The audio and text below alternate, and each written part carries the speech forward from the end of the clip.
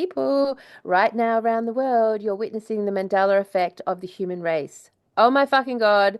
We're literally watching the Mandela effect of the whole human race right now, and who is standing on this earth and who is standing on another frequency specific version that is changing in front of our eyes. It's so Hmm. observable. It's so fascinating. Do some research, get into the videos on China, get into any videos about population and empty cities and emptying cities, and get some info there, man, because Yeah, it's yeah. honestly, you don't want to miss this one. Like, it's going to answer Tartaria for us. This is going to answer the We're running questions that we've through it had. again. But this is it, right? We've seen it in the past. We've studied it. Empty cities. What the hell's going on? Where did all the people go? And it looks like we're going through it again. Recently, people from across China have been posting videos online saying that cities they live in are no longer the same. Once bustling streets are now deserted. Formerly crowded commercial areas are disappearing, and the busiest places like malls, subways, train stations, and buses are nearly empty. Does China really still have 1.4 billion people? When it was 1.2 billion, it always felt so lively, whether it was the streets, the malls, or even the villages. But now, with 1.4 billion people, the streets are empty, and the villages are left with just a few elderly people. The number of students in schools has dropped by several times. Where did all these people go? What would you feel if you woke up one day and everyone, your city, the people around you, had disappeared? What would you do? Oh, good morning, afternoon, and evening, Tartaria, Australia. Hi, Mr. Autodidactic. We're back here for Yes, we are back kick-ass to kick ass. concept. Yes, we've come to chew gum and kick ass, and we're all out. Oh, so like straight into it because it's a big topic, and Campbell and I had a really good night the other night. Just we're just relaxing, having some wine, and just took. Well, you guys all saw the last podcast where we were looking at China, so that's where we're going to kick off today because this topic of China has fascinated us. I mean, A, because I was actually there 2 years ago and saw it with my own eyes and came back and was like, China's empty. What's going on? And now, as we showed in the last podcast, there are all these Chinese people in China walking around making videos saying, where's all the people? Many people are starting to question if China still has 1.4 billion people as officially claimed. The economy is struggling, businesses are quiet, and streets are less crowded, and even rural areas are getting emptier. This raises the question, where did China's population go? It's strange, the holiday is over, but where have all the people in Beijing gone? I don't know if you've noticed, but the streets in Beijing are empty. The malls are empty. The streets are empty. Everywhere is empty. Can anyone analyze this? Where did all the people go? Did they go back to the countryside to retire, or have they moved to other places for opportunities? It feels like there are fewer and fewer people in Beijing, but I don't know where they went. Can anyone help me figure this out? The World Trade Center in Beijing is all shut up, and there's no one around. What happened? It used to be so vibrant. Where have all the people gone? The streets in Shanghai are so empty. Look, the streets are deserted. Where did everyone go? Honestly, when I came to Shanghai 10 years ago, we had to wait to cross the street. Now it's empty. Just look at Pudong Airport 10 years ago. The number of people was so much higher than now. Where did all the people go? I really don't understand. Even in our town, there are so few people. I didn't expect Shanghai to be so empty. Look at the stores. They're all struggling.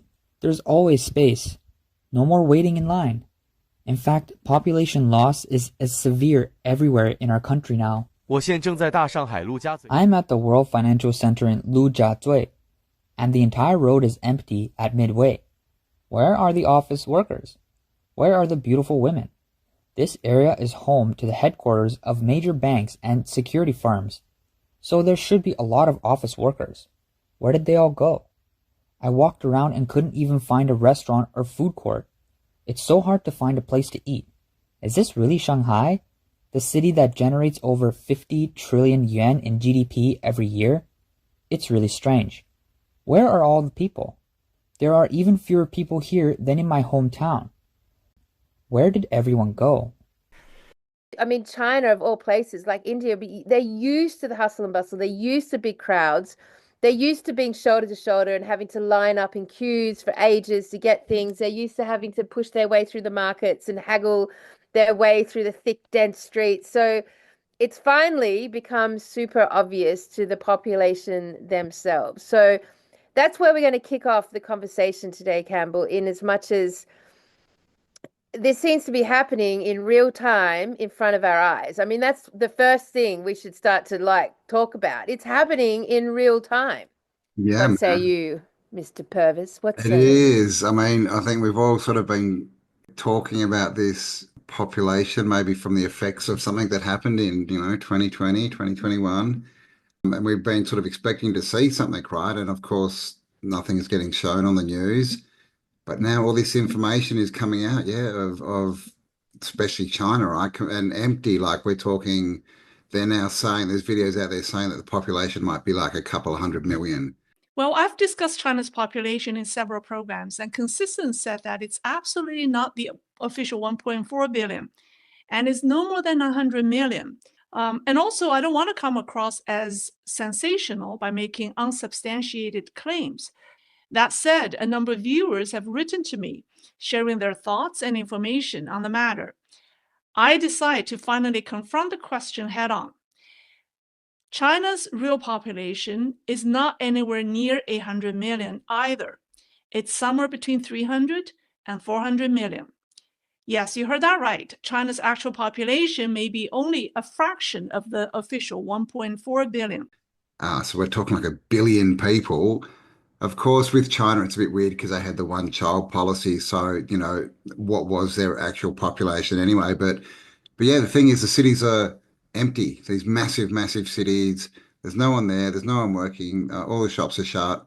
And the people reporting it don't seem to know any of they just sort of say everyone's gone. They don't seem to have any relationship to any of these people. I really can't understand it. There are very few people in the village, and I don't expect there are so few people in Shanghai either. Where do all the people go? The holiday's already over. Where have all the people in Beijing gone? I don't know if you've noticed, but there are no people on the streets in Beijing. There's nobody in malls, nobody on the streets, nobody anywhere.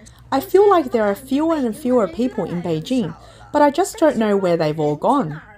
So I'm really curious, if there are no people in the county or in the provincial capital, where have all the people gone? In Shanning, with a population of over 4 million, there's no one at the tourist attractions, no one on the streets, no one in the shops, no one in the malls, and no one in the supermarkets. Even the factories are empty. Where have all the people gone? I remember when China had a population of 1.2 billion. There were people everywhere. The streets were packed. Everywhere you went, it's all packed. Now, with a population of 1.4 billion, you can't see anyone anywhere. What's going on? I've been in Wuhan these couple of years, and it feels like there are fewer and fewer people. Before, at the Optics Valley roundabout in Wuhan, you couldn't even get on a bus. During the Lunar New Year travel rush, you had to climb through the train windows, but now you don't even need to lift your feet to get on a bus. Where has everyone gone? So what is this? Is this, is this got to do with 2020, 2021, or is this maybe something more to do with a new Earth that people have been talking about and rising frequencies? Yeah. So when we started looking at China, obviously for a lot of people, we started looking at China with the ghost cities. So, I mean, there's been a timeline in China unfolding. So the ghost cities were like, what the fuck is all these ghost cities? 1,300 to be exact.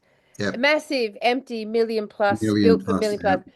ghost cities. So that was a phenomenon. Of course, people explained it away by saying that, this was just an economic boom in China, or they were just pushing for jobs, et cetera, et cetera. But they're weird, and there's so many of them, and a lot of them are modeled off, it's like the cardboard replica of Europe, or great monuments from the rest of the world, and they're built really shit. A classic cardboard inverted recycled version of the real thing. So the ghost cities were obviously a phenomenon. And then when I went there and it was empty, and it wasn't just empty in a eerie way, it was empty in like the infrastructure in China is so gigantic. Like everything's gigantic. It's gigantic in all directions, and yet there's no people. And every tourist attraction is literally set up for, hundreds of thousands of people to move through it. And there's no people. And there's all these big squares with all these shops, but no people. And then you go to the bigger cities like Shanghai and Beijing, which are, very famous, especially Shanghai for its shopping precinct of the world, basically. And if you do any research on the history of Shanghai or Beijing, it's fucking busy and bustling. Like it is packed. And I know I was there in Beijing when I was 13, and it was Yeah. shoulder to shoulder. And we were at the Tiananmen Square seconds before that Yeah, exploded man. which is You were there through a ironic. Mandela effect. Yes, so that was my first lead up to understanding a Mandela effect because I was actually there. So I saw it with my own eyes, and then I watched it glued to watching it. It was being broadcasted live without any sort of media censorship, and it was horrific. And the student got run over. But cut to the Mandela effect of 217, that student climbed on top of the tank and waved a flag, and no one got run over. It was noontime today in the center of Beijing when a man walked to the middle of the Avenue of Eternal Peace, which, as it happened, was already occupied. He walked to the middle and stood there. The man was alone. The tank was not. It wasn't just a single tank he stopped. There were 18 tanks and armored carriers in this convoy, and while he talked to the crew and ignored the gunfire, he stopped all of them. One man alone, of course, can't stop an army. Except for a moment, that's exactly what happened here. For 3 minutes in the middle of the day, an army was stopped by a man who stood still. A man who'd made up his mind, it seems, though why we just don't know. But when bystanders rushed in to save this stubborn soul, it wasn't easily done. He was pushed away at last, faceless in the crowd. Safe, we think, but in a city verging on calamity. So that was my first kickoff. So China is a notable observable point for me. So there we are. So Cam, we're there. We've got like the ghost city, and now we're getting all these videos come through in the last 2 months from Chinese people in China acknowledging that there's no people anymore, and they're all walking around really confused about it. And so Cam and I are like, what's really weird about this? We're getting all these accounts of Chinese people walking around going, where are the people? But there's no personal stories. As Cam said, there's no personal emotional stories. Oh my God, I went to work and all my workmates are missing. Like, where are they? Or, all the people in my building have suddenly gone. I don't know where they went. There's no personal distress in relationship to all these missing people. Surely I know some of them personally and they're not there anymore and I don't know where they are. That side of things is noticeably missing. It's very strange. All the people in the city are saying, oh, they just all went to the country. And all the people in the country going, oh, they just all went to the city. Yes. And like there's reports of like whole towns in the country losing the population overnight. That was weird. That was weird. We'll show that video here. 房无人住，有路无人走。 There are houses, but no one lives in them. Roads, but no one walks on them. This is the largest abandoned village in the Chaoshan region. It used to be home to over 600 households, but one night, everyone suddenly moved away. But yeah, that's weird, Cam. It was weird. Why? That was what they said. That's what they said. So what can this mean? I guess another thing with China is they tend to be very controlled, that they are more of a sort of a hive mind population, I guess. Obviously boosted, can I say that, to the max. Terribly, ×3, all of them, every single person. And some other things we saw when we were researching is their hospitals are full. And it's like of, teenagers, middle-aged, like the whole lot, and they've all got these weird, diseases. So what's happened? Like there's a few sort of theories we could sort of throw around, but just before we get to that, the other thing that came up was all these time traveler videos that were coming out a couple of years ago of people walking around empty cities. Yeah, I mean, yeah, exactly. The empty cities. Yeah, you guys would have seen them. Insert video here.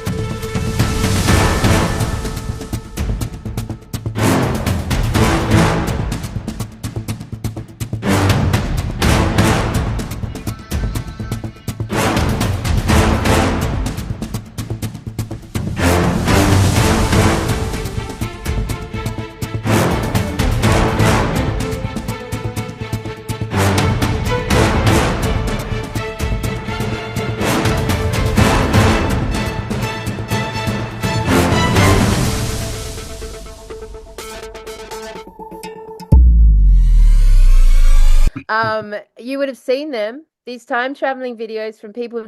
One of the famous one is a guy claiming to be in 2027, I think, Yeah. and he's walking around and he's walking in really highly populated areas classically, and then into places like, banks and police stations and hospitals, places you couldn't normally go into, and there's no one there.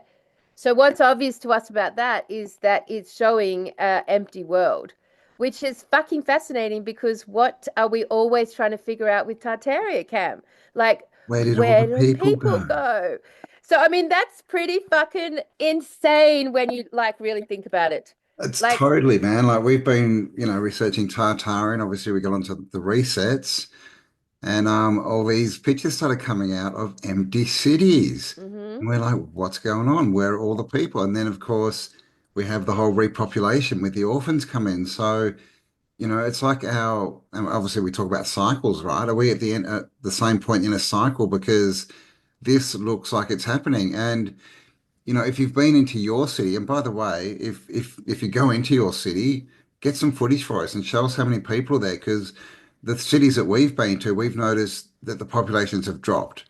Notably Melbourne, we were there a couple of years ago. That like was half the shops were shut down at least, but the population was just not there. it's true. It just Yep. didn't seem to be there. So let us know if it's the same in your, city. Do they seem like there's less people there? Because that's what we're noticing, and we want some evidence. Get us some videos. Yeah, I mean, I literally spent my 20s after the monastery. I was back in Melbourne. I was catching up on the student type days, and yeah, we used to go out, and this Fitzroy was packed in the evening. There was queues coming out of every building, every doorway. There was lines. The city was pumping. The nightlife of the city was on, and it was the Mm. same with Sydney. And it was the same with every other country that I've been to in my 20s and 30s. Like they were busy and pumping, and full of people. And now, if you walk through the streets, it's just completely up. It's just so different now. Mm. It isn't there. Where's the nightlife gone? And yet, And the day life, right? I remember back in the 80s and 90s just walking through Perth, right? yeah, Like on a Saturday, the mall would be full. yeah, Like you'd be dodging people the whole way, right? It doesn't say, and back then we were supposed to have millions of less people. So how does this work? How does the population grow when the actual people seems to be getting less? yeah, and it's not like, I mean, yes, there's contributing factors. So yes, we've got like, in-house entertainment suddenly turned up the Yep. volume. We've got, online shopping has turned up the volume. Yeah. And we've got like obviously we had the COVID thing which turned down the volume. And so you've got these factors, yes. But at the end of the day, if you look at the world's population across the whole realm, like, the Western world's birth rates have plummeted, and we can see that with the increase of the IVF programs. Um, Yep. and you've got like people not having children. So the Western world, definitely not the like Islamic world. They have not stopped. Their birth No, rates are they're very still having their healthy. 7 and 8 kids, yeah. But ours have declined dramatically, and China obviously went through communism, Jewishism, I should say, and it went through like obviously the one-child policy, huge global experiment there, very diabolical, very Jewish experiment, and then they Can we went call them through Hebrews so that we don't Hebrews, get taken whatever. down? Um, anyway, they've had a lot of trauma put onto them as far as trauma programming responses over the last 100 years. In Mm. fact, China's been so desolated. I mean, look, I mean China, yes, but the whole of Europe went through the same with World War One and World War Two. Mental note for anyone who hasn't come across the documentary Battle for Europa, only available on Rumble. I can't believe I haven't seen it. Loving it, loving it, loving it. It's the story of World War One, World War Two, and essentially the parasitic agenda that run this world today, which is the Becoming Jewish quite agenda. apparent. It's So becoming, yeah, what's happened to the people? This is the thing, like that there's only, I guess not that many options. One is results from the boosters. Another that we sort of discussed was there some kind of mind control on? I guess you could link that to the NPC phenomenon, and where they literally like this town in the countryside where they just all told to get up and leave one night, and they have they gone underground? Have they gone somewhere else? But another thing that we see a lot in the past and we're seeing again right now is the moving around of populations. We're seeing it big time in the UK. Obviously, a lot went on in the USA, and that's sort of still going. We've got the empty buildings in China, the empty cities. What's that built for? Is that maybe to house?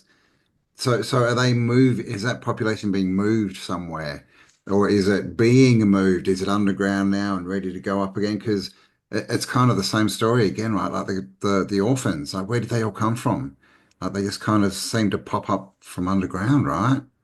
I mean, Cam, let's really linger on this one because it's actually mind-blowing if you really linger on it. We have spent literally the last 10 to 5 years, 10 years, whatever you want to, whatever, whoever you are, researching and trying to understand what happened in the last reset. We've literally spent all of our time trying to figure out what happened to Tartaria, what happened to the people, where did they all go, what happened, how could they have done this? How could they have pulled this off? How could they have got rid of all the people? How could they have taken down a whole gigantic, amazing, extraordinary civilization and then have there be no people and then repopulate everyone? Like, that has been the question on every Tartarian researcher's lips for years and years and years. And right now, we are potentially watching it for real play out in real time today. I mean, like that is a phenomenon. That to me is like that is a cyclic process that we are witnessing to actually be so obsessed to trying to understand how this happened and now to be living it in real time. I just want everyone to truly fucking linger on that concept. Phenomenal.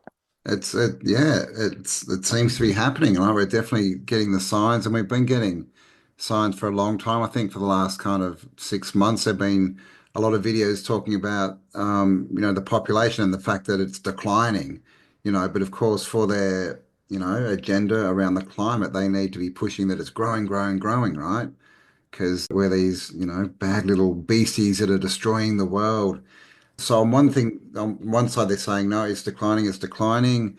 On the other side, we've got China, the big boogeyman, and they're such a big boogeyman because there's a billion of them, right?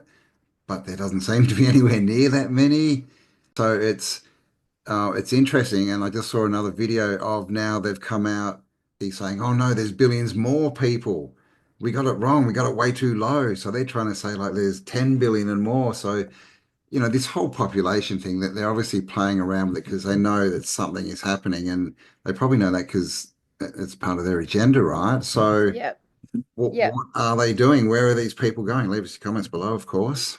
I think we can take the numbers out of the equation. Like, I mean, obviously it's I mean the numbers, as if we take any of that for fact. Like, we don't have fucking clue how many people in this realm. So take the numbers out of the equation.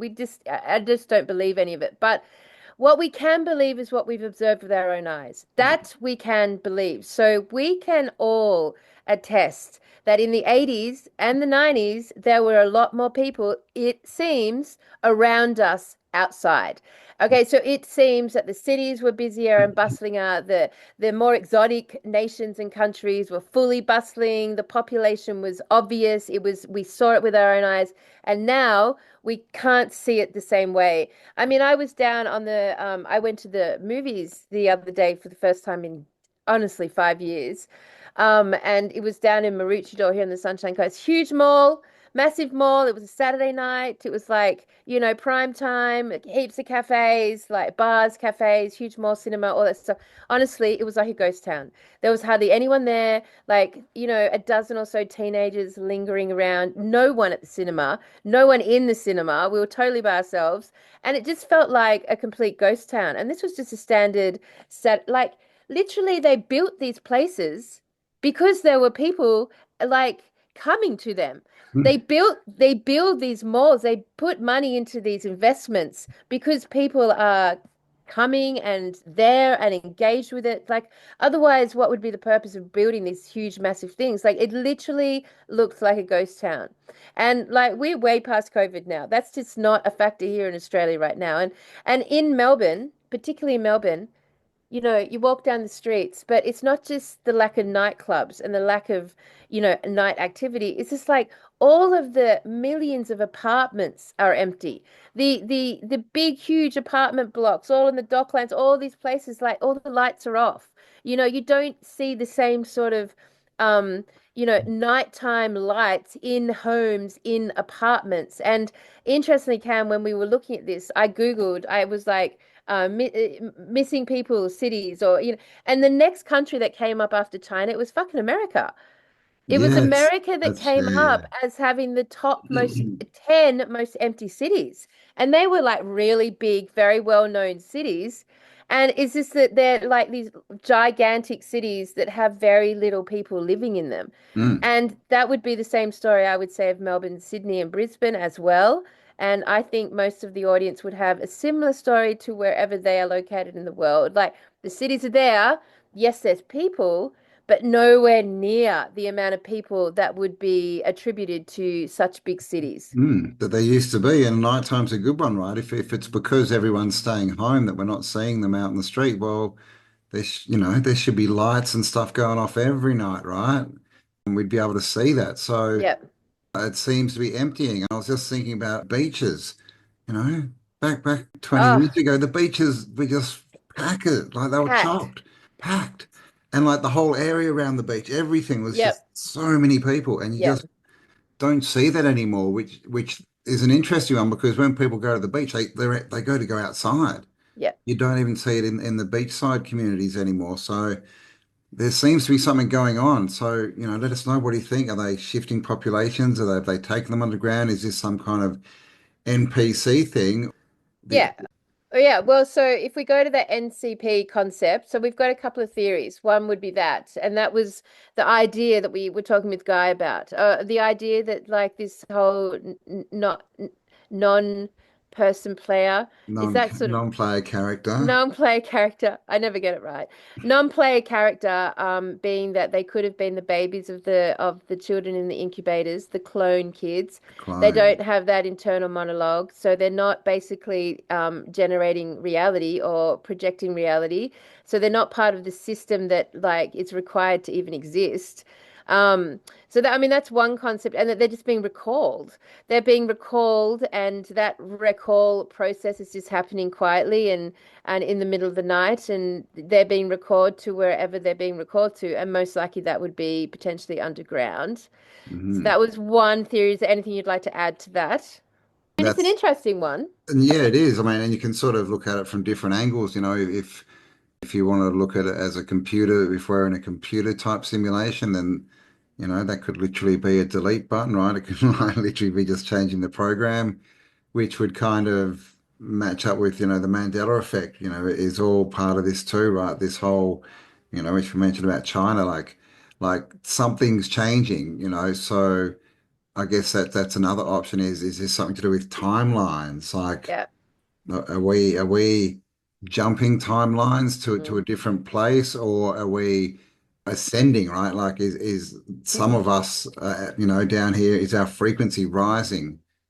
And so we're actually going into a different band of frequency. And if we only have a certain range we can see, does that mean a lot of the lower frequency people, maybe soulless NPCs, have disappeared out of our view, right? Because we literally can't interact with them anymore because they're just too low in frequency, out of our range. Yeah. I mean, yeah. So, note when we talk about frequency, it's not a judgment. It's just like a Oh, yeah. different frequency band. So that theory is the next one, which I think is probably the more accurate one, which is basically because when I worked on the Mandela theory and Mandela effect, and as you guys did, what struck me immediately was that when we come across the Mandela effect, and it happens and occurs, all representation, the entire signature of that mandala, that object, that thing, that event is deleted and removed from all time, from past, present, and future on all timelines. So if you go and search, like, well, the Bernstein Bears is a classic one, right? So there's like millions of books in libraries and people's homes, all of this book with it spelt this certain way. And then suddenly Mandela effect, and all books from all time, from all history, are deleted and changed, right? So there's like you can't find the evidence. Same with I remember I looked at like We Are the Champions of the World, the Queen song. I loved Queen growing up. So I'm probably satanic now, but I loved them growing up, and we are the champions, and it ended of the world. But with the Mandela effect, there's no of the world. So then if you Mm, go back and look at Queen singing or any documentation of this song, you'll never find of the world anymore. It's been deleted and removed from all timelines, past, present, and future. Is that what is happening to the people of China and the people in general? Are they being removed? And as Cam said, either from a frequency shift. I mean, we've all seen that, the split in the earth, that symbol of the two earth split, that symbol of the new earth, the old earth, the 5D earth, the 3D earth, that split, right? mm, Are they being removed in the same fashion as the Mandela effect has altered things, people, places, things, time, and events? And so that when someone is removed from the frequency band, all memory of them from past, present, and future is also removed, which would include people's memory of them as well. Does this explain, Cam, why people in China are not putting up videos of total distress, that there's like millions of people missing, and surely they know some of these millions of people, but they don't seem to know any of these people? Are they just simply being deleted from all memory of space of time, for including family members and friends? And I think mm. Makes sense. that, Yeah. yeah, that's how somewhere along my line, I couldn't remember when we were talking the other day, somewhere along the line, I remember receiving a teaching on this topic, and it may have been on the what's the religious one where the rapture.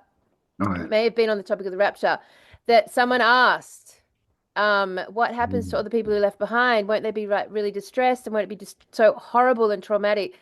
And I believe the answer was something along these lines, which was when they leave, they all memory of them leaves with them. So no one will even remember that they were ever there, including their mothers and fathers and sisters and brothers, and they will not remember. And this is what I feel, Cam, is kind of vaguely happening in fucking China. I have to go mm. get my power cord. We're going for a walk. Okay. Yeah. Yeah, yeah. No, it seems that way. Obviously, Dolores Cannon sort of first brought out this concept of the split. And, there's been, obviously, especially in the last 5 years, so much talk about this Mm. 5D reality, the new earth, the whole raising frequency, raising vibration kind of conversation. And so is this what's happening? Because, we've got to admit that the things like the Mandela effect exist. And how? Because in the concept of the world that we live in, that we've been given, that's completely impossible, right? Yeah. So we have to sort of go out and look at different options, and that would be things like timeline jumps, or frequency jumps, or the Earth split. Is it like the Earth is splitting like an embryo, right? The first two cells, when they split, and when they do that, that they're joined, right? And that join gets smaller and smaller, right? Where they overlap until they break. And so is that what's happening? Literally, as one Earth or cell or whatever is moving apart, the people left in the middle get less and less. So people would start disappearing, right? Is that what's going on? Is it like, yeah, a frequency thing, so that when you hit a different frequency, literally you can't even access that frequency, right, anymore, the one that you've just stepped up from? And Yeah. is that why they're not remembering the people? Or is it just that it's a program and they're all NPCs, and And so I think so we're less of just that. background people, so no one Yeah. really had relations with them in the first place, right? They're just background people. Oh God. I mean, I would hope not. I feel less of that less towards that concept. And it just feels a bit more, that one feels more like a soulless computer game sort of notion. And then who are we to judge who are those people versus us? I mean, I liked the idea that they were the clone, that there are babies that repopulated the earth, that came out of incubators and weren't brought up Mm. in a family unit, and did their whole history was eradicated because there's no elders around. I think that is viable and makes a lot of sense. And then this whole concept of a lack of internal monologue, which I can't validate myself. I've never met anyone who has this going on. Have you? No, I've seen an interview with someone, and I have research at least they say it's a real thing. And I can't remember the percentage. I think it was like 30, 40% of it was quite high that have no internal monologue. And I don't even know how that works. Like, how do you live without an internal dialogue? I don't know. If that's you, I then mean, no. I can't imagine that anyone on this chat would have that because you wouldn't even be able to, you wouldn't be here asking these questions or even interested Well, you if that was, couldn't. Mm, yeah, you wouldn't have it. So, all right, so that there is mm. something in that. Yeah, Obviously, yeah. we know that there's cloned children and then they've had children and that's passed down through generations now. That's Well, fact. yeah, yeah, yeah. And like it's a lot of circumstantial stuff around there too, like why they are so protective of their bloodlines, right? That would make sense if you're into cloning, right? And of course, all the stars that have come out and literally said they're clones Yeah, and I all the know. weirdness around that Yep, and famous people like changing, that's why they brought in plastic surgery, right? So they can, oh, they just yep. had plastic surgery. And this sort of whole narrative. So clones, and I was just thinking in the Bible, right? In the Bible, there's two creation stories, right? True. God who creates man and Yes. woman, and then the Lord Yep. creates a woman from man's rib. Is that telling us that there is a creation like people down here with souls, right? And then there's a cloned population, which were the second ones, which was the second creation story. Oh, that's a good theory. Yeah, Yeah, I yeah. mean, it seems to Mm. be that, right? Like we've all had the experience when you try and talk to someone about, actual concepts, and they can't compute. They either ignore you, they just stare at you stupidly until you finish, and then they just talk like you've never said anything, or they Mm. lose their shit. Like you can't Mm. talk to these people. Like they're different. There's difference, definitely. And then obviously the jab, that's emphasized it even more. And the thing with the jab is that you actually gave permission at that was consent. There was consent and ownership basically of your soul and vehicle because you gave consent to a corporation like owning what's inside of you. And so that sort of consent that sort of also maybe leads a pathway to the split concept that we're looking at now.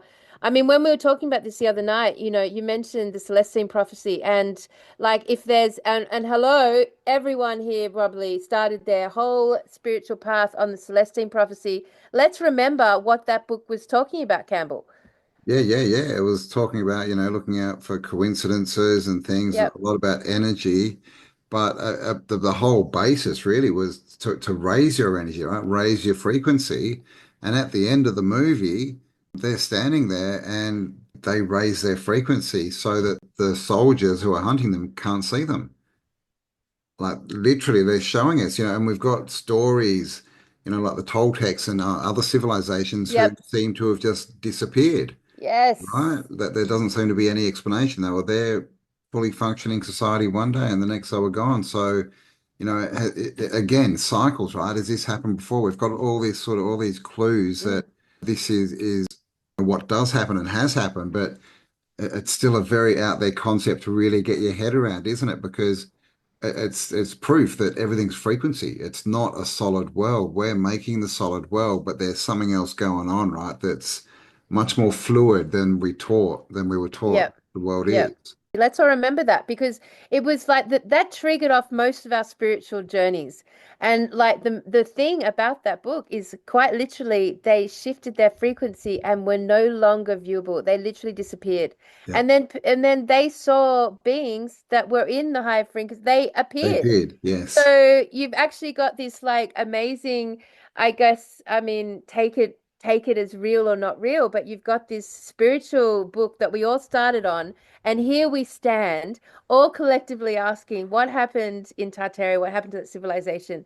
And then you've got actually in front of our eyes today, the populations just seem to be literally disappearing, and Mm. no one's distressed about it. No Yeah. one's even like they're all wondering what's happening. Where is everyone gone? But they're not distressed. Like it's not personal. And it's really interesting. So then it's like, okay, so, and also, Cam, we've got the time sped up. Like for Yeah. us, for this community here, it is absolutely, I believe now, no one is denying the fact that time has sped up. But is it only speeding up for us? That was the question we asked the other night. Like, Are we the ones experiencing the time, the quickening occurring to us? And Yep. is it part of this split that not everyone is experiencing? And for those whose consciousness has expanded enough to pick up on the quickening of frequency and vibration, time is starting to speed. And I got told that really fucking clearly in 2013. Time is speeding up. It's called the quickening. This is what's happening. This is happening to you. This is happening to us, right? Mm.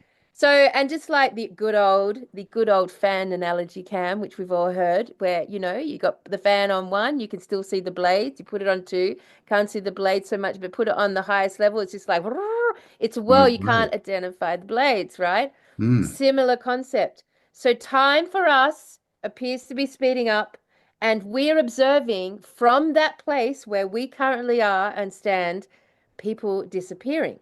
Yep. So, can we like theorize here Yeah. that we, the ones who are conscious of this, are now in a position of observer Yes. on this Yeah. realm? We Yep. are literally observing the collapse of the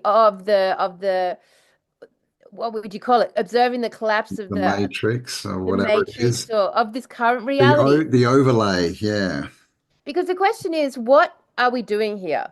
Why Well, are we here yeah. exactly? Yeah, yeah. So also when, frequency rises, it gets faster. So that's the link with frequency rising and time speeding up, right? Yeah. Is that what's going on? And we um raising frequency because they tell us, right? We can only see from infrared to ultraviolet, right? And that's our Yep. reality, right? That's our seven color spectrum, all this kind of stuff. Yep. What happens if you shift up that scale, right? You can see more on one side, and on the other side, that just disappears, right? So new bits Yep. open up to you, and bits disappear. So is that what's happening? They've literally gone out of our frequency, right? It's like if you only have an AM radio station, right? You can't tune into FM. It's not in that bandwidth anymore. So yeah, we were talking about, is this what's happening? And if so, what the hell are we still doing here, right? I mean, Everyone's yeah, disappearing.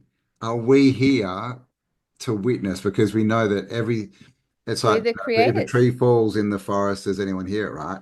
Who knows? Like the double slit experiment, there needs to be an observer for anything to happen. There needs to be witnesses. Is that what we're doing? Witnessing the Yep. fall, and we're here to make it happen, because with no witness, it doesn't happen. But also, even further than just being the witness here, we're actually the projectors forward. But so, Yes. like for me, when I say us, I would say the distinguishing difference was made when the Mandela effect was introduced to us as a concept, and you were either someone who remembered or did not. So you are like us that went, hang on a minute, that didn't happen that way. That did not. I remember this. I remember. So you were not impacted by that shift.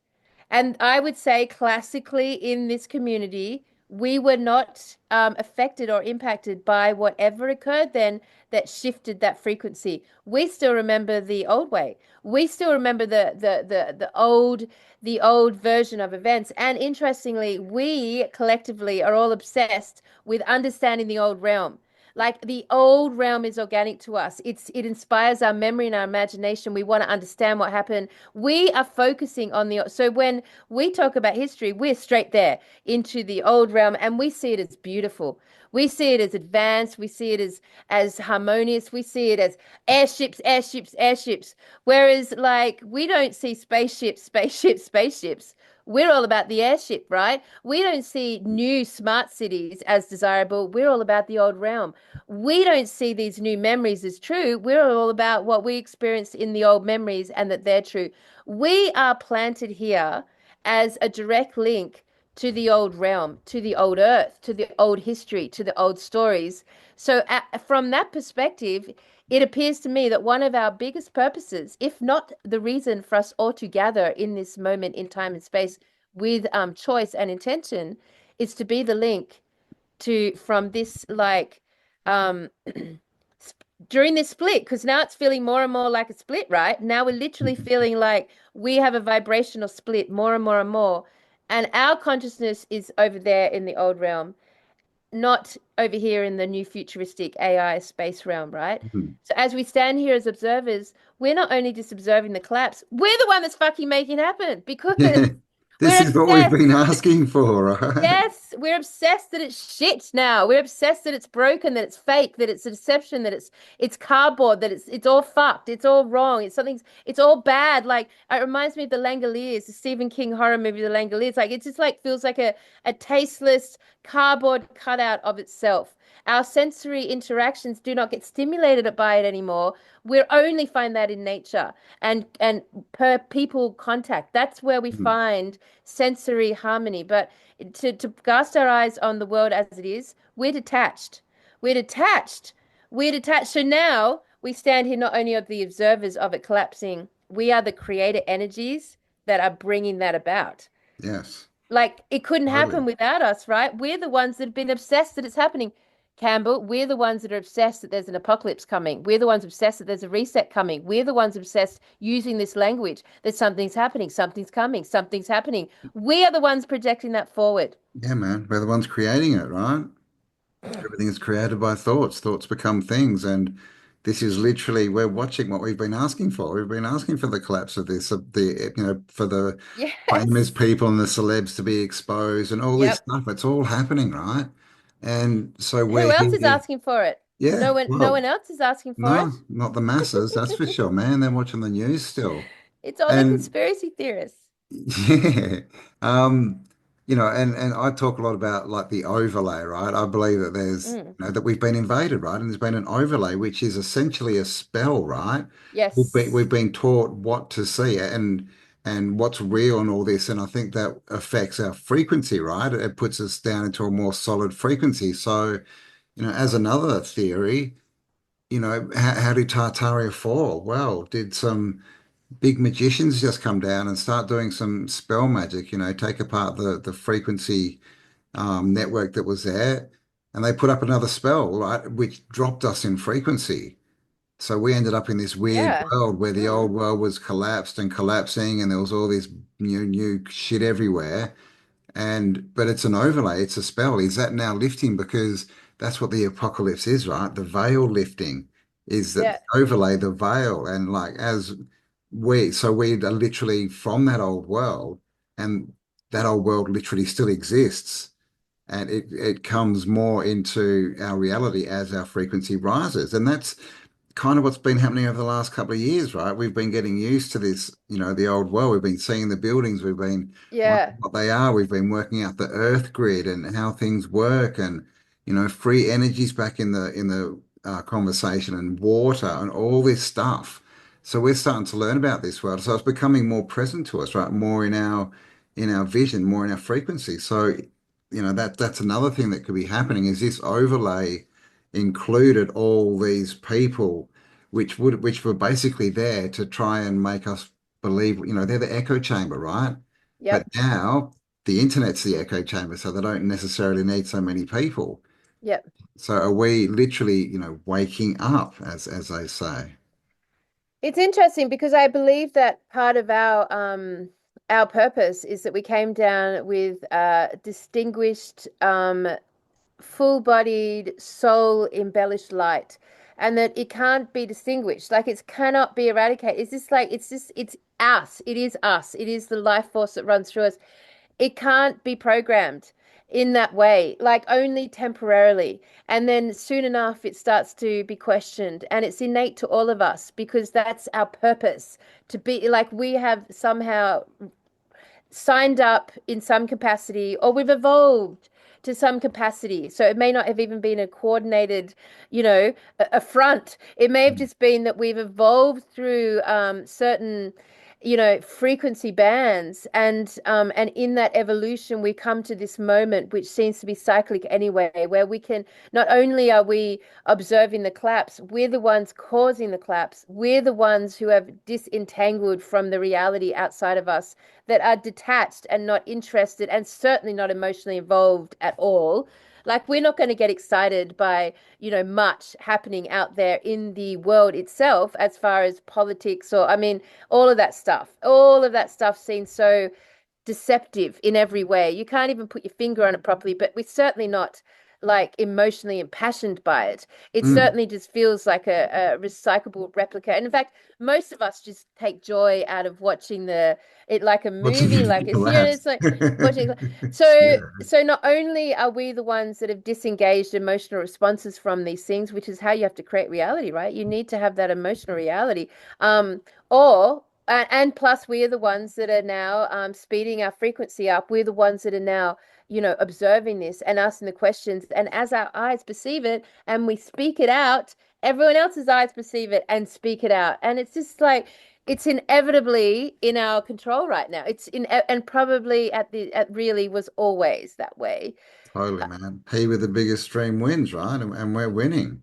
Like, and this is the thing, like the you know the elites, those who wish to control us, they can't create. That's why they're using us to create. That's why there's so much emphasis on education and spells and Yeah, music and movies and the echo chamber, right? The peer pressure, the people at your workplace that that's why we're always the weirdo, right? yeah, We're always the black. You never find a group of people and they're like, oh yeah, this is the black sheep group. It's always you on your own, right? yep, Like against this whole massive echo chamber trying to get you to believe what they believe, because that's how yep. they control reality. But that is clearly not working anymore, because we've gone down these rabbit holes and we've Yes. kept expanding our awareness. We now see more, and the truth is, plain to see, right? It's just there. So as we all in our own time and different levels and that hit a certain point, we all see the same thing because the truth is evident, right? When you can Yep. just see it. So yeah, we've created the biggest dream, which is for the system to collapse. We're all, consciously moving away from the system and trying to be less involved and trying to create more of the world that we want to interact with. And it seems that we're witnessing the literal collapse of this Yeah. overlay of the I system, mean, including, the people in the echo chamber, the whole thing, right? The whole peer pressure, the whole come and be part of the group, herd mentality. Gosh, heard a bit about that a few years ago, but this is the thing, is it because it seems to be right. The last couple of years have been insane. This year, I mean, like we're almost at the end of April. Like we're 3 weeks through April. Like so that's a third of the year almost gone. That's crazy. okay, so let's go back to the emptying of the cities. The I mean, emptying. I just want everyone to really linger on that. I mean, it was quite a extraordinary thing to witness, like to actually be so obsessed with what happened to Tari and actually to now compare it to our actual reality. Yeah. Because we having studied history, you know, we spend our time trying to make sense of our reality via history. But now to compare our reality to what unfolded in the past from the timeline perspective is absolutely fascinating, you know. And so from this concept, and like let's add in the Celestine prophecies because it really did start our whole spiritual journey on this, which was the end of the book, by the way. Getting to this point was literally, you know, the end of the book. Yep. So, and now here we are at the end of that teaching, which is now people are disappearing in front of our eyes, but in a completely unemotional way. Just like Mm. they're just deleted. And then I was actually talking to Cam about this because I wondered, I have had an experience of a Mandela effect physically in my existence where something appeared and reappeared in front of me. So I've had an actual experience like that. But I've also all the other Mandela effects, obviously I can relate to my life and um but as far as like talking to anyone who's experienced a missing child. And when you look at the statistics on missing child, there's millions a year that apparently go missing. If you look at the statistics that are statistically reported, but Mm. I've never met anyone who's experienced a missing child, nor do I ever, rarely, hardly ever see documentaries or reports of parents and families who are totally traumatized Mm. by having a missing child. Like, we don't see any of that. I know the news doesn't report on it, but outside of that, you would think that within all this social media now, there'd be just families, millions of families worldwide having something to say about this, desperate to fight. But I never see any of them. So I don't know anyone who's experienced a missing child. I Mm. don't know anyone who's just disappeared. Like that's obvious in my reality. Now, if we are not impacted by the Mandela effect, we are the ones that will remember. So if anyone goes missing if suddenly you wake up and like half the houses in your neighborhood are empty and they were there yesterday pottling around like normal, like we would know, we would see it. We would be, where's the neighbors gone? But anyone Yeah. affected by the Mandela effect would just like carry on like it never even happened and there was never anyone there. It's not out of the ordinary. Nothing is what are you talking about? It's no one been living there forever, sort of Yeah, thing. yeah. I So mean, I'm that's an one, interesting point, just so quickly, like the Mandela effect, like, yeah, it's us whose past isn't changing, our memory isn't. It's everyone else's whose timelines are jumping around, right? yeah, Because yeah, when things change, they all get a download or whatever, they believe something different. Where we, yeah, so this is why people, yeah, like yeah. where are the people, but they're not saying much. But we're questioning, where are they? What the hell's going on? Yeah, We so remember, yeah, I'm wondering what happens when it happens in close proximity to, and yeah, is there like a buffer zone? So, for example, if someone in my family went missing, like just disappeared, like seriously, millions of people have just disappeared all over China and other nations, may I just add, all nations, Australia included, like, would we then have a schism? Would that create a schism? Like for a conscious observer to witness people disappearing, would that schism something out? Because yeah, I don't know anyone who has gone missing or who has like no, had anyone go missing or any emotional distress. It seems like it's obvious that it's happening. yeah, So to me, that's an interesting phenomenon. Would that schism, yeah. if someone in my family went missing, but I knew they'd gone missing, but then no one else has any direct memory of them ever existing in the first place, what would that cause? What impact would that actually, what would happen? Mm. It's a good one, and as a sort of a follow-on effect, China's a good one, right? What happens to people who run companies that rely on Chinese products? What happens if all the people running that company disappear and it was like they never were? What's the follow-on What's effect the again? Like what exactly, happens to that person? Does their business, could never have existed, right? And exactly. also, it's interesting what we've been seeing in the news recently with, old Orange Man and tariffs. And what's the result of what's happening? He's trying to get all this productivity and manufacturing going in the USA so that they don't need products from China. Well, that's interesting, isn't it? Because there might not be anyone in China to make those products anymore. So is this all part of a covering up agenda? I mean, it's so interesting. Exactly. So is that what COVID was all about? Because what did COVID do publicly and very publicly? It shut businesses down. Yeah. It very publicly caused this shutdown, right, of the economy, of businesses, of shops, of places people would be and socializing.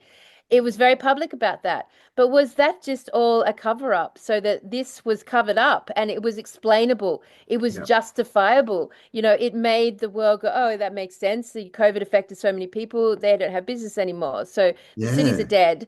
But but it seems to be not only are the cities dead, but because normally in the past, like if something happens like a nightclub closes or say 10 nightclub close, it's not that the people go anywhere, it's just the venue's gone. So there's people on the street.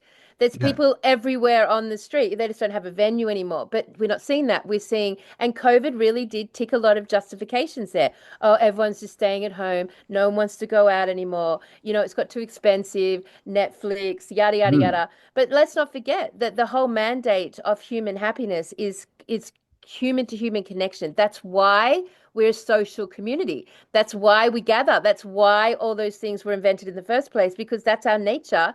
That's how we get energetic subs. That's how we regenerate ourselves. It's by connecting and communicating. That's why we're doing the Jolly Swag Tour. It's about getting people together, and that's our mandate. Make Mm. known the unknown and be in community. That's our two mandates as human beings from our perspective. So Indeed. Yes. didn't COVID just provide such a It's brilliant worldwide justification totally. for this phenomenon? Yeah. Such a Yeah. good cover up. And this is the thing, if we're correct, and that, a lot of the population either don't remember or their memories change as things go along, they basically don't witness what's happening, right? It's just our group, right? I'll call it our group. Apart from everything and the closing down and the, shops disappearing, like as we go on, as the population reduces, we've got a reason. We can go, oh, it's because of the boosters. Yep. So clear. Yeah, of course people are disappearing, but is that just part of the The story, right? story. To cover up that Yep. people are actually disappearing. I know, because like if you look at the original Tartaria, the photos that just appeared, by the way, and okay, so that's the other thing.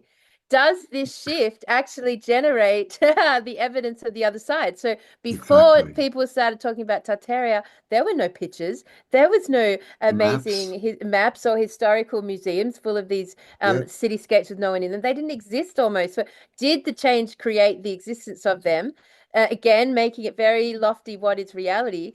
But like in those images, there's like all these cities, but you don't see businesses. You don't see like people with stuff on the street selling stuff. You don't see that economy booming, but there's people suddenly in all these cities, but there's no like shop fronts, That's those true. Yeah.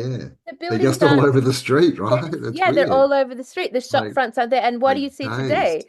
You Yeah. see cities that have like all these It would shops, be but they're all function. shut. Yeah. Mm. There's no activity in them. There's no marketplace. It doesn't seem to be documented. And they're all we get are these city scenes and people in the act on the actual streets, but not in the shops. We don't ever go into the shops. We Mm. don't ever see the shops. We don't. They're all wearing the same thing. They're not Yep. eating on the street. Like that economy of individualized choice and innovation is missing, and we can see that again today.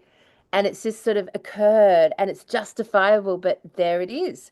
All these cities, all these shops, all these malls, all these department stores, they're there, they're open, there's things in them, nothing is going on around them. And so they're shutting. Mm. Yeah, yeah. And just another one is we talked about the whole food, where's all the meat coming from for fast food? Well, maybe there's not as many people here as they tell us, right? And so that would, they have to keep up the facade of 8 billion people, right? So they have to put their consumption rates up.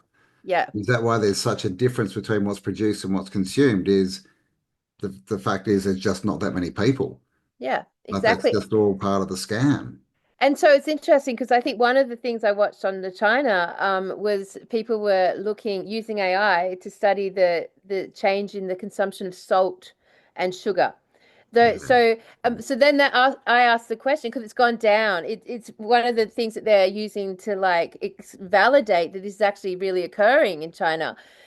So then I'm interested because if this is a Mandela effect, which is probably a very clumsy word for this, we probably don't have the right language to explain what this phenomenon is. But in our most rudimentary understanding, let's Rudimentary, use yeah. some rudimentary,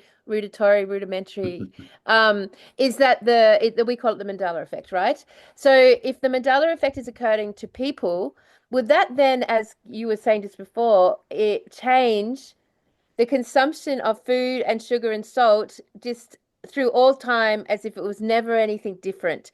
Or are we going to see a literal shift in the consumption rates going down? Will it follow the population going down, or will it just recalculate itself throughout all time in history?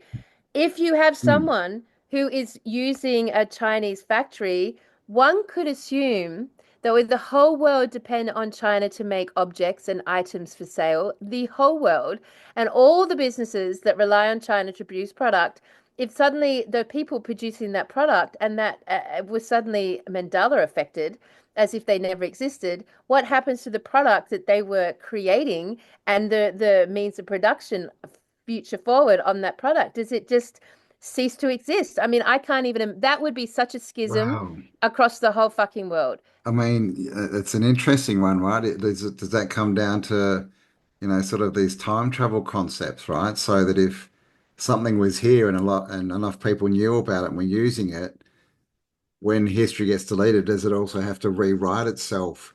Well, So, that's what it like, are does. we going to start witnessing like factories and businesses popping up in different countries that where like that never existed, and everyone else is like, what do you mean? It's been there forever. We've always made these little plastic things that you get at the markets in Australia. Come on, what are you talking Well, about, China?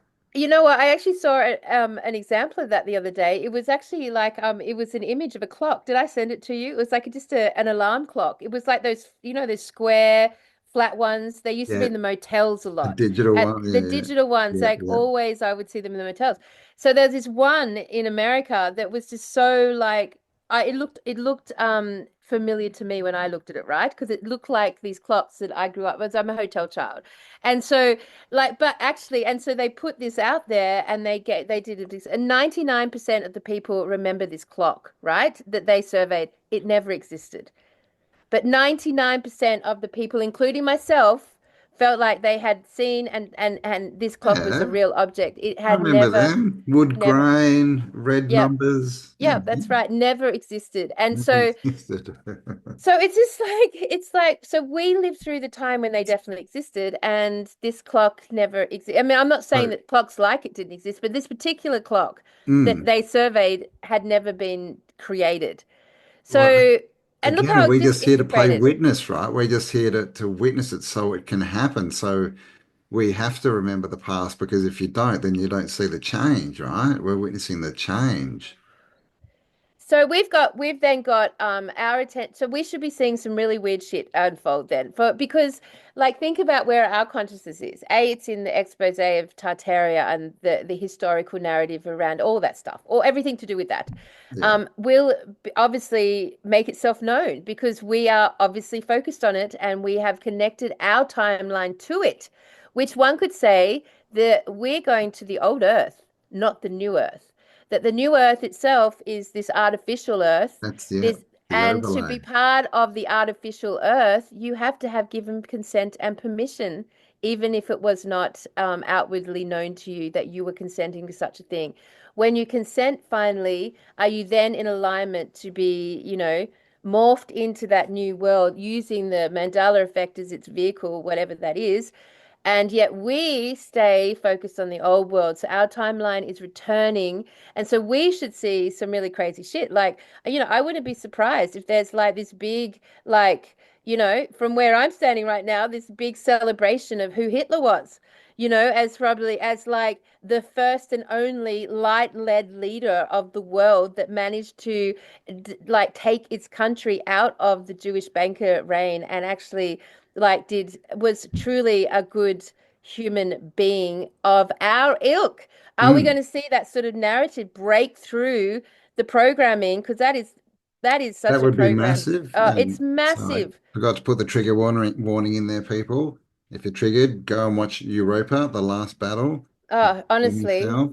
And like and Um, the hmm. sorry, go on. I Yep. was going to say, I mean, I'm thinking more, imagine if businesses pop up or if all these, like Detroit and things in America, the old, massive cities that were just there for auto industry and now they're dead, like they might just pop up and be fully functioning cities again that never died, right? Because the whole China thing would have never happened and no one working there will know, but we'll be like, what the hell? Yeah, what the hell?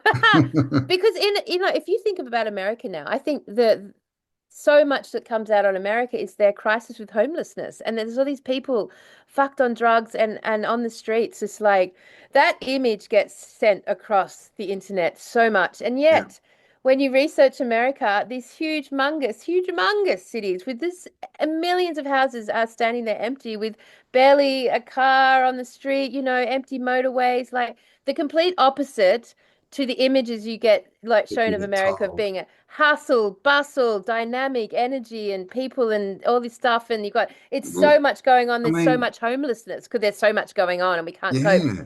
But I've seen actually, heaps of footage of New York with the whole homeless camps, and I haven't been in New York, so I don't know sure what streets they're on, but they seem to be pretty empty, right? And I was just thinking back, remember all those movies that were based in New York in the 80s? All the business, like Trading Places and Secret of My Success and all that. This they show Rush Hour and it like covered in people, like so many people. So yeah. is it still like that in New York? I mean, I definitely haven't seen any footage like that recently, but that's what we were shown in the 70s and 80s, this whole facade of cities growing and people everywhere and And there hustle, were. hustle and everyone running, around to get all their stuff done. But you don't see that anymore. So again, the question like, has the population already dipped a lot? and we're I, just sort of starting to realize it. Because I mean, yeah, I mean, Cam, like the pictures we have of the reintroduction of people into the new realm, our reality, like there was more people on the streets then than you ever see yeah, today. yeah, And that says accounts for basically negative population growth. mm. So it's a crazy one, right? What do you think's happening out there, guys? Let us know. Have you got any other, ideas, concepts that we haven't sort of thought of?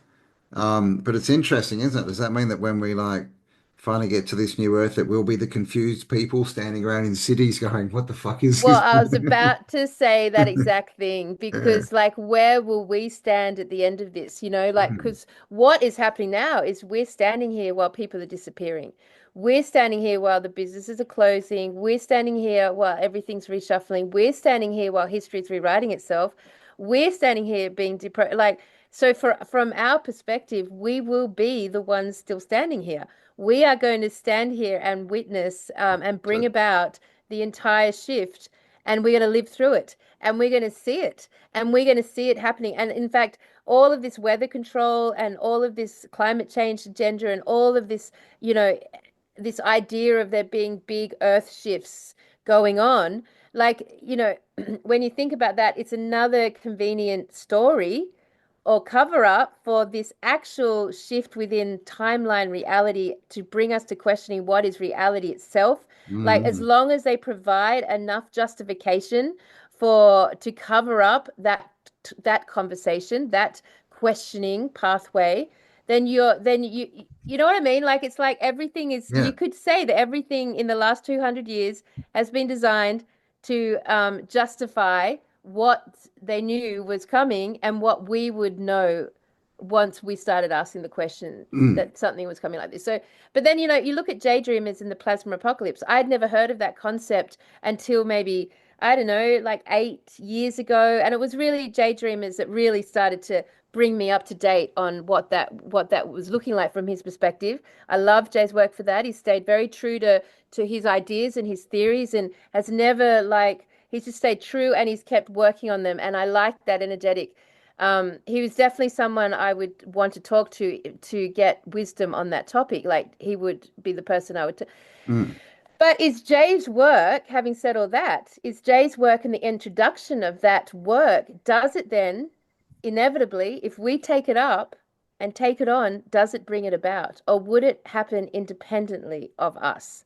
So that's another question. How much of this stuff happens independently of us? Well, that's a good question. There's a lot of talk, how much free choice do we really have? Is this a scripted existence? And Yeah. when you put it that way, like if there are certain things that need to play out, well, it would have to be scripted, right? Because we would have to bring those events about by thinking about them and wondering and projecting them outwards, right? And does that mean, Cam, that all of this is just for us? I think so. I think it is. Yeah, is this all just for us? Are we just the ones having the experience here? Yeah. I mean, that's all it is, right? There's only perspective. Like you can't really prove much, can you? We've Yeah. learned that definitely with the outside world. All you can really prove is we're here and now, right? And we're observing something. Like, I mean, if you really think about your day, all right, I mean, it's a head trip. If you think about all the information you take on in a day, like from all different areas of your life, every possible way that you could take on information in your 24-hour day, the majority of stuff that you actually take on board of information is happening way outside of you, like way outside of you, like following the politics. It's all so far outside of you.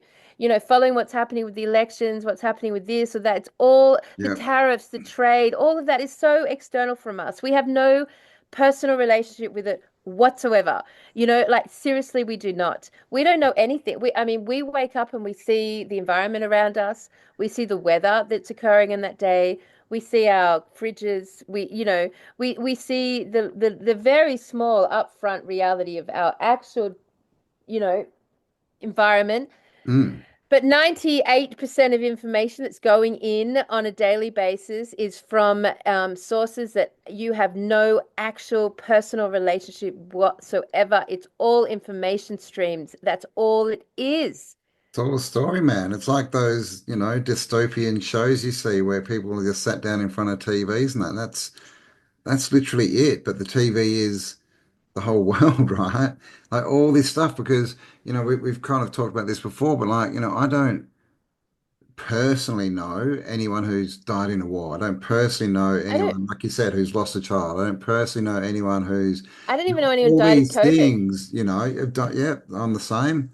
So we have all these stories, right? And stories, but unless we're actually interacting with it and experiencing it, well, it's not part of our story. Like Kelly said, it's way, way, way out there. Way They've got out us there. focusing on the shit that they want us to focus on. It's got nothing to do with us. We're here to create well, at least help create the world, I think, the reality, and to observe it. But they've got us, this is their trick, right? Get us to observe and pay attention to what they're putting out, what they want to create, right? It's like attention. Everyone thinks money's the biggest currency, but it's attention. That's what they want Definitely. the most is our attention. And it's interesting because because they own the whole financial system, because that's under the control of this parasitic group. The way that they can take what's happening out there so externally, so far away from us, so removed, is to impact the economy, which they've bought into all of our homes. So it's like a thread. It's a Yeah, thread that they use the economy as like the basis of reality. We are impacted by it and we are affected by it on a daily level. Um, so that gives it sort of their reality validation. We call it we're enslaved by it. And the other side of things that we're enslaved by is like working and taxes and law. So we get enslaved by these concepts that affect our life. But if you just take it from the attitude of how many real life stories have you experienced that validate all of this stuff, validate these happenings, or validate what information we take, it's very small. It's mm, very minimal. And then if you think about all the interactions you've had with the police or all the interactions you've had with, that side of things, like it's still very tiny and small. Like and the impact of the economy going up and down and changing the tariffs and trades, like it's still quite a small. I mean, yes, yes, I'm paying more on the mortgage. Yes, rent's higher. Yes, to all those things, but it's not like I'm standing in a line trying to fight for a loaf of bread. So the impact is still quite small. Like the biggest part of the impact is believing about what's coming, the what's coming story. The recession's coming, the collapse is coming. It's the what's coming story. Always much bigger than the what is story, yeah. isn't it? Like it's like they've really that's the enslavement of the grid. Like they've really, you know, we're here, we're conscious, and we're shuffling around within it. We're still in it.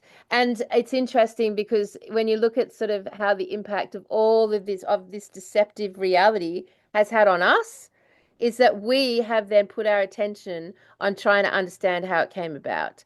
So their enforcing it onto us has caused us to counter react or react to it by then going in and questioning it and then piecing together the truth about it, the history of it, and the accurate timeline, which is then counter put into the culture. Yeah. So like this conspiracy world has been we've hit it with the truth lens. So it's like it's a battle. There's a battle going on in that, Mm. like, you know what Yeah. I'm trying to say? Yeah. Yeah. We're projecting forward, right? Which is what they want us to do, is to think of what's coming and project it. But yeah, that's the battle. We want one thing, and that's the whole thing about this reset and apocalypse and bad stuff coming, and that, I totally believe that, the more you believe in that, the It's more you're going hard, to get man. affected from it, right? It's hard. It is. It's hard because this is the thing is they've got us in the past, right, researching, or they've got us projecting forward, and because that's part of the time loop, right? Is we're not in the present enough. That's because we're focusing on things outside of ourselves all the time, which they're doing, right? Hey, here's the truth. Here's the truth. When I think the truth is subjective, right? There's only your truth. What's true for you is true for you, doesn't necessarily mean it's true for someone else, right? Because this whole realm is malleable, right? We're all in our own little worlds. It's all created by us, I think, and for us. And so brilliant are they at this game. Like, but so brilliant are we at this game. Like it's just but so that's what makes me think that, are we here just to do this ourselves for our own personal growth and understanding as sovereign beings, or are we here to solve this big crisis on planet Earth that is requires our attention, our godly attention to help sort it out? Like, so it's just like which part of the game you're coming in. It's an interesting concept. And man, I tell you, I don't think we're really ever going to truly potentially understand it yet. I mean, it might be, a few more games after A this that few we more, a fully few get. more, a few more years of school, you reckon? But I Um, can imagine that we could be standing here as like, in the same way that the new reset stood oh, with a few people on totally. the streets. And yeah, I think, yeah, we're creating it all, right? And what if, like if this is a school, what would one of the biggest lessons to learn be? Well, it would be how to create, right? And to That's our do mandate. that, the first step of that is you've got to understand that you are creating anyway. Yeah, and what That's that kind of means. where we are at the moment, right? This is the thing that holds people like they're all like, I understand it's all energy, it's not really there. I create with my thoughts, but then get distracted by the outside world again. Is Yeah. that why there's so much distraction? Because it's our job to push that away and then go, hang on, my thoughts are creating reality. Because, if you can't create, well, you wouldn't release us on the wider population, right? Who knows what we'd create? I mean, it's interesting too, because I would say if you're anything like me out there, like you fucking love this shit. Like you actually love it. You get turned on by it. You tuned into it. It's a lot of enjoyment. You have the best conversations. It's what you talk about with everyone. You love the people you talk to. It totally makes up a very, very fulfilling criteria in your life. As in, Hmm. we're all manifesting with joy on the topics of uncovering the worst rabbit holes. There's a natural, effortless, high energetic presentation of it because we feel like we are solving this problem by exposing this problem and Hmm. working it out and figuring it out. And in doing that, we're providing that service. And in doing that, it's having so no matter how diabolical the world is Hmm. appearing from all these external information strands, we're still hitting it with freaking light hearts, with Hmm. enjoyment and fun and intrigue. And so you can't counteract a vibration like that. That is perfect law of attraction behavior right there. You are Hmm. in a high level of enjoyment and fun, even if it's traumatic and shit, you're still enjoying it. You're still enjoying the understanding and the expansion of your own being, the expansion of your mind. You're in a high vibrational rotation when you look at this work. So from that, you're projecting forward like the truths that you're uncovering with a high vibrational energy behind you. And you're doing all of that naturally without even thinking about it, without Hmm. even considering it. Whereas if you look at the external world, you all look at it through eyes of like, fuck, And fucking yeah. what? It's just like, Well, they did such a good job, didn't they? Getting people out of the countryside and into the cities and offering them money so they can go and buy possessions. That now it's that's the pull back to, reality, right? To the physical world is, oh, I want to do this and I want to do that. Oh, but how do I pay the bills? How I need somewhere to live. And it's so low vibrational output. yeah, yeah, yeah. It's low, and but it's done in such a way, this whole society, that we keep putting focus on it, and that's why it makes it so hard to step away Yes. and go, Actually, I can create something completely different," and believe in that enough to do it, and go, "Fuck that," because like I said, we all need food, we got bills, we need houses, we got kids, all this stuff. So that really does keep us held in this position where we don't try. Yep. Most Agreed. people don't step out in belief and go, I'm just going to create this no matter what, because that's what I do. That's why it's hard to get to that place, right? That's why I exist. That's why I exist. Yes, it's interesting because the thing is, though, we are taught that, the we know that the way they work is to generate fear, distress, trauma, pain, suffering. That's how they've taken over the world. That's what was behind every war. That's what was behind our whole history of the last few hundred years. And then according to their history, forever and for all time, it's been like this, right down to the pharaohs, where every fucking pyramid and chamber are covered in paintings and sculptures of their warmongering gods, of the pharaohs with skeletons in their hands and bodies under their feet. Like it's been the same story since the beginning of all of our stories has been the same story, right? But the actual reality is that from a perspective of fear, a vibration of fear, your ability to generate reality is so diminished. You can hardly generate reality from that frequency rate. Like it's very slow. That level of vibration is slow, like the rock. It's slow to manifest. It's slow to do much with because like you're using fear as the motive, as the projectile out. That's the emotion. It's very low. Whereas from our perspective, this whole stuff turns us on, tunes us in. We fucking love it. We love it. We have the best conversations, the best people. Everything about it is, and even all the protests were great, were fantastic. There are parties. Like it's always very, very sociable and fun and extraordinary for us. Our vibrational output on these topics is high, naturally high, meaning we're naturally projecting reality as we uncover this stuff. Whereas when we're just paying the bills or interacting here, we're barely generating any reality around us. So I just wanted to identify that we've been taught that, you know, fear is what creates reality. But so when we talk about if we put our focus on the apocalypse, we're focusing it out from a fear perspective, so it's going to become horrible. But in actual reality, whenever I talk about you know, the apocalypse or the reset, all that stuff, I have to be honest, Campbell, there is like excitement in my presentation. There's energy, there's positive energy. So, you know, what apocalypse are we bringing about? What plasmic charge are we bringing about? Because, you know, I have to say most people are kind of excited and joyful and they love the idea of something changing and that vibrational output would be kind of harmonized with this in a really positive way. So then, as Abraham would say, you don't have problems to solve. You just have fun solutions to find for fun problems that you're going to evolve. Like it changes the presentation of it being a desperate situation to a fun one to Yeah. solve. Yeah, well, yeah, just make sure you're projecting yourself being in the right place at the right time, right? And that's the other thing is I don't think many people think about this stuff and see themselves as one of the victims of it, do they? Like we see it as well. Yay, the system's going to collapse.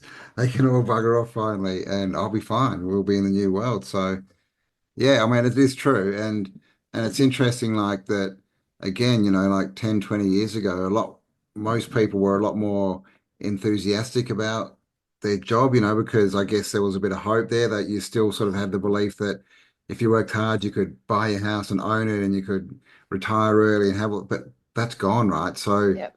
So is that also helping to collapse this whole system and work paradigm? Is that people aren't putting that much energy into it anymore? And whatever they're putting into it is just low non-creator energy, right? It's just, this sucks, the government sucks, taxes, you know, blah, blah, blah, blah, blah.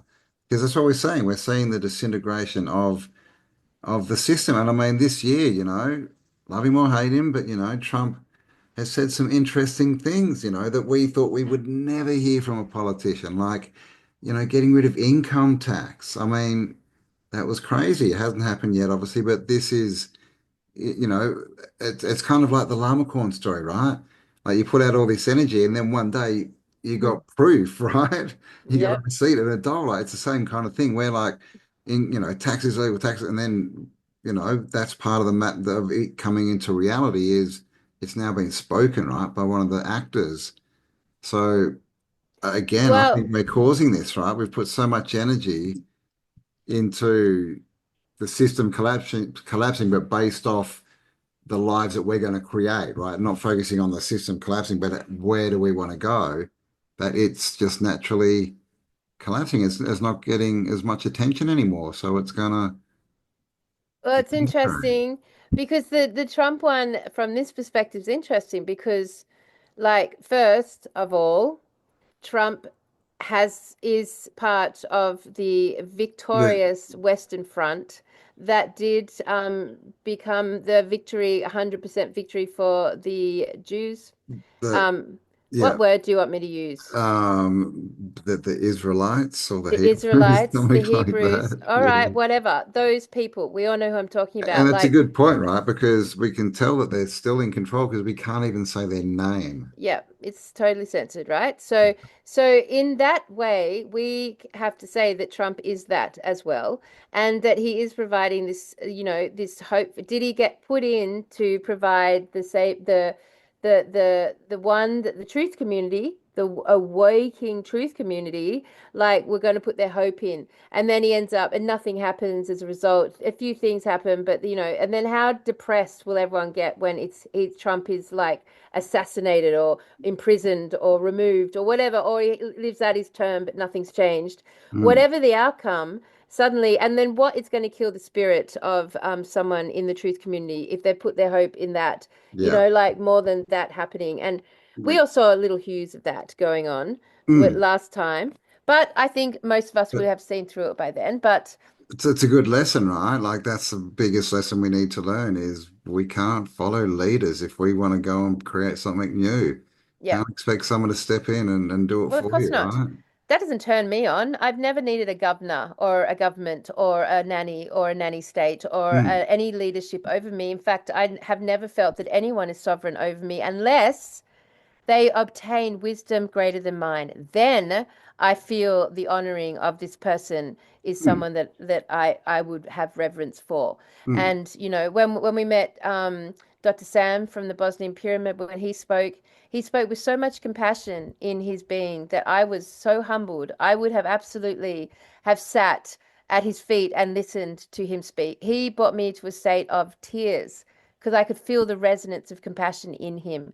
Mm. That to me is leadership that I would agree to. And for me, as we watch out Trump, knowing that he is definitely part of the Jewish, sorry, the Israelite agenda, and as is Putin and all the great leaders, and that communism is completely of the Israelite agenda and the bankers, which means China is completely of the Israelite and bankers, and we watch all of that play out with disdain but glee that we get to be conscious enough to observe it. Yeah, Um, that's it. So, I mean, the Trump one's an interesting one. Obviously, there's a lot of things that you could, like the space fucking bullshit, the people that he put up on stage when he got inaugurated, like the fucking Billionaires. Amazon, the Yeah. space, the fucking the Elon Musk. I mean, all of that to me is just like riddled with the same old cardboard cutout recycled games that's playing out that has done for the whole. But not to brew and all that because I feel like you all know that. But let's just once again finally, before we finish the show, brew on the idea that people right now around the world, you're witnessing the Mandela effect of the human race. Oh my fucking God. We're literally watching the Mandela effect of the whole human race right now and who is standing on this earth and who is standing on another frequency specific version that is changing in front of our eyes. It's so Mm. observable. It's so fascinating. Do some research, get into the videos on China, get into any videos about population and empty cities and emptying cities and get some info there, man, because Yeah, it's yeah. honestly, you don't want to miss this one. Like, this Right. is going to answer Tartaria for us. This is Yeah. going to answer the We're running questions that we've through it had. again. So, and also if you've noticed, that your city's empty, get some footage. Send it in to us and we Oh, can compile, because we want to have a look at what, the footage of cities from, around 2000 and put them next to footage from today, and we'll be able to see like if yeah. there's different if the population is dropping. But this is it, right? We've seen it in the past, we've studied it, empty cities, what the hell's going on? Where did all the people go? And it looks like we're going through it again. Did we create it? I don't know, but it seems like it's happening. But we can remember that the world used to be different. So a lot of people don't seem to be. So looks like we're here to witness the Oh, end. The it's end. it's phenomenal. We're witnessing the Mandela effect of Tartaria, what Tartaria potentially went through, where all the bodies they went with them because they got deleted from Well, all that was a time and big one, right? The space and things. bodies. Where are all the Now, bodies? Did they just listen, disappear? I want to show you something. So one of the initiatives that Campbell and I are bringing to our little community is we are actually starting proper, like physical, like go to your mailbox and go and pick it up, physical newsletter. We don't want an online one. We don't want one that's like covered on like fucking socials. We want it to be real. So this is a bi-monthly newsletter that Campbell and I are going to try to generate. And we have set up this box here on the homepage of our website where you can basically submit anything you want. And it's set up now much pain suffering from my end. But set up now that you can choose the section that you want to submit. If you have artwork or maps or music, hello, we are still waiting for someone to produce our theme song for Tartaria Australia and produce our intro and outro. Someone in the community, surely there's someone out there who's sung an amazing song that would make this show just pop. We want it. We want to work with you. Photographs, videos, articles, information, anything you can imagine, you can now submit.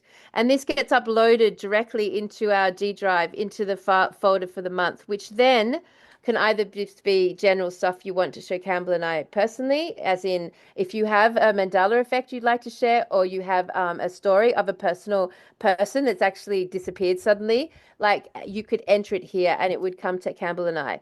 And for anyone who wants to contribute anything to an actual physical newsletter, this is where you do it. It's on the home page of the website, right under me smoking a spliff, right there.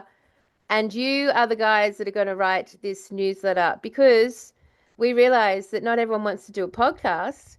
But shit, man, there's like hundreds of thousands of you that have so much good shit to say, so many amazing things to contribute.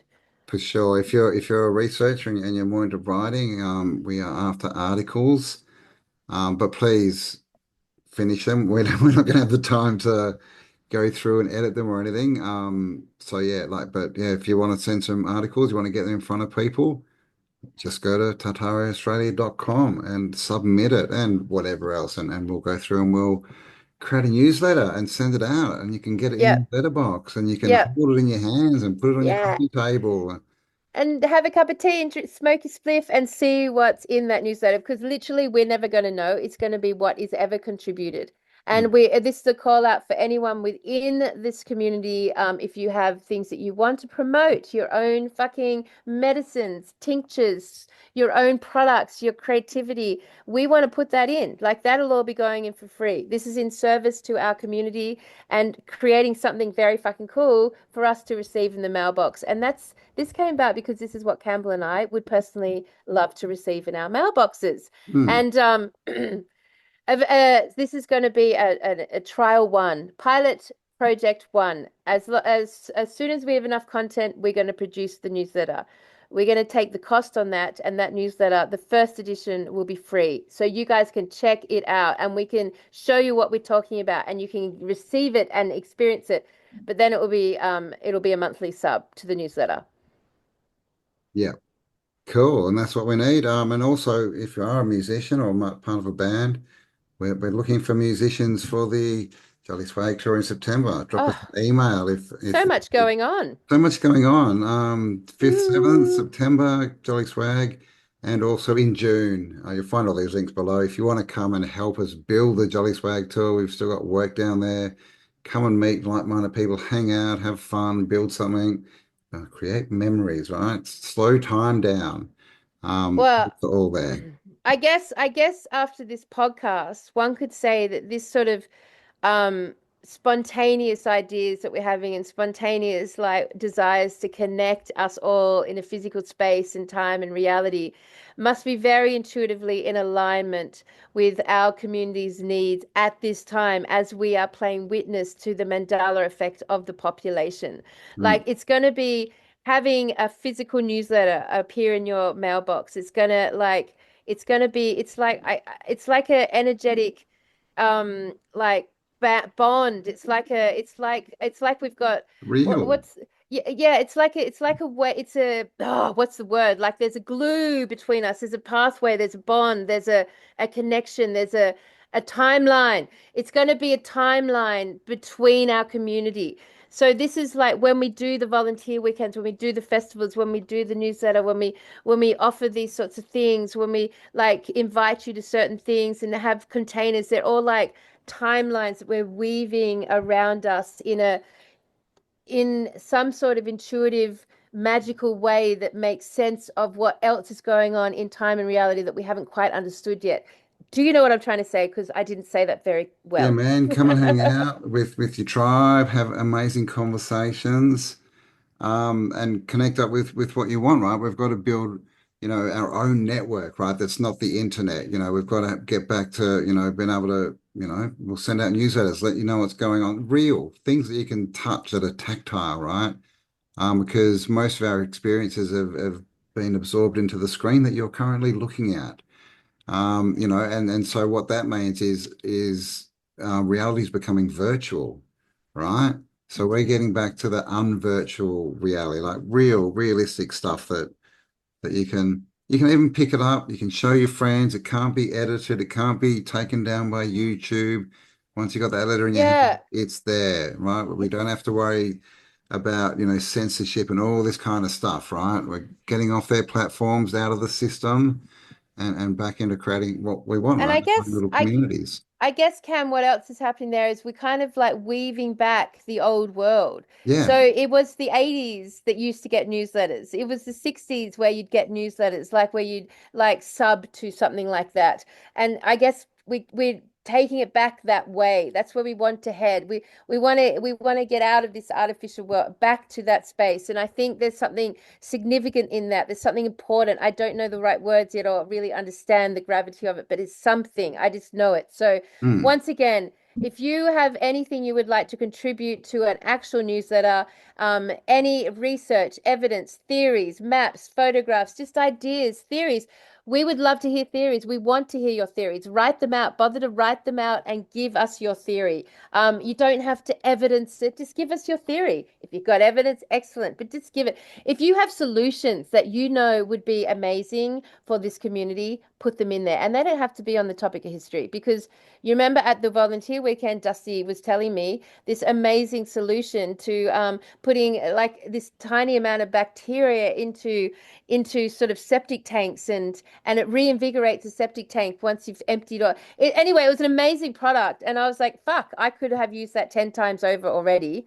That sort of stuff is really powerful for our community who are all returning to nature, getting off the grid, living this lifestyle. All of that stuff could go in there. People want to understand sovereign law. They want to understand the legal total invite to Tacit to be involved. People want to like get to understand how you do really utilize electroculture. Does it work? People send us your photos of your vegetables that are big. Show us the evidence of what you've generated with these sorts of Mm. new ideas and technologies. Like that's what we want it to be full of. And every single edition, we're never going to know what's in there, but it's going to be brilliant because it's all based on your brilliance. If Mm. you've got the fucking bother and energy to frigging get off your ass, finish the article and send it in. That's all it takes. To say yes and do it. Send it Mm. in. Yep, yep. And if you've got any ideas, businesses or whatever, well, write an article on what you're doing and your results and everything. And then at the bottom, leave your website or your address or whatever Yep, and get some customers, all that that's kind of right. stuff. But obviously we're not going to put just ads in because that's going back to the system, right? But if you've got good products and you base more on information, then, please, we would love to help support you and your business. Yes, This is what we want to absolutely. do. Absolutely, Campbell. And Mm. if you've got an event coming up or you've got a group on Telegram or WhatsApp or you've got anything like that going on that is already populated by this community, then you are absolutely welcome to let us know about it and to like actually get involved with putting some stuff into the consciousness of a broader community around you in a physical way. Mm. So by the time this podcast is up, there's going to be a nice big fat button here if you want to sub to the newsletter. If you want to receive the first edition of this newsletter, you're going to put your name right here. And we're going to send it to you when it's completed. And then Indeed.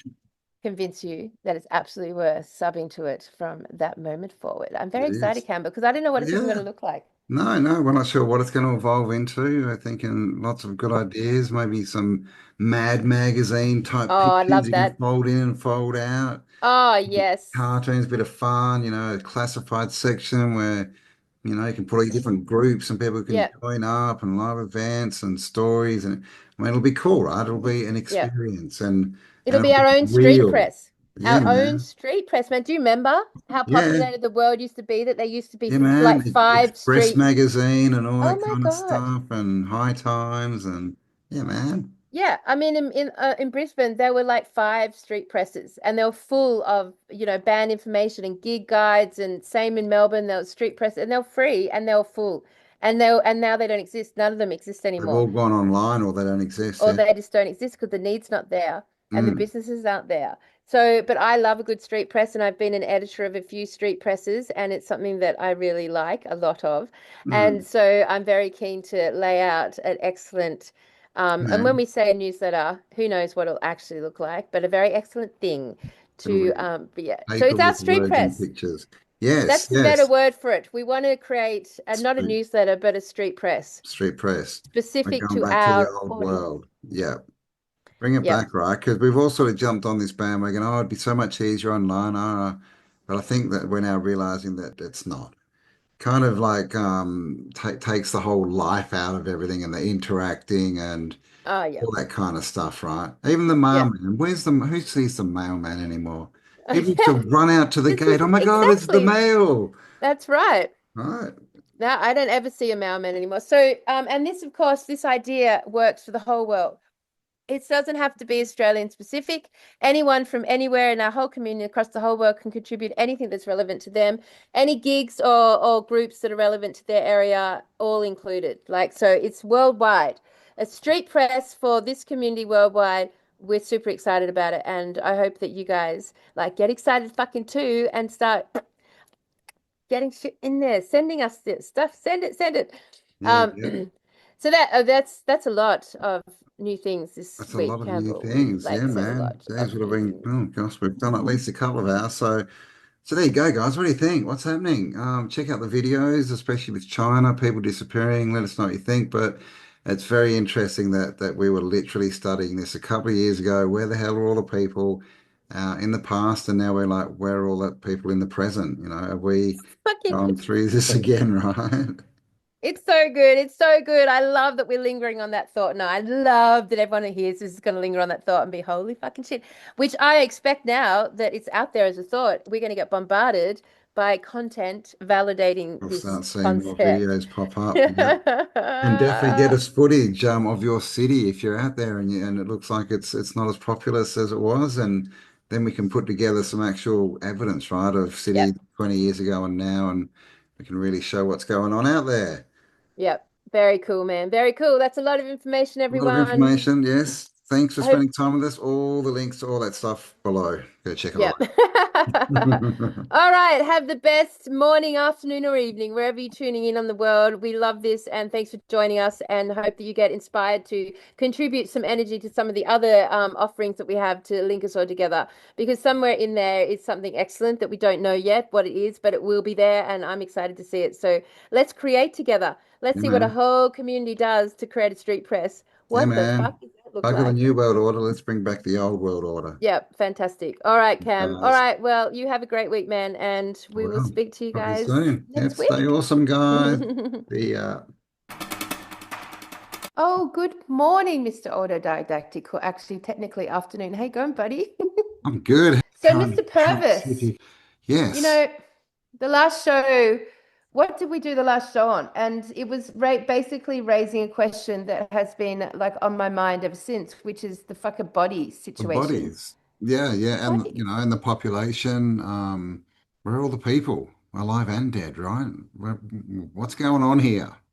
Well, Mr. Purvis, when I was working on the show, I went on down a rabbit hole about this because I was like, okay, let's just get some like concepts together about this topic. So, in summary of where we got to last time, we were actually talking about, this the set that graveyards are like a stagnant, static set that have basically given us the concept of death and burial but have Yes. never really expanded or evolved through the apparent population growth and death rates. So they've remained kind of like the cemetery behind us, just sort of like this. So you acknowledge your brain goes, oh yes, that's Mm, how they bury people. Oh yes, yeah. graveyards. Oh And they're yes, always like either tombstones. really old and creepy with the tomb, the gravestones falling over and stuff, or they're brand new, like a military, brand new, nice, clean mode. Yeah. But that's all we get, right? And we don't ever see new ones. We don't see these cemeteries expanding. Um, yeah, I mean, so where are all these people going? Because there's a lot of people die every year. Like there's been, I think, was the last century. It was billions, right? Billions of people. Where are all the graves? Yeah, and it is interesting that they decided to like reinvent the cathedral to include graves. Yeah, yeah. So we're looking at cathedrals, right, as free energy sort of healing type machines, frequency modulators, if you want, but all about the good vibes. And of course, what do? They surround them with dead bodies. It's a grave Yeah. situation, I tell you. Yeah, I mean, the way that Cam and I would normally disseminate such a lofty question would be, well, I certainly would start with, okay, let's just look at what's obvious. What is obvious to me? And one thing that I would say is a comparative obviousness to me is this concept of bots. So bots. So we've got like this idea of, well, I mean, we live with it all the day, the social media bots, the online bots. This ghost realm that now exists as human beings. And we see them as comments, commentary, algorithms, websites, advertising, ads, like people, lots and lots and lots of, I mean, I don't even know how many real people are left online, Campbell, and there's two of us. Here we are, there's two, It's but not many, true. Yeah. not many. I mean, we No, just see images of people that but aren't people. we just don't know. Like the whole dead internet theory. Yeah. Like you would get these results and it'll be like, oh, 120 million results. And then you go back 5 or 6, 7 pages and there's nothing there. So there's not all these results. And then, yeah, all the comments, even YouTube tell you they go through channels and they delete subscribers. And the reason they say they do that is they're trying to get rid of bots, right? There's bots everywhere. They start conversations, they get in, they start How controversy. It's how and does YouTube, they're not man, like real. not know the YouTube. difference between a human account and a bot? How do they not know? I mean, that's bullshit. It's crap. And it's And interesting. You see a lot of these comments and you click on the channel and there's no content. It's a brand new channel, no nothing, no picture, and it's just clearly they're bots, right? And they sit there and talk to each other. It's really interesting. So how many people are really on the internet? All the views and that we see on I wonder if YouTube we got and a photo. TikTok, we don't know that they're real. You see, oh, this video got 1 million views. Well, did it? And by 1 million humans, we just don't know. Have you seen those pictures of like the bot factories? I was just trying to find one, but maybe I can't. Oh, Have you where seen they those? have all the Yeah. the phones set up. Yeah, it's just like warehouses, ceiling to floor, wall to wall of phones lined up.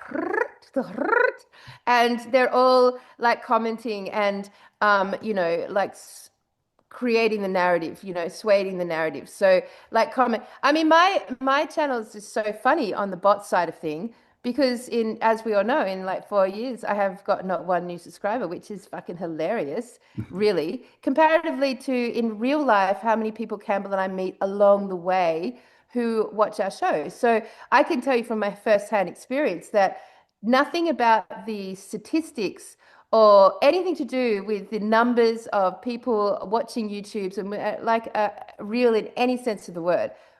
Yeah, like that. Yeah, you go. Like Yeah. a fucking, it's like this, but like I've seen ones which are like epic in epic proportions. And Oh, they're just gosh. basically I failed. paid. I failed in my bot picks. No, it's all right, buddy. Just like they basically sway the narrative. Of course, we know this. This is not new Yeah. information, but like I mean, I just think it's a very valid question when we start to look at, well, if the Well, internet is full of bots, you can you can you can buy subscribers you like for can. whatever, right? For YouTube or Facebook, whatever you're on, and they're all bots. They just created. They just created. And if people are Because starting channels like that, then how much of this is real? And like we know that like today's generation, the one that's now like in their sort of teens into their 20s, they're like obsessed. Their Mm, whole concept of yes. economy is about likes. Their whole Yeah. sense of success is gauged by this. So of course there's a massive industry accommodating for Behind that. that. Yeah, the dopamine Like effect. so what's the fucking point? If we know that you can buy an audience and we know that no number, statistic, or algorithm online is accurate or real in any sense of the word, then we have to start looking at, well, if social media is infiltrated with, with maybe the word inflated with bots, potentially real life is too. And I Yeah, think yeah. it's I mean, we know social media, right? Certain things are promoted, certain channels, certain videos, and others are, held back, shall we say, Yep. banned or whatever. So, yeah, what's going on in life? We covered China as well. Of course, you went there last year, and then we covered it finally hit the mainstream, right? That there's no people I there. know. All these people are disappearing, and people are wondering where all the China. people are.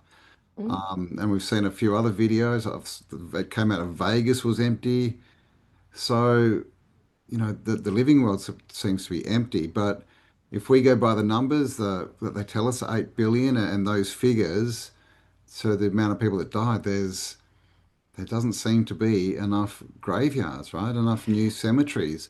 And yes, well, I think what is it, 70% get cremated I now? mean that we can't rely on any statistics there, but yes, That's the what they cremation say. So we're industry is talking epically 30%. growing. Yep. But even Yep. with those numbers, it just doesn't match. We went Yeah. through the US numbers in one of our other videos of how many Oh, people die, how much space it's it would up. take to bury them, and how many cemeteries they've got. And they were way, way, way behind, Yeah, like it's up by millions a of million, acres. 100 million or something Yeah, retarded like that. It's crazy. Yeah, yeah. insane. So, okay, so there's a lot of theories, Cam, floating around on this topic. Obviously the birth but we'll start with the most obvious one, which is the birth and death statistics are like completely fake, Like, basically. Well, of course they would be, right? Because when we trace back essentially how that works, which we'll talk about, but actually who owns the end result of that? Well, it's always going to be the same people, right? It'll hmm, all go back to the same corporations. And, it is a corporations. corporation for sure. This Hmm. is the business of life and death. And this is the business, as we would say, of the ghost people, Campbell. Yes, yes. Yes, the straw men, the ghost straw men that are running around. And of Ghost course, people. this has been put out as NPCs, that people aren't, like literally, are they just projections or something? That's kind of the video game, Well, it's a scenario, fair. which yeah, we can't sort of prove or disprove that one at the moment. Um, but as far as like created people, if they're creating these numbers and creating these ghost people, all these figures for people that don't actually exist, Mm. then those people still need to show up in their figures of dead people. Yeah, So the because most there's a lot of obvious benefit. question, I Hmm. guess, is that there aren't that many people being buried or dying even, right? That's okay.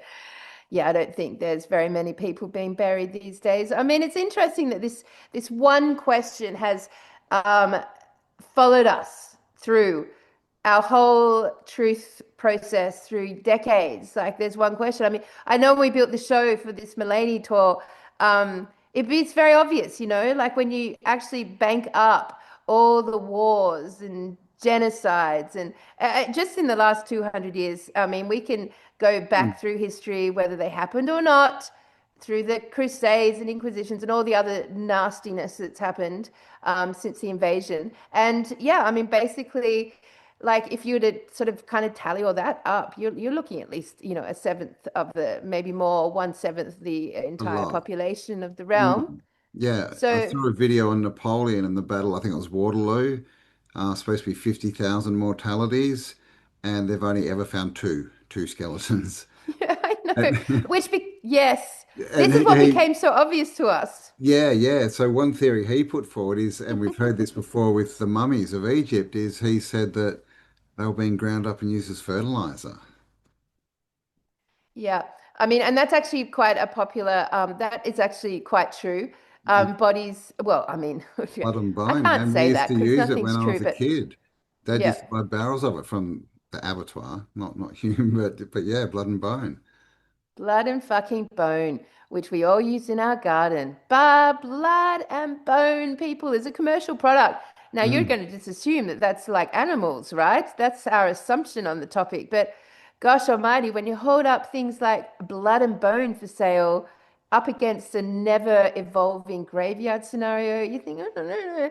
Uh, I mean, it became obvious to us because one of the questions that is so obvious is, like when you go through these great battles and destructions and wars, or you go through the element of different cultures through history, one would assume that we are living in a realm that's just layers and layers of bodies. One would assume that Mm, because there's just been so much death, yeah, especially, you're right. So Australia's very vast, but when we go to much more smaller regions around the world, like England, for example, which is famous for all its like lovely ancient wars and warlords, you would assume that you would at some point bury or dig up a body while you're excavating buildings or cities or roads or blah blah blah. mm, And maybe they do mildly, but we never hear about it. You'd think the everyday person would eventually come across yeah. remains of bodies, but Yeah, no, yeah. no, no, Well, it all never these happens. battles, they tell us, would have been held fairly close, or probably under what are now cities, right? When they used to be fields, and they weren't out in the desert, were they? And so they should be, there were tens of thousands of people dying. I Like mean, there should be mass yeah, graveyards everywhere. millions can.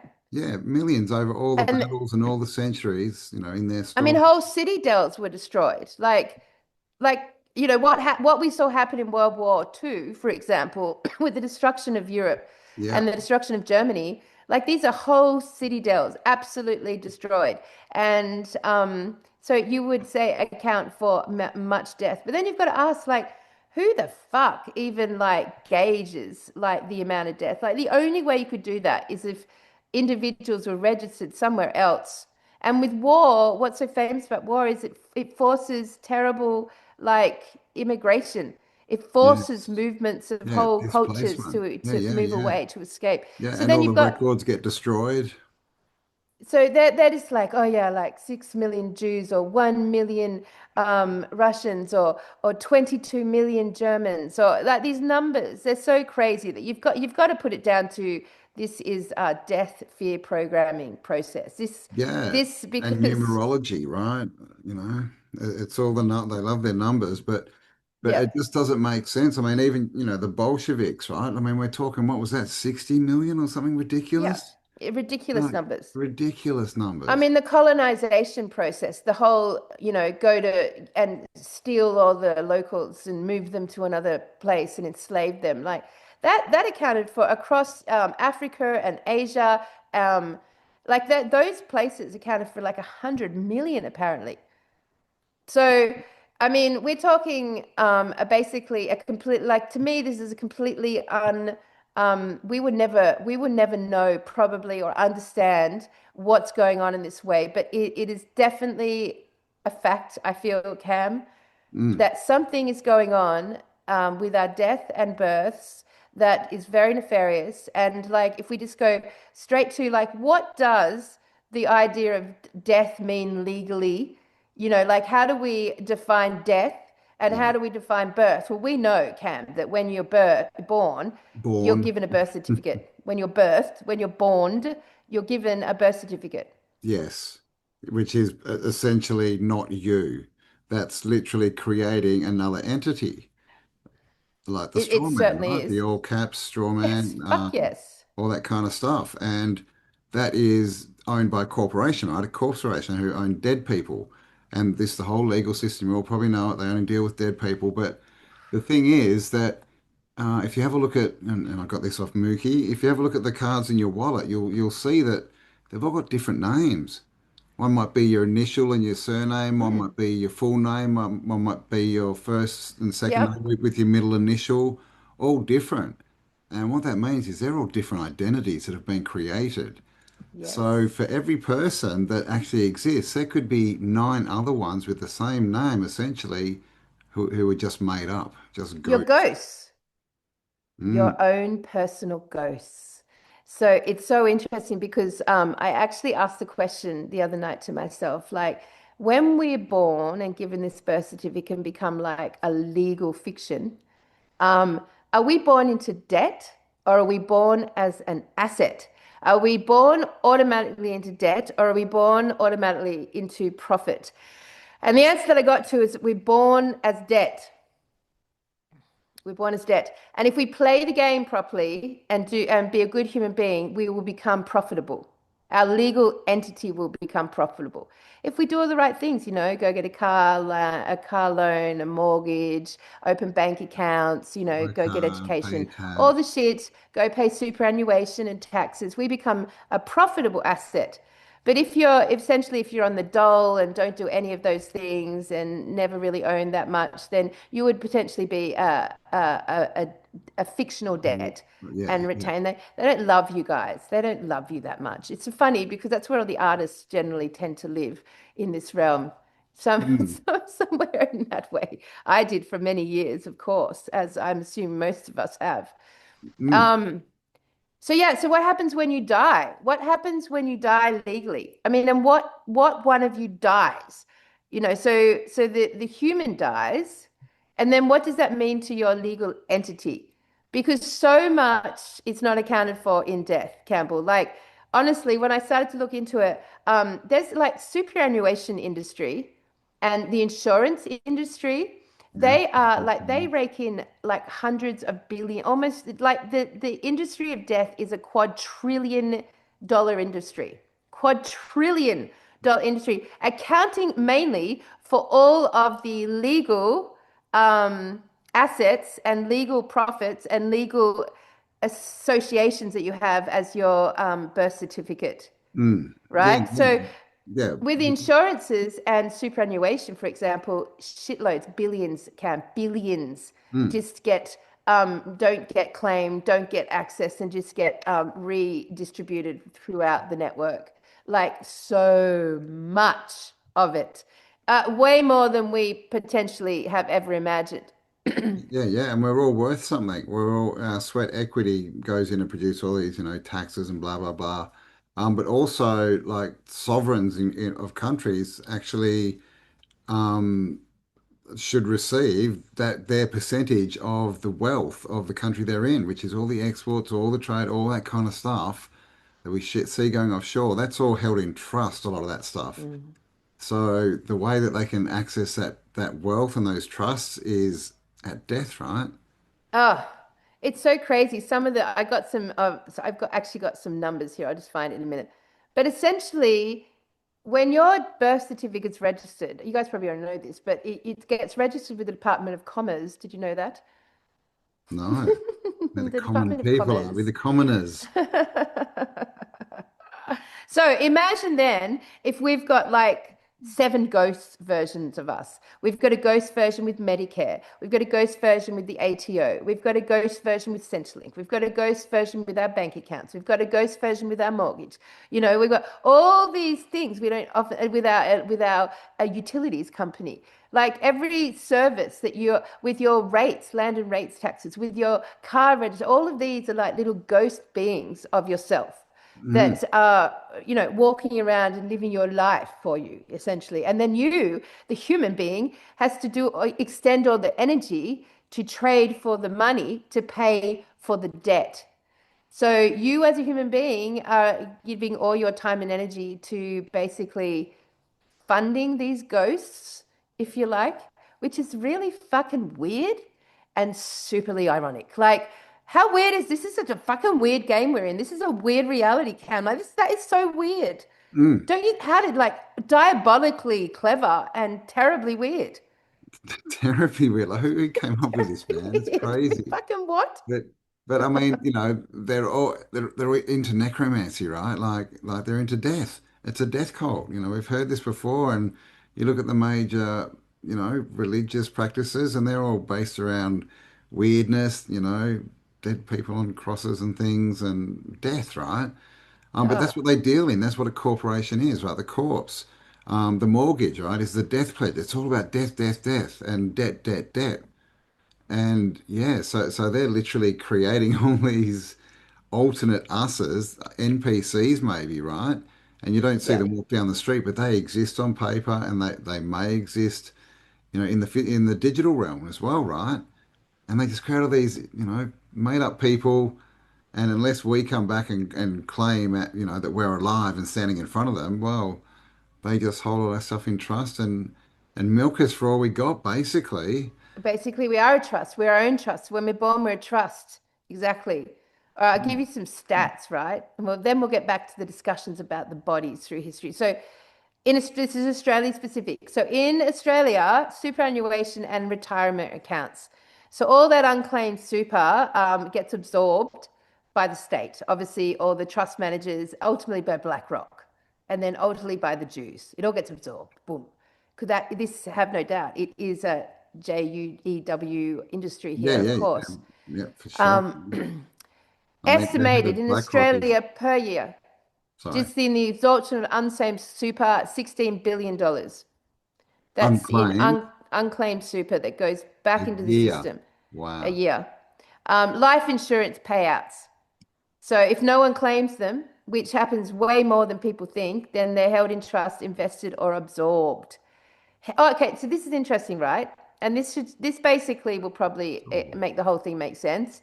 Is that when you can have a statistic that says you have a mortality rate of this much and a birth rate of this much, that actually then, because the way the governments have been set up by the same people, right?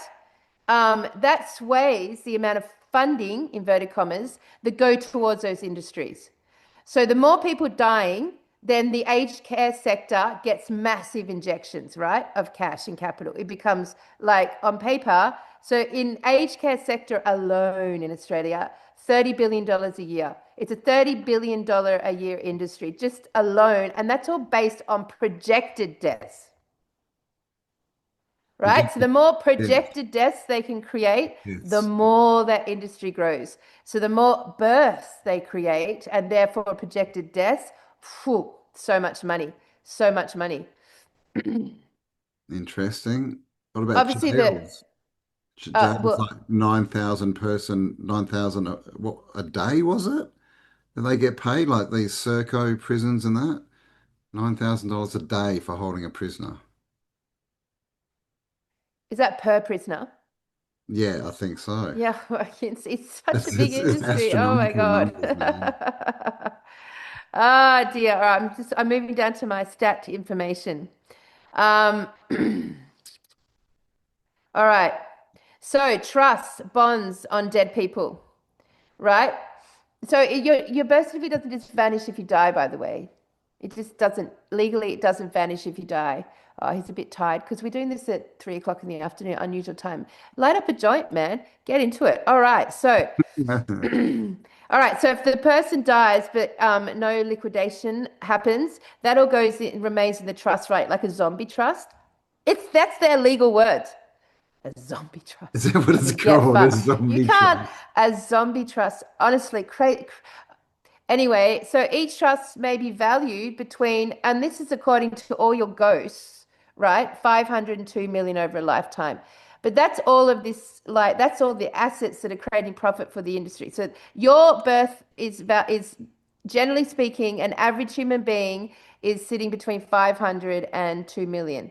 Even if in your actual lifetime you knew nothing about this money and never had any sort of anywhere near that sort of money. Anyway, all right. So if all right in Australia, if 180,000 people die per year, for example, that ends up being in potential trust liquidation assets 360 billion in just Australia alone. This is Wow. so crazy. This is how they're getting their billions and trillions, right?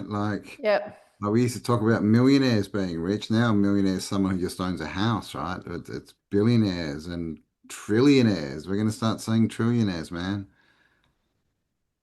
And it's ridiculous, Yes. right? Like a Oh my billion God. compared to a million is just, and then a trillion. You can't even, like, And then a quadrillion.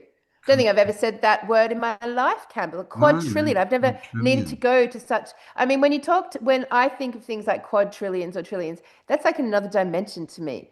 That's Mm. just like it Well, doesn't you even can't exist. imagine it. You just Well, can't. because it can't exist. Yeah, like if you get like $100 bills and stack them on just on top of each Yeah, other, $1 million is about a meter high. A it just can't billion dollars exist. is like a 20-story building. So a trillion, I mean, who knows? So I mean, then we look at sort of the idea. Okay, well, what our eyes show us is that the world is definitely not overpopulated. This is what our eyes show us. Yeah. If we go anywhere in the world, you will fly for a long time and you will fly over a lot of land and water, but a lot of land, and there's not anyone there. You will Yeah. fly for a long time over a lot of land that doesn't have anyone living on it. I mean, which you can tell, and then like if it's Mm. based on Australia, for example, you can drive around Australia in like a year and see like everything, and you will notice that there's hardly any people in this country. Mm. Totally, totally, man. It's the same everywhere until you hit the cities, obviously, where they pack everyone into a small space. But apart from that, everywhere that I've been, everywhere that you've been, overseas, nobody's crowded apart from the actual cities. Well, India was crowded. Well, India, I I, haven't the, been to India, so yes, But I India. mean, not that you're right. It's actually only the cities. Like he's right Mm, there. Like there is population hubs, obviously little kingdoms, little kingdoms in our current realm that okay. have a lot of people in them, you Mm, know.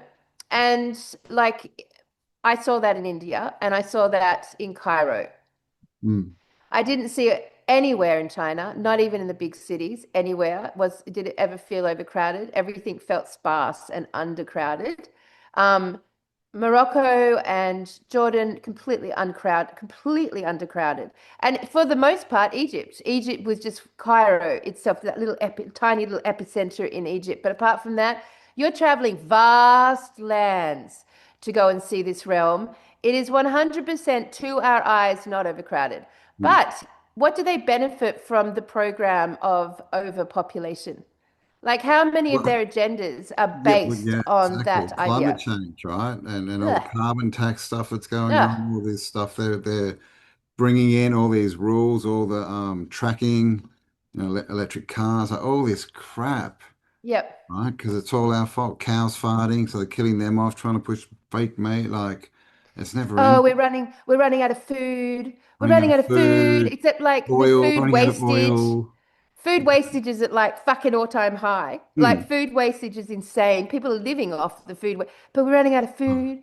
We're yeah, running out of places to farm. We can't do it. We're going to have to step in with scientific industrial solutions. Like problem whatever. reaction solution, man. There's no places for new homes. We're running out of land. We certainly can't expand cemeteries in any capacity. So, I mean, it really does underplay to have a big birth and death population statistic. It underplays every single one of their agendas. So then we can absolutely be certain those statistics are only being offered, not in truth, but to serve an agenda, like every fucking other thing in our lives. Hmm. Totally, totally, totally, What totally. makes it what makes it so ironic, man, is that we're dealing with ghosts. I mean, that just It's a blows my ghost mind. round, man. There's a It's ghost in the like machine. it's Yeah, just yeah, I fucking know, right? wild. But we're stopping cows farting because we're overpopulated with ghosts and fictionary people that only live on paper. Yep, only live on paper. And when you hear this agenda as their narrative on it, they'll always say things like, the cities are overpopulated. Like everyone's moving back to the rural locations. The rural locations are overpopulated. There's not enough space anywhere. And yet everywhere we travel, rural any country is basically underpopulated Totally. with your own eyes. That's what you'll see. Mm-hmm. Totally, man. Totally. So there's no way there's 8 billion people. It's not physical people. There's no evidence for it. And everywhere we look, there's evidence to disprove it, right? Like Everywhere. there's not the population, there's not enough people being buried.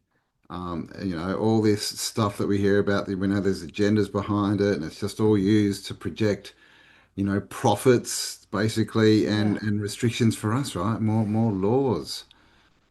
Because Man, we're like buggers. if what would be your like your most like what would be your number if you were to give the popular I mean I would be sitting at Yeah. around 2 billion. Yeah, I'd say sort of 1.5 to 2, Yeah. I think at the Yeah, most. wow. Yeah. So let's take 6 billion out of the chain. Asian, yeah, yeah. And that Let's take changes six. everything. They can't push their climate change with that agenda with that. And there was that guy who got all the populations of all the cities, the biggest cities, and then every city over 100,000, and then he sort of worked out how many towns, and I think he came up with like I think was it 1.2 or something billion, Mm, like way mm, down there, just going off the way stats that they give down. us, right? Yeah. Um, Way and down. So so if we took, say, if we got it down to 2 billion and take out 6 billion, just to be very conservative about this, guess how much that would be in loss? If just today, if it was shown that this is all bullshit and all the ghosts were taken out of it, the loss to the financial institutes that like love this shit, 3 quadrillion. 3 quadrillion in potential, I guess we call them phantom funds, potential yeah, phantom wealth. 3 quadrillion. And then you've beauty, got to beauty say, dollar. wow, like if you look at fucking crypto, and isn't it funny that crypto is called crypt? Yes, yeah, it is from encrypted, but yes, it is crypt. Yes. I mean, come on, we've got basically maybe 6 billion ghosts that are funding the economy, and those 6 billion ghosts, if removed, become 3 quadrillion dollars, Mm. whatever the fuck that is. Because when I say 3 fucking quadrillion dollars, it makes me think of freaking mining for crypto in the fourth fucking dimension of this crazy concept of this new economy. Like it is so crazy, man. Well, it shows you how easy it is for them to manipulate all these money markets and stock markets if they're playing with three-quarters of the population that don't exist. If they've got all that population to say Fucking to hell. buy and sell stuff, then they can just play with the markets, right? They can make crypto go up and they can make it crash, which they do. Yep. So they're playing with straw men, man. It is the zombie apocalypse, right? We just can't see them. My God, I know. So they filled in the concept of the zombie apocalypse with their lovely little movies, but in reality, it is the It zombie is. apocalypse because it's like there's 7 zombie versions of Kelly out there. One called Medicare Kelly, one called fucking ATO Kelly, one called Passport Kelly. All Mm. them out there just acting as my little zombie crew, my little ghost crew, costing me time and effort, but like funding. So literally what we're saying is that our entire economy is funded of phantoms, which makes crypto and the whole crypto Bitcoin market makes so much more sense because it all feels like fiction. It all feels like one mass fucking delusion. Created out of nothing, right? But this is how they're gaining their wealth, right? It's all this perceived wealth and futures trading and blah, blah, blah. But literally, it's all built off our backs, and they're just, yeah, I mean, it's a crazy story. It's They're a fucking just crazy story. multiplying us because they can make money when they do it. And then Man, when like, they come get on. rid of the This birth is fucking certificate, they cash in. Come on, guys. Like, if you guys, if like to think about this, like to sit down and have a proper chew on it. My God, this game that we're in, this thing that we're in, it's just so, I mean, it's so hyper imaginative from the diabolical perspective. Like, we're Mm. we're sitting in the world run by a mad psychopathic fucking He needs a cat. mastermind because like Mm. our entire economy that keeps us working and enslaved and in debt from Mm. birth from birth It's is just like all these supervillains that we see in their crazy, oh my crazy God, schemes they come up it's so with to steal all funny. the money from the world and that. And that's literally what's happening. But it's crazier. It's even It's crazier. crazier. Remember All right. Superman when the dude he went and he found all the fractions of cents that were floating around. So No, like when but that people sounds buy fun. things and you end up with a percentage of a cent, and he went and found them all. And it was millions of this was back in the 80s, it was millions of dollars. And he stole it and became a big supervillain. But this is what they're doing. Like you can't have quarters of cents, right? They don't exist. And he was finding them though, and he was making money. And this is what they're doing. They're getting stuff that doesn't exist, and they're turning it into other stuff that doesn't exist, called Which, money that is not gold backed, right? Fiat. well, I mean, they took history that doesn't exist and I turned it took, into the education system. They yeah, take food that doesn't exist and package it pretty pictures. Like it's just they this is their thing. They're Mm. mimics and copies. So I just don't think everyone's really associated the concept of life and death to be so integral to this concept. Like It's all the about ghosts. profit and profits, Yeah. right? I mean, because what do we have in the Bible and other books is we have prophets, right? Jesus was a Prophets, prophet. yes. Oh my God, that's so true. Oh, Mm, that's so true. Fucking excellent. Yes, we have lots of prophets in the Bible. Quite I prophetic, think, right? I think it's the highest grossing book in the world. I think it's made more money. We should have a look at how much money the Made Bible's more made, than but Harry Potter, man. yeah, I mean, it's full of prophets. That's It's full of fucking for prophets. sure. In fact, any book full of prophets makes a Yeah, very good sum of money. good profit, man. Yeah, you get the But right profit and you'll get the right profits. so, all right, yeah, that's true. The better the profit, The better the better the profit. profits. So, all right, so we've got this like crazy concept of basically a ghost population. And we can see like we could spend hours validating that by following who benefits from it.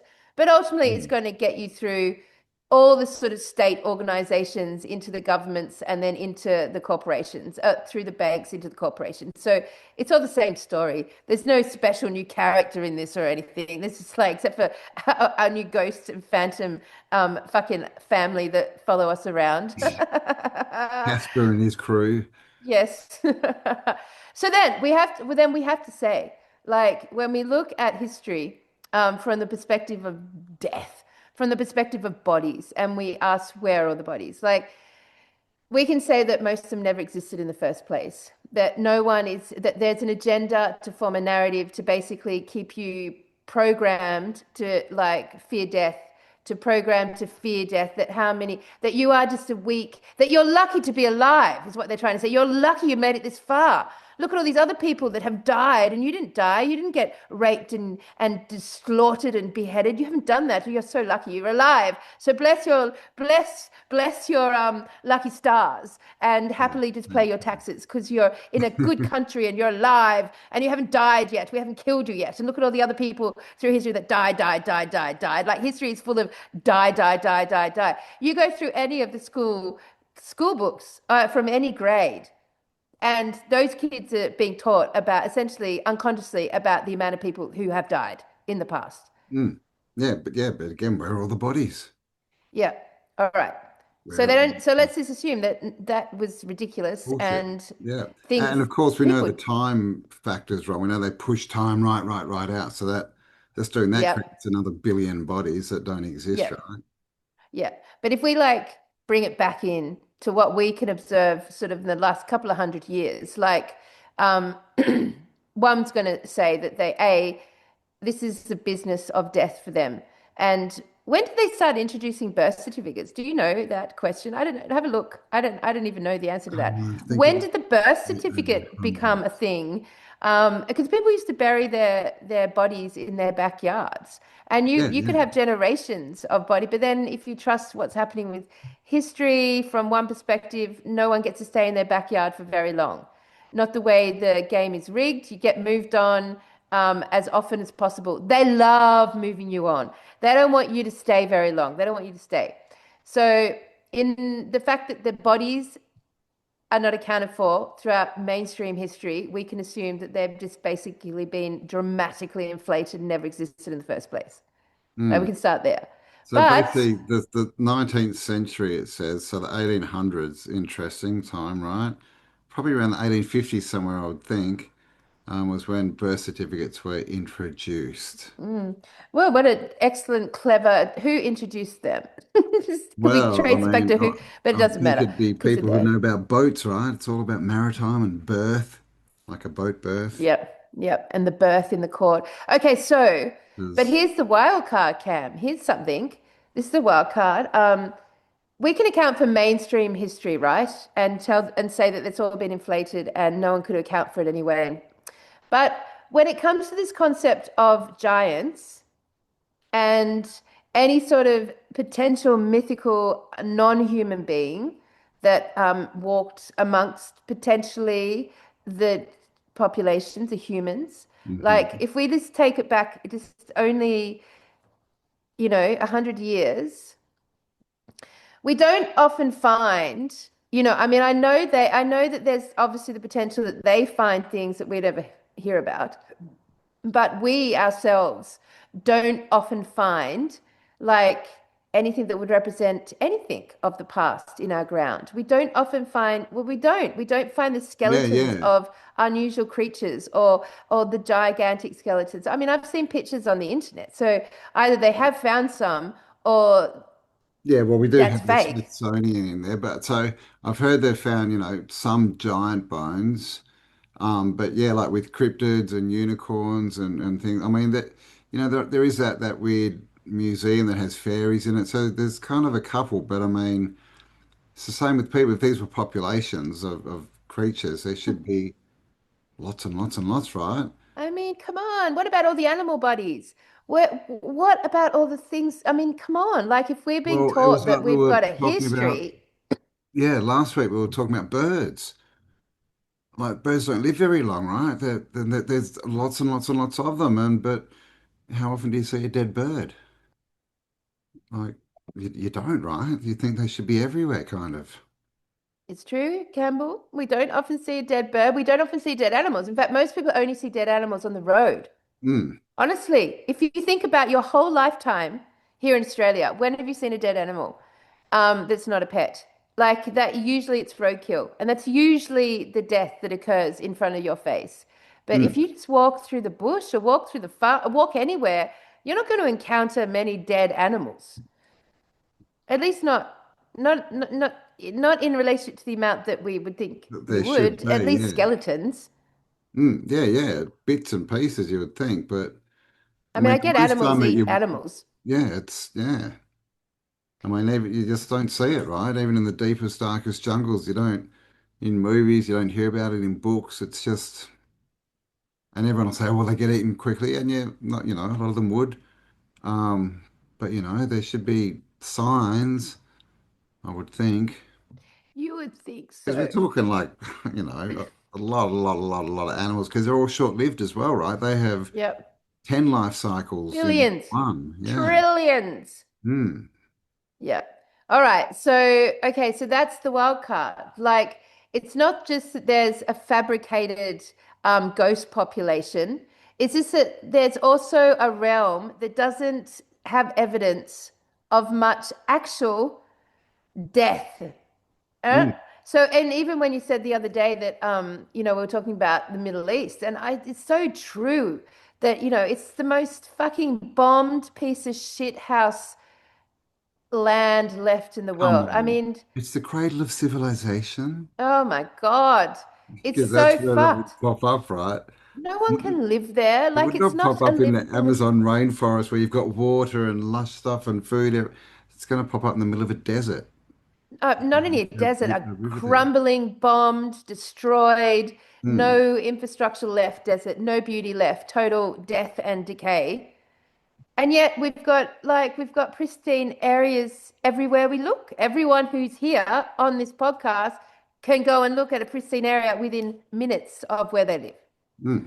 Yeah, yeah. So I mean, I've wanted that my whole life. Like, why would civilization pop up in, bloody Sumeria, right? Because there's magical rivers there. And the other one was Egypt, which is exactly the same, right? But it has a Yep. magical river too, right? It used to flood and bring them It's food. true. It is the magical river. The Magical most river. magical river I ever saw was the chocolate one in Willy Wonka's chocolate Ah, factory. yes, that I was thought quite that magical. was truly a Yeah, magical river. just don't get But sucked up the thing. yeah, don't do that. But yeah, so basically we've got this wild card of okay, so this whole realm seems not to accommodate the next layer of the dead bodies. It appears that bodies do not stick around. There's plenty of videos on YouTube and Facebook of grave diggers coming out and horrifyingly showing that all the graves are empty, that this concept of caskets are a weird thing, but and the caskets with metal around them are weird, like this idea of coffins, like and coffers again, go back to the Coffins and fucking money. coffers. Yep. Nice. Coffers and coffins, back to the money thing. Like our whole economy, people It's based on dead zombies. I'm just saying, right? Covers the whole language.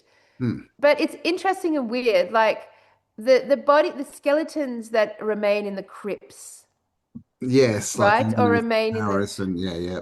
or remain in the tombs, entombed. Yeah, They've gone all to the a lot of churches, fucking effort the to churches that are entomb them. made from bones and nice little sculptures to revere God's creation. I don't know. It's very So there's weird. these, Yes, yeah, millions it's of them, weird. they say. So we've got like they're like a set. They're like a set. But And they go to a lot of effort to like make sure that set remains a set. yeah, and I mean how it's very what's the word? Sacrilegious to to take bones apart and to turn them into bits of art. Oh, it's like saying the J word. And in France, the story is that they dug up all the bodies because the cemeteries got full and they just moved them underground, put them in caves. And as they were doing it, they just sort of made little art installations out of these bones. But then everything we get told about death is, oh, it's all about worship and it's all about respect and all this kind of stuff. When it's like that they're into death. It's akin It's a to being death world. anti-Semitic.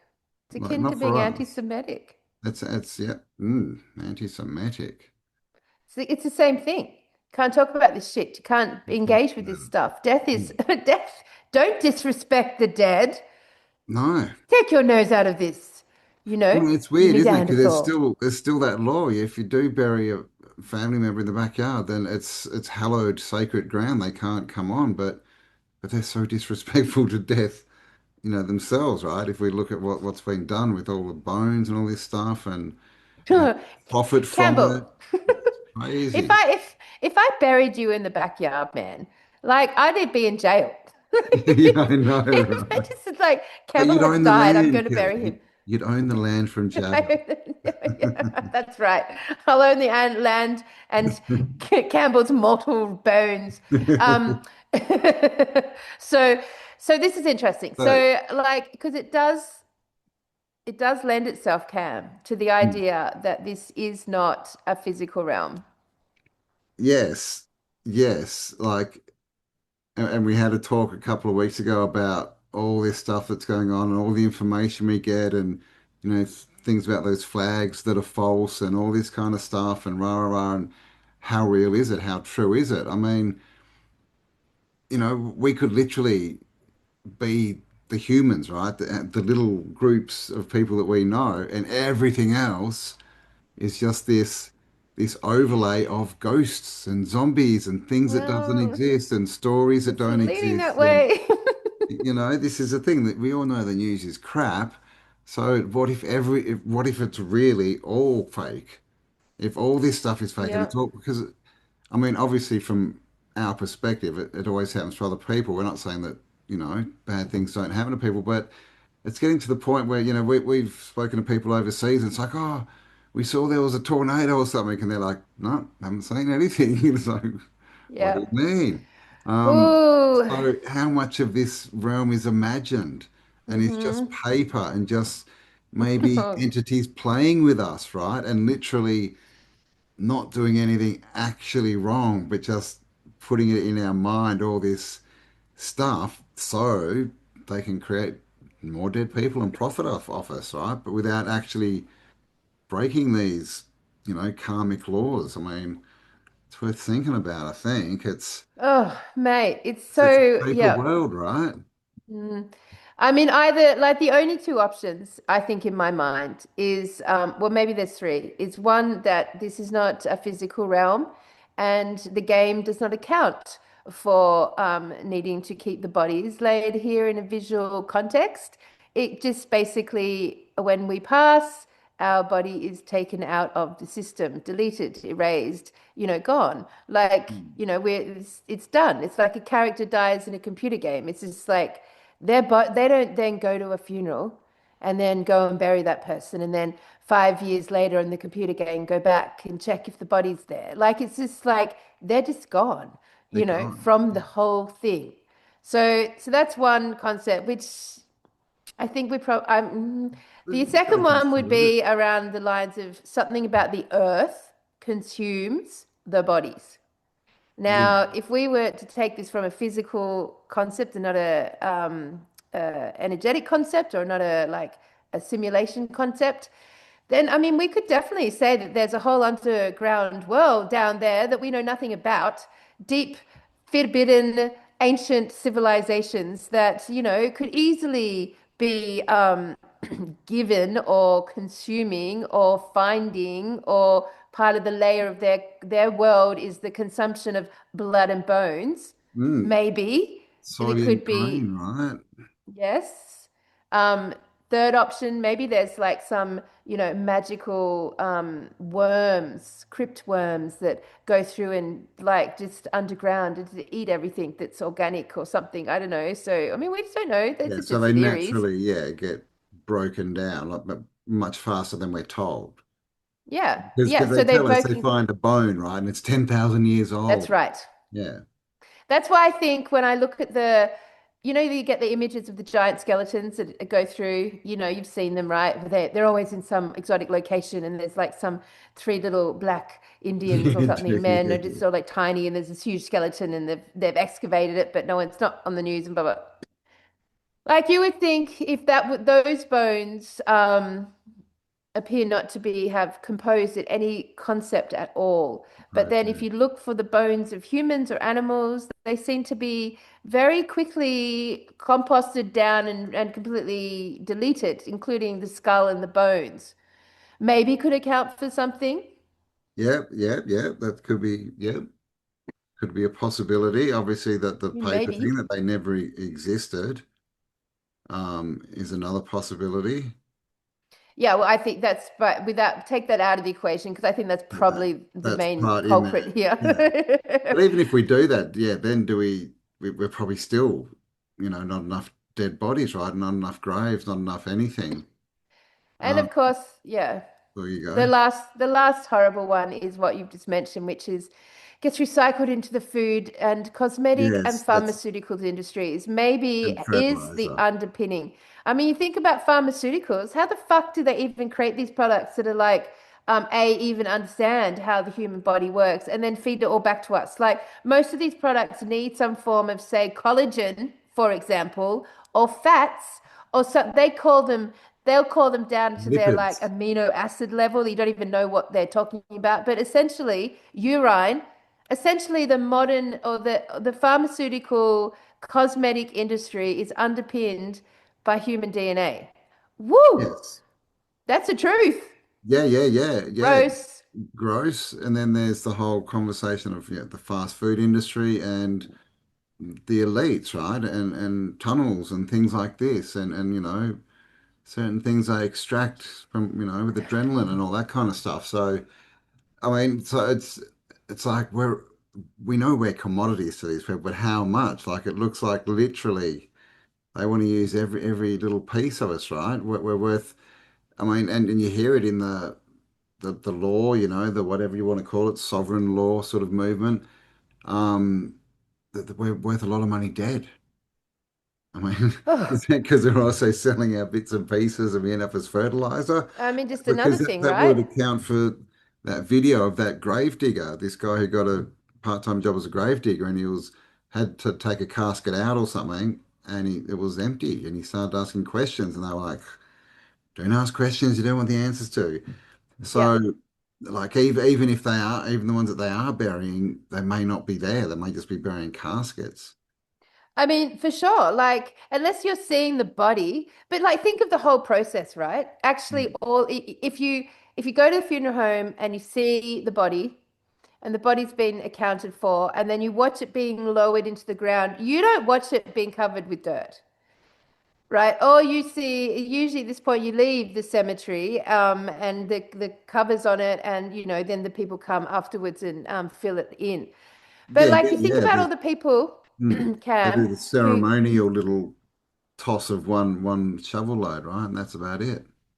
And to think of all the people that get cremated, which I think is a bald practice, by the way. I would never fucking do that. And I hope that Campbell will bury me in a hole in the backyard and go to jail versus burning my fucking bones, man. I think, like, imagine with the cremation That industry, offering. yes, Mm. you can watch. I know with my grandmother, I think we watched her body, well, we watched something, was it my grandmother, go into this big thing, and then that was it. So, I mean, if 80% of the world are in cremation now, basically once you hand the body in for cremation, that's it. You just get the ashes at the end. No one sees what happens to the fucking bodies, man. Like no one sees it.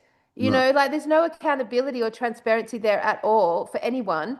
So, hello. I mean, as gross as it is, people like, McDonald's could certainly be buying all of those bodies. I mean, gosh, our world's weird.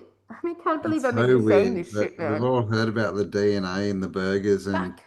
there's more than one story out about that, and then the whole, where are all the cows and chickens conversation, right? Not just humans, but like, I saw a video earlier, and he was saying, I think consumed worldwide 1 billion chickens a day. Yeah. He's like, where's all the Yeah. chickens? Because that's a Yeah. lot, right? If they're living to 6 months, then that's like a lot, like 160 billion chickens or something a year or Yeah. Yeah. more. Like, I where are the ran that chicken question. farms? I ran that question through chat.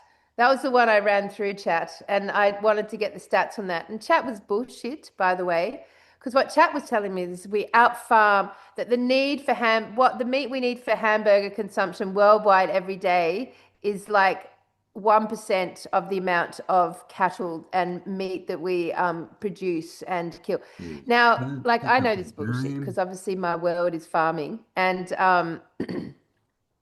I'm telling you now, go back to your eyes. Go and look with your own eyes just go around Australia. Go and take 2 years to go around Australia or any other country in the world, and you're going to note something really unusual. There are hardly any farms. You're going to note that there are farms, of course. We have rural bands everywhere, but to the extent of the amount of food you would need to tend to just 1 billion chickens. I'm talking about livestock here, but just the chicken span. Mm. Like it's crazy. You couldn't build the industrial scale, even if you were doing it all within factories. You still couldn't build the industrial scale. You could not build the land. For cows, for example, one cow every 5 acres is what's considered to be regenerative, at least. One cow In every five Australia, acres, not in the right? Netherlands. But then even if you go to the worst case scenario of those feedlots, like horrible feedlots, like have any of you ever passed a feedlot? I mean, have you actually physically just happened to be driving past one? Like it's really freaking rare. Like, yes, they exist, of course, but to the Hmm. capacity, where is this some magical continent where we're breeding and slaughtering animals that we don't know about? Because they're just, using your own eyes. They don't Like, exist. yeah, Not yeah. at that capacity. Abattoirs, you see them, around, or they're around, but yeah, they're not on every corner, right? Like, Not at and all. they should be going 24/7, and they should be everywhere. Everywhere. Right. Everywhere. And To that's just accommodate. slaughtering. That's only half the process, right? So it's I mean, animals take up space. A cow will take up space. If you want to get a cow from then a baby to an yeah, edible product at the end, that's a journey that takes up a lot of space and a lot of food. a So lot of even if we time, don't right? What's that? all Like the two, time, 3 years or something? and To, even if we don't account camp for like the amount of cows that the space that an amount of cows would require to fit these statistics, like then you've got to say, okay, well they're all fucking in some horrible dark feedlots away from the public eye that we can't see. Well, even to do that, you would need to be producing food for those animals if they're in feedlots yeah. that far outweigh the sustainability of any way of doing it naturally Well, at all. that's the other thing, right? I mean, it's one thing to have a cow wandering around nibbling on grass, but we know like it's now a thing, right? Like it's expensive, like grass-fed cow. So most of them I that they're know. telling us at least that they're growing the food for them, they're grain fed. So Grass-fed they need all cows. these farms to feed the cows. And if they're all being done inside, there'd be industrial sheds everywhere, man. Yeah. Like you Yeah, you would can't just hide see, that you'd shit be in in an cities. aeroplane, you'd just be seeing them everywhere. Yeah. Mm. Yeah, and really, they would have the land for it. Because as you travel on an airplane, you will see a lot of empty land in every continent. They would have, but you don't see anything. It's just empty land. Mm. It's just like I often, when I'm flying, Cam, I often think, fuck, man. Like, no one lives down there. You can't live, like, what are these regions? Like, if you were to actually do this in a car, like, what landscape would you be going over? This is like being colored in some simulated way, just to be like, so it's a sort of brown sort of down there colored in, but like nothing's actually there. I Yeah, mean, how yeah. much do you see that when you're flying? So Oh, much. yeah, all the time. I always wonder when I'm flying and I'm staring out the window and you just sort of see this. Ooh, Yeah. could be a movie, man, I mean, playing wouldn't on that be the that would be head fuck. window. Oh Like my I'm God. just like, am I actually Ah. going anywhere, or am I just sitting still in a plane and they're running around outside me changing the set? And when they Oh my God. leave Can you me off, I'll imagine? be in Amsterdam set. Like Wow, that's what that it would looks be head like. fuck. Well, I mean, conceptually, that's entirely viable concept. Well, if You know, everything's energy and it's all projected, then that makes it very viable, right? you just go into like this Everyone gets tube in, they just thing go ping, and it changes the outside, and they just say, "Oh, we'll just leave them in there for 30 hours just to make it seem real." just to charge them more, Yeah, basically. yeah, yeah, to charge them more money. Because I mean, Man, we know there's not enough fuel in the planes to go where they say they're going. I mean, but wouldn't that be fun? I mean, I often think that, like, what if we're just like almost like on one of those boards, like you walk and you can move in that, but you actually never go anywhere. It's just everything around you is changing. oh, well, that's a fucking, we could talk about that It's a because whole nother that's just story, like yes. a virtual It is. realm. I mean, Virtual yep, realm, right? yep, Holodeck. yep, absolutely. Yep. Oh, damn. All It's a right, crazy well, one. shit. Okay, so basically we've got an economy that's founded on zombies. We've got the absence of bodies because they're inflated numbers, but also maybe because the simulation, if it is that, doesn't bother Or they're filling it being in and leaving it there, just repurposed. repurposes, deletes, erase from the reality. Or we've got some organic process happening that's eating through the bodies way past what we've ever been taught. And I Right. guess when you look at the scripts, and sorry, when you look in these old 1800 graves, or we look in the ones under the cathedrals or whatever, and you open them and you see a skeleton, so then everyone, and which we've all seen in actually in our tourism programming, where we've gone and programmed ourselves with The tourism, best ones are we've when it's a all seen, skeleton, but it's still got some clothes on. It's like yeah, everything, the whole body's rotted, but the clothes yeah, didn't. yeah, and Yeah, it's covered in cobwebs, yeah, dust cobwebs. Yeah, yeah. in an enclosed space. But either way, it's like there it is, and you get this idea in your head that all graves have the bodies in. They don't really have to, they just have to show the set a few times, enough times that we would like, accept that that's the case. It's not like we can or would check, right? Even if Yeah, we you would want never to, check, right? there's so much strong programming around it that you would, you would never desecrate a grave, right? Well, you'd be in jail. That Yeah, would be, it's apart probably from that, treason. treason, yes. Either that or you'd be invited into some secret society club. I mean, look, the only way we got to know a few of these things is if we actually just go and find an old grave and dig it up. Like, that would be one way to actually know if skeletons are in there and if they've not been composted down and they're still there and they've remained there. If Mm. I die soon, Cam, I give you permission to wait a while and then go dig me up and find out for certain, Oh, like thanks, mate. what happens to the body. Do I just suddenly disappear and you're just like, holy shit, she's not there? Or does something eat me and it's gone? I don't know. Either way, like give you permission to explore that concept. It'd be interesting to know. And the thing with the population, going back to the Mm. population stats and the inflation, really, I think, I'd be very curious, everyone who's watching this, if you just like go at night, say like, 8 o'clock at night and just drive through your neighborhood, wherever you are in the world, just drive through your neighborhood and just see how many lights are on. Lights are on. Just go and fucking see how many lights are on in your neighborhood. Like, we Mm. might be surprised. Yeah, yeah, We especially if you're might in a literally city, be right? surprised. In like in a city, check out like apartment buildings, right? How many lights are on? Or are the lights on and nobody's home? But this is the thing, everything's perceived, right? Yep. Like we don't have like first-hand evidence for much. right? It's all this Oh, secondhand evidence, this, oh, Campbell, it's you know, depressing. these boundary proofs. So we just don't know, but we've got a lot of belief We systems on this don't is know what it is. nothing. But that's all goes back to programming. So how much of this is real and how much of it is programmed and how much of it is real, right? Like really, like of all the stuff we're fed, because when you get out away from technology and all this kind of stuff and out into nature, even just for a week, like it's a completely different reality, isn't it? It's just completely different. It is. Yeah, Like it's different. But it's not, it's different. different, but the more I'm the more I'm sort of it's different, but it still feels fluid to me. Like it still feels like it's hard to mentally understand this concept of holographic simulation, electrical landscapes, frequency-based reality versus when you're in nature or you're traveling, it feels so physical. And it's just, yeah, I mean, we've got two paradoxical concepts going on because we Yeah. can't find much evidence for life, because we can't find much evidence for death.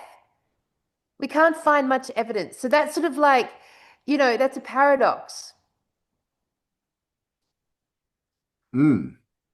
Yeah, yeah, yeah.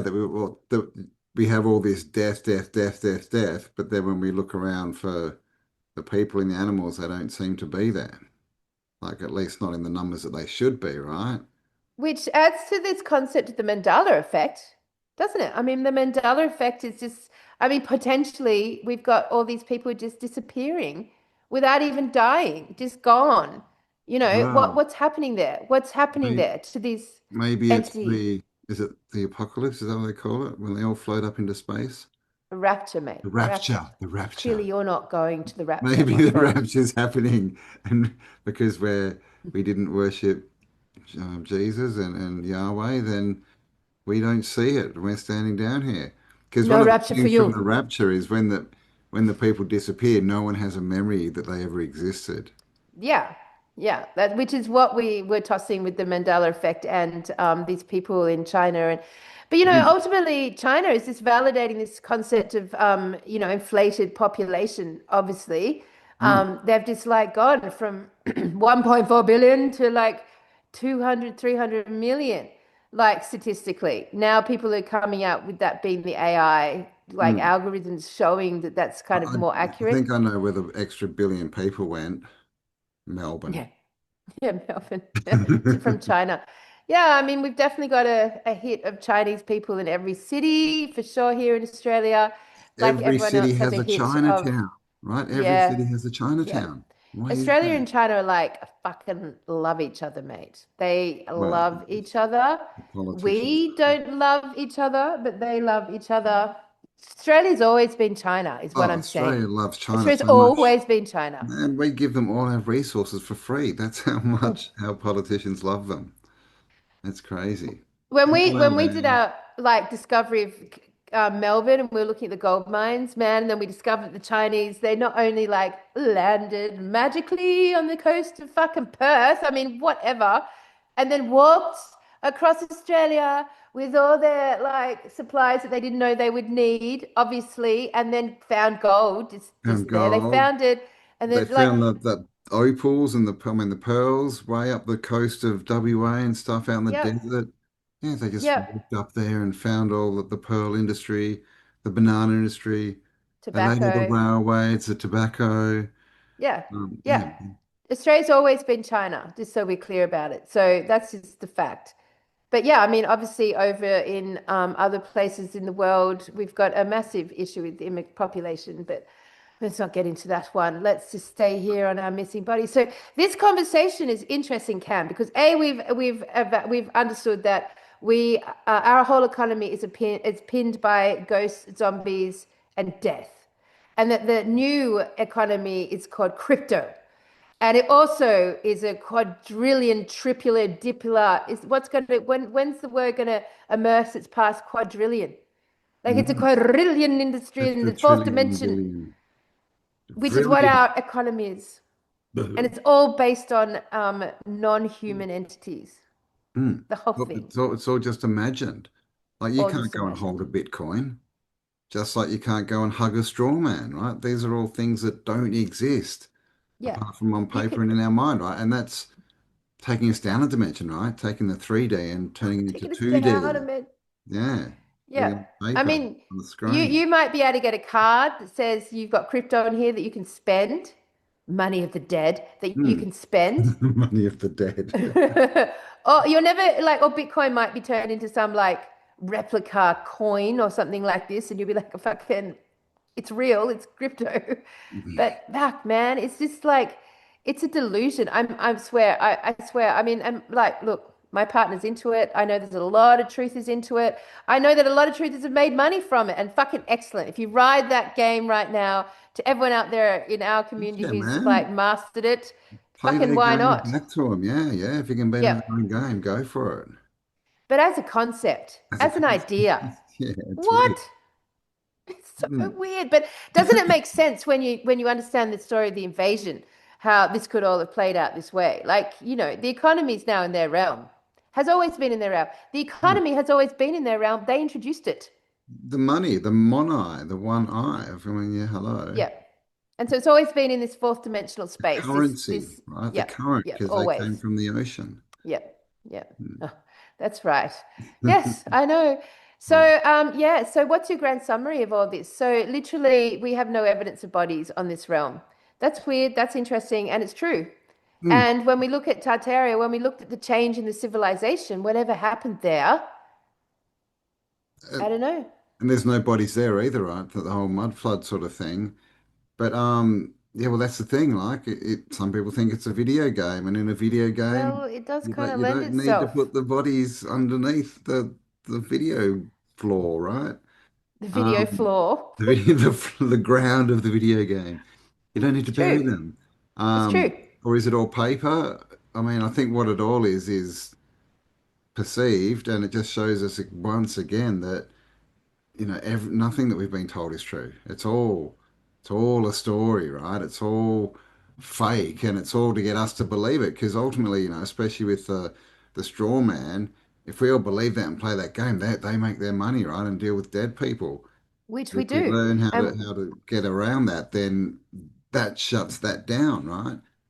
It's just like the online world and all the bots and stuff. It only works because we participate, right? So all of this, it's all illusion, but it really only works if we participate in it. When you think about it, yeah, I know. Yes. Yes, it's very hard not to though. Like that's well, like it's a very truth hard not to. statement. I We agree. have I no agree. option. We're entwined from birth, Campbell. Yeah, we've been They made born zombies into out it. of us, my friend. Zombies. Yeah, I know, right? We are the zombie apocalypse. It's us. So, I mean, at the end of the day, like you can see, in all the magical fantasy, in all that sort of that genre, when people die, their spirit, their soul leaves, which is what happens to us. Our souls leave. We're gone. We're out of there. They've, well, I mean, if you believe it, they've tested the bodies when souls leave, they get lighter by seven. Is it 27 grams? It gets lighter. 27, And is it? Yeah, yeah. no, I can't quite 21. remember what 21 grams it is. grams. 21. There's a book, I Yeah, think. there's a movie probably. There's a movie probably. There's Hmm. programming around that. So yeah, 21 grams lighter, if it's true or not. And then the body's just like into dust, 25, don't 21 they? grams heavier. Oh, 21 grams, yeah, with the soul in Yeah, it. Then when because the soul leaves, it gets no, when so the then the soul body's leaves, the body gets heavier. oh really? Yeah, because the soul's light. Oh, that's much nicer. That's way more poetic as a concept. Yes. All right. So yes, better, Campbell. Thanks for clearing that up. Point is that there's a measurement that they have decided That that something there's happens. proof Yeah. that something happens. And then in the retelling of the fantasy stories, they just like the body then without the light in it, it just turns to dust. Yeah, Ashes yeah, to dust. It's just to yeah. dust. To dust. To Ashes to dust. And ashes.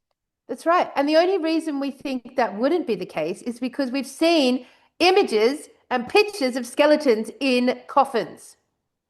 Mm. Yeah. Yeah, And no one ever re-digs up the dead.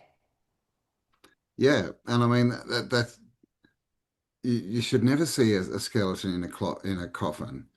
Like the wood would decompose before the flesh. I don't, Oh, it's You the know what I weirdest mean? The wood idea. would need to decompose for the Yeah, flesh to be able to decompose and it's leave really that weird. enclosed Yes. space, right? Yes, it's very odd. That's very odd. Yeah. Yeah, I mean, it's the whole concept. That's why I'm saying maybe there's something else going on because the whole concept of putting an organic biological body into an enclosed space and burying it doesn't preserve the body. It just makes the decaying process so much longer. Yeah. Like Remember the that? skeletons decay, so something they decay because you don't see flesh on them. Mm, So remember something that movie, organic. A Cabin in the Woods? And No, when he went into the coffin, it was I like would never this watch a horror movie movie. like with the title like that. Go Yes, on. it's a horror thing, but he gets into this Pause. coffin and then it just goes under the ground and he gets popped up in this underground realm with all these beasties. Oh, well, yes, you see, that's what I'm saying. There could be something else going on there, Mm, like with a layer. I yeah. mean, I believe in that real civilization and I mean, I definitely, if we're living, even if it's a simulation, I still think there's an underground to this. Mm, And I think there's a lot of evidence that we could kind of look at from that perspective. So something else might be going on with the burial process and the body process. yeah, the But it is an coffin odd could be thing. gift wrapping, right? The He's, coffin could he be, gift well, the wrapping coffin. is, It keeps it clean, I guess. I guess it moves it down and up. But and at it's the a end of the billion-dollar day, industry. I mean, putting an organic body into a box that's either wood or lead or even fucking Metal. uh, yeah, metal Oh, definitely. like stone or Yeah, marble. like stone or marble. Marble, that's what I was thinking of. Yeah, like that's going to cause a really weird impact on the body. And you never see people, any pictures of them looking at bodies after, 10 years in this capacity. They're all Because there's weird and nothing can kooky. get in to eat the body. All that can Mm, happen is the parasites that are already in your body could eat you from the inside out. But like, I mean, the worms can't get to you. no. Nothing can get to you if you're entombed. Mm, yeah, yeah, I know, right? It's a weird thing. It's a weird thing. So, yeah, I mean, yeah, that's it. There's not enough bodies. There's not enough people. So leave us your comments, guys. What do you think? Is it all on paper? Like, is there something going on? Are we eating each other? Is it soy and green? Is it just all a grand illusion? Right? Maybe it's all of the above. Is it all of the Maybe it's all of the above. There's an inflation of the death and birth rates by billions. There is zombie versions of ourselves by billions. There's a massive economy underpinned by the death market, and its extension is the crypto market. Um, that's happening. Potentially, there is a more nefarious side to the food chain when it comes to the consumption. And I food? mean, I would say the pharmaceutical, the medical, the cosmetic, and the food chain combined would account for a lot of the use of bodies. Yeah, yeah, well, yeah. I mean, how's that The Sandra hospitals, Bullock interview? And she's like, "Oh, I'm rubbing I think it was the blood, basically something like makeup made from foreskins, yeah, children's foreskin. She was rubbing on her yeah. face. Yeah.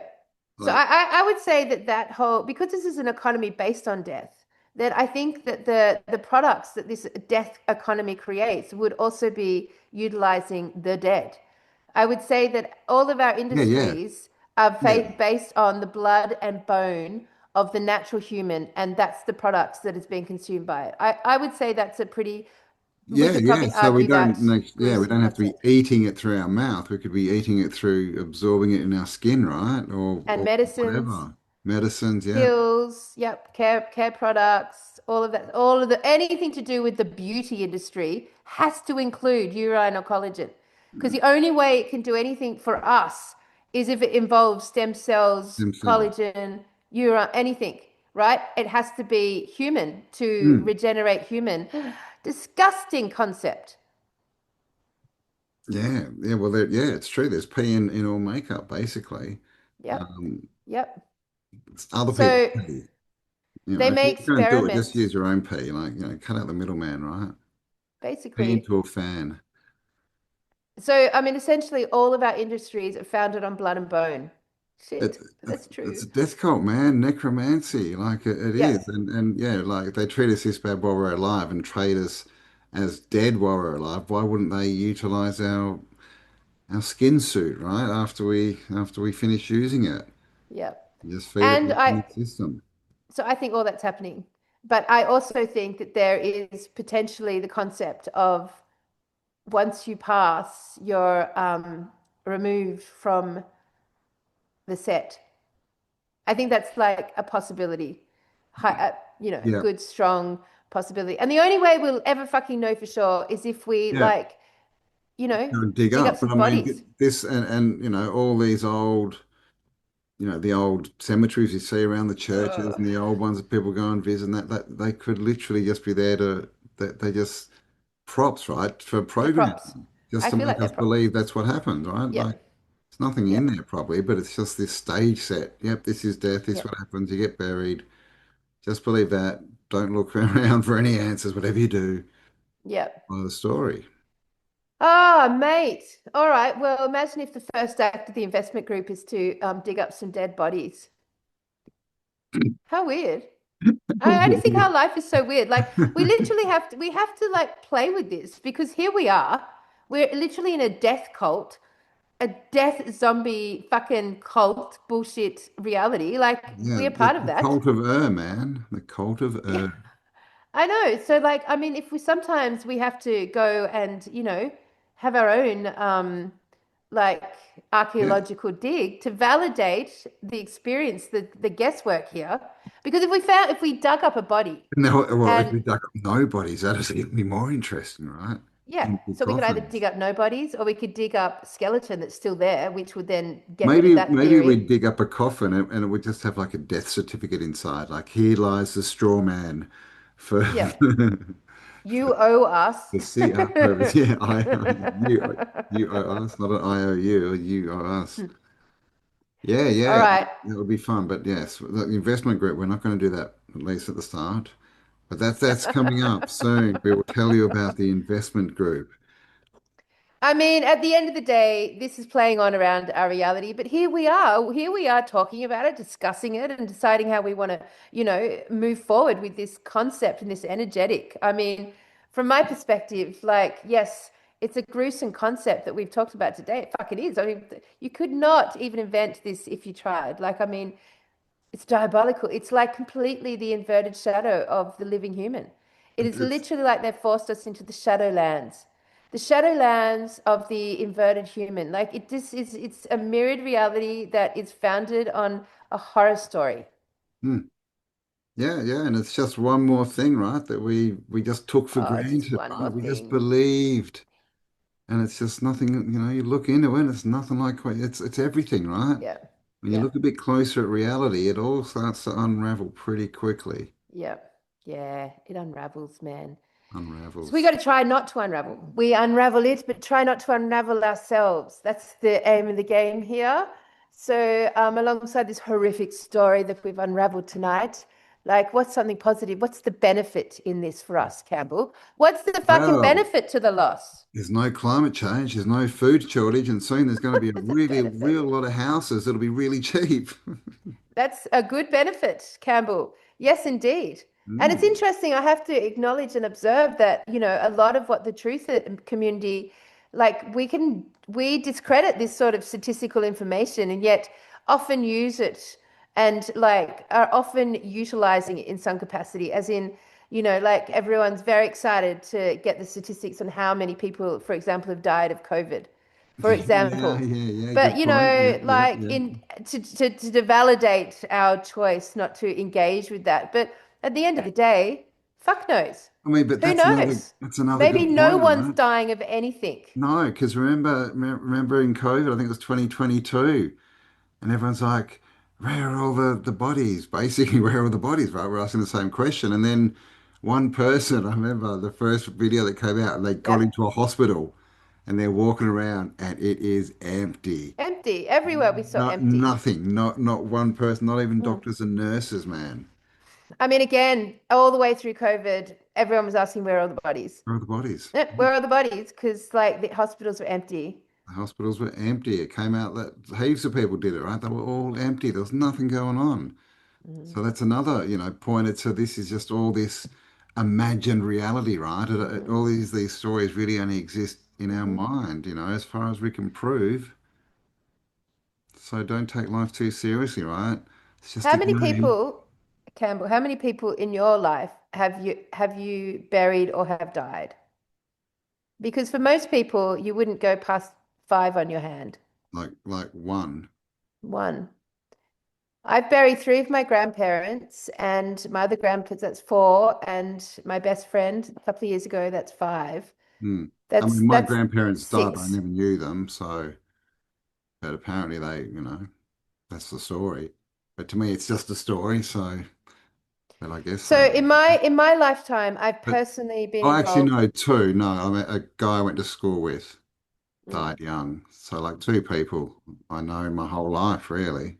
yep. And I bet you it's a similar story for everyone here tonight, that they've, if the true amount of bodies or death that they've interacted with this lifetime would be pretty small. Well, I mean, it's a good point, right? Before these millions and millions and millions of people dying every year, you'd think that at age 50, you'd have at least probably 50 people, right, that you knew. Yep. You'd think it'd be Yeah. quite a list.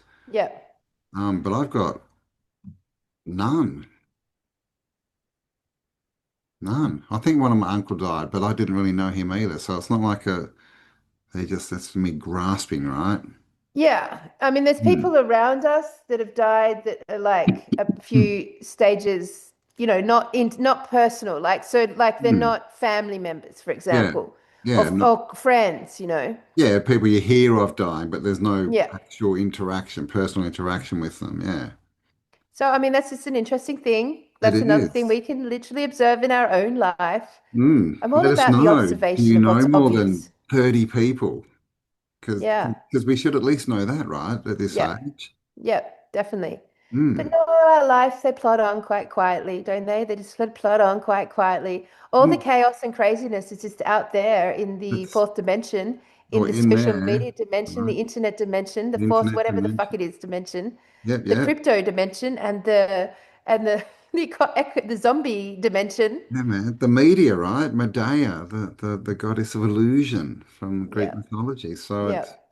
I But think for the that's what most it is, part, right? Cam, our lives just plod along Yeah. quite quietly and slowly, and they plod along.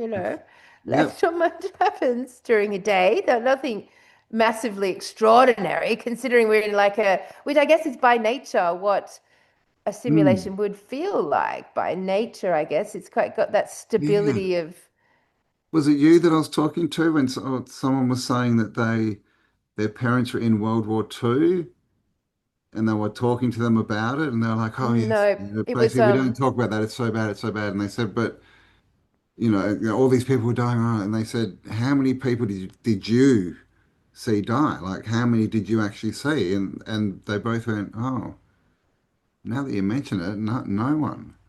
But it was on the telly. We saw it on the yep, news. yep, yep. And this is the thing with memories like that. After a while, you can actually think that you did see them. That's how memories work. That's how memories I work. mean, Yeah, memories are bullshit. I don't want to get in that topic. That's all in the show. that's I don't another want to talk side about one. memories. But Yes. yes, yep. So Um, but I will yes. say, Cam, I just want to say what's on my mind because I just thought about it. I would just like to publicly thank every single person who helped us and volunteered to help us this weekend. We had some stellar human beings. Helen, Edwina, Paula, Asta, Seal, like all of you who came through, Nadesh, who actually like got in there, and we did the biggest space clearing in our history. It was fucking epic. We've hired an official Ghostbuster because look, we Yes. fucking need one. Look how many Yes. ghosts we're dealing with right now. It's Man, that true. space was cleared. There was drums, there was smoke, there was fucking warrior women walking around, shamans everywhere. It was fucking excellent. It And we're was. going to do that every time this time because yeah, I mean, we live in a ghost world, guys, a ghost world. Yeah, man. That's yeah. Beware of things that go bump in the night, right? But yes, thank you Very, to a everyone very, who helped out yeah, the thanks weekend. everyone. Yeah. Love you. Um, our ghosts on planet Earth are very wealthy. We have a lot of wealthy ghosts, Campbell. Yes, maybe They're, we they're should quite. become ghost hunters and hunt down our own ghosts and rob the Do you think, buggers. do you think if this was like a weird simulation, like our ghosts that we've created individually, they could be living full existences and we could be one of their ghosts? I mean, if it's all just a delusion of economy and paperwork and names but names are spells, so they bind us, and so it's just interesting. Just a thought, just a thought. It is, it is. Let us know your thoughts, guys, down below. What do you think's going on? Do you have any other information to add to the conversation?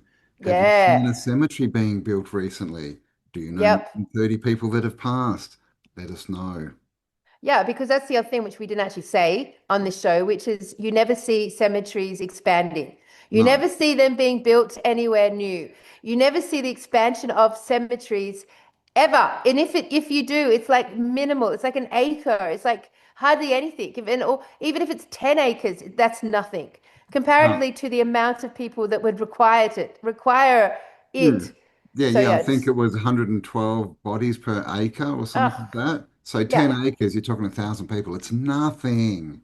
You would need hundreds of thousands of acres to even get close to, and that's How every, many people do you think you know oh, in that's a in good your whole question. life? In my whole You life. guys ever ask yourselves that? How many people do you think you know in your whole friggin' life? I mean, as More far than as a know, hundred? obviously there's people that you meet, but you don't know them, right? But as far Yeah, as you gotta have some met them. You kind of gotta have met them. relationship, Mm-hmm. I mean, it can't be that more than 100. When you think about it, can it? No. Really? It's another interesting question, right? This is the thing. We have this perception of there's people everywhere, and but all we know is our experience, right? So how many have we interacted with? How many do Yep. we know that have passed? Like Yep. these are good questions. So let us know. I Yeah, want because answers. if we take on board the idea that reality is happening from within us, it's happening from our brains, our minds, being projected out. If we take that on board, I don't know, maybe I know 100 people. Maybe slightly more. I mean, I've traveled far, but if I know, not this Yeah, random people that pass me on the bus, yeah, yeah. That know. But I probably that would be probably pushing it if I really think about it, and like Hmm. if we really sit down and think about it and had to write down the names of every single person we know. Like I wonder, a curious exercise, how many, I wonder if we'd all kind of average around the same number. I'm Yeah, very yeah. interested. I'm going to do it. And then the whole 6 degrees of separation. Like, how does that Yep. work with 8 billion people?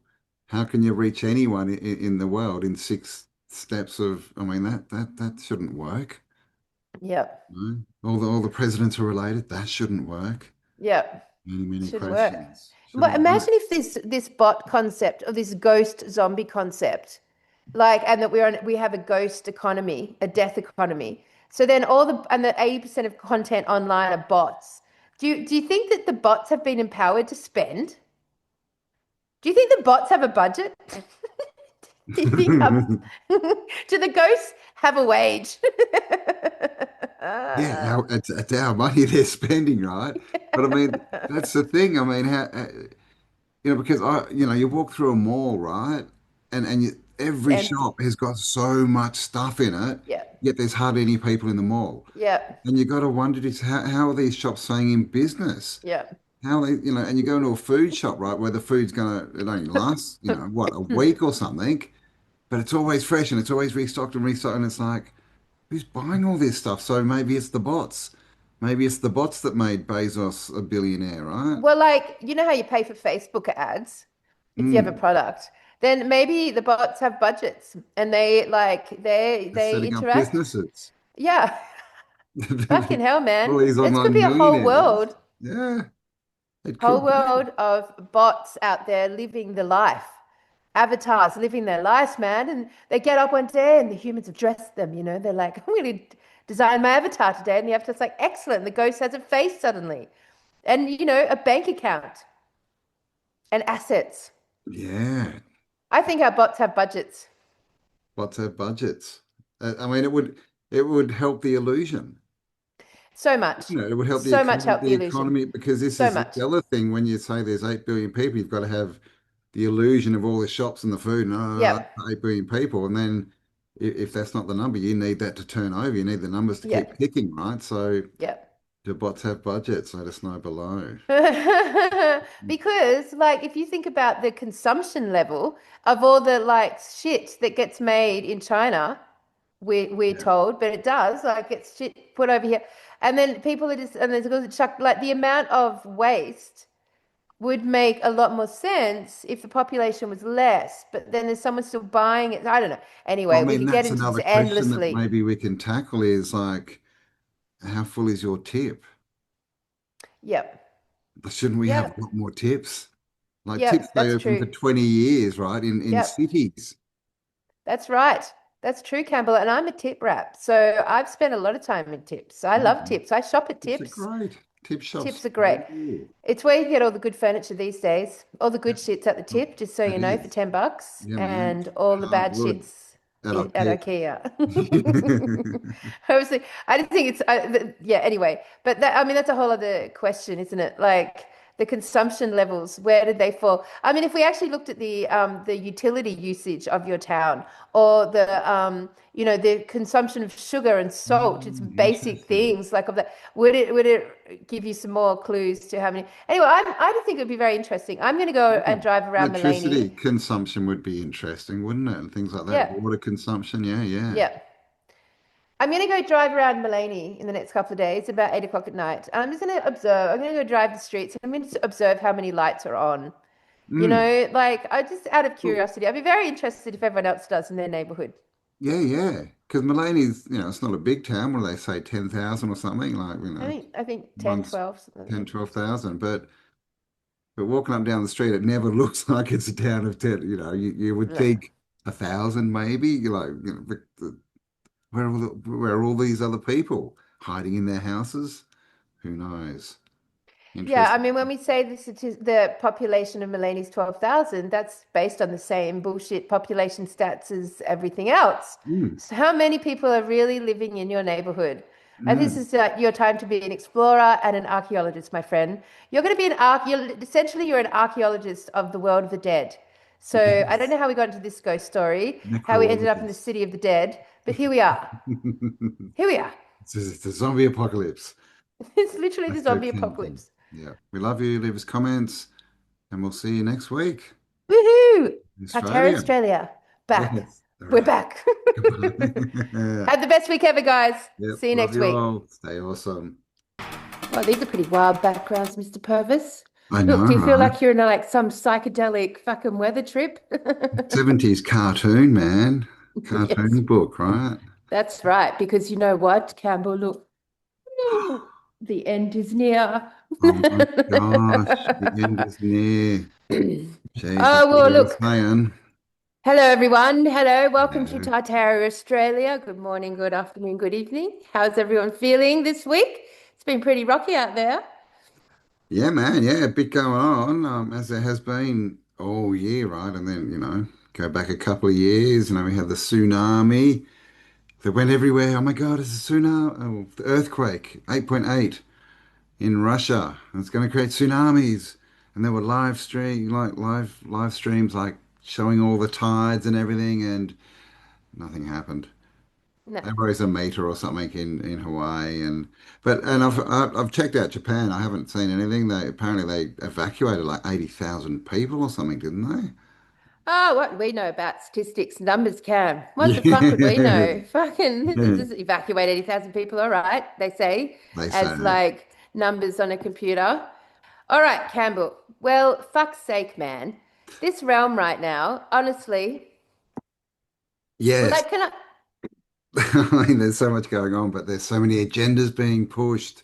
Look here, look there, look everywhere, but don't look inside. Let us distract you.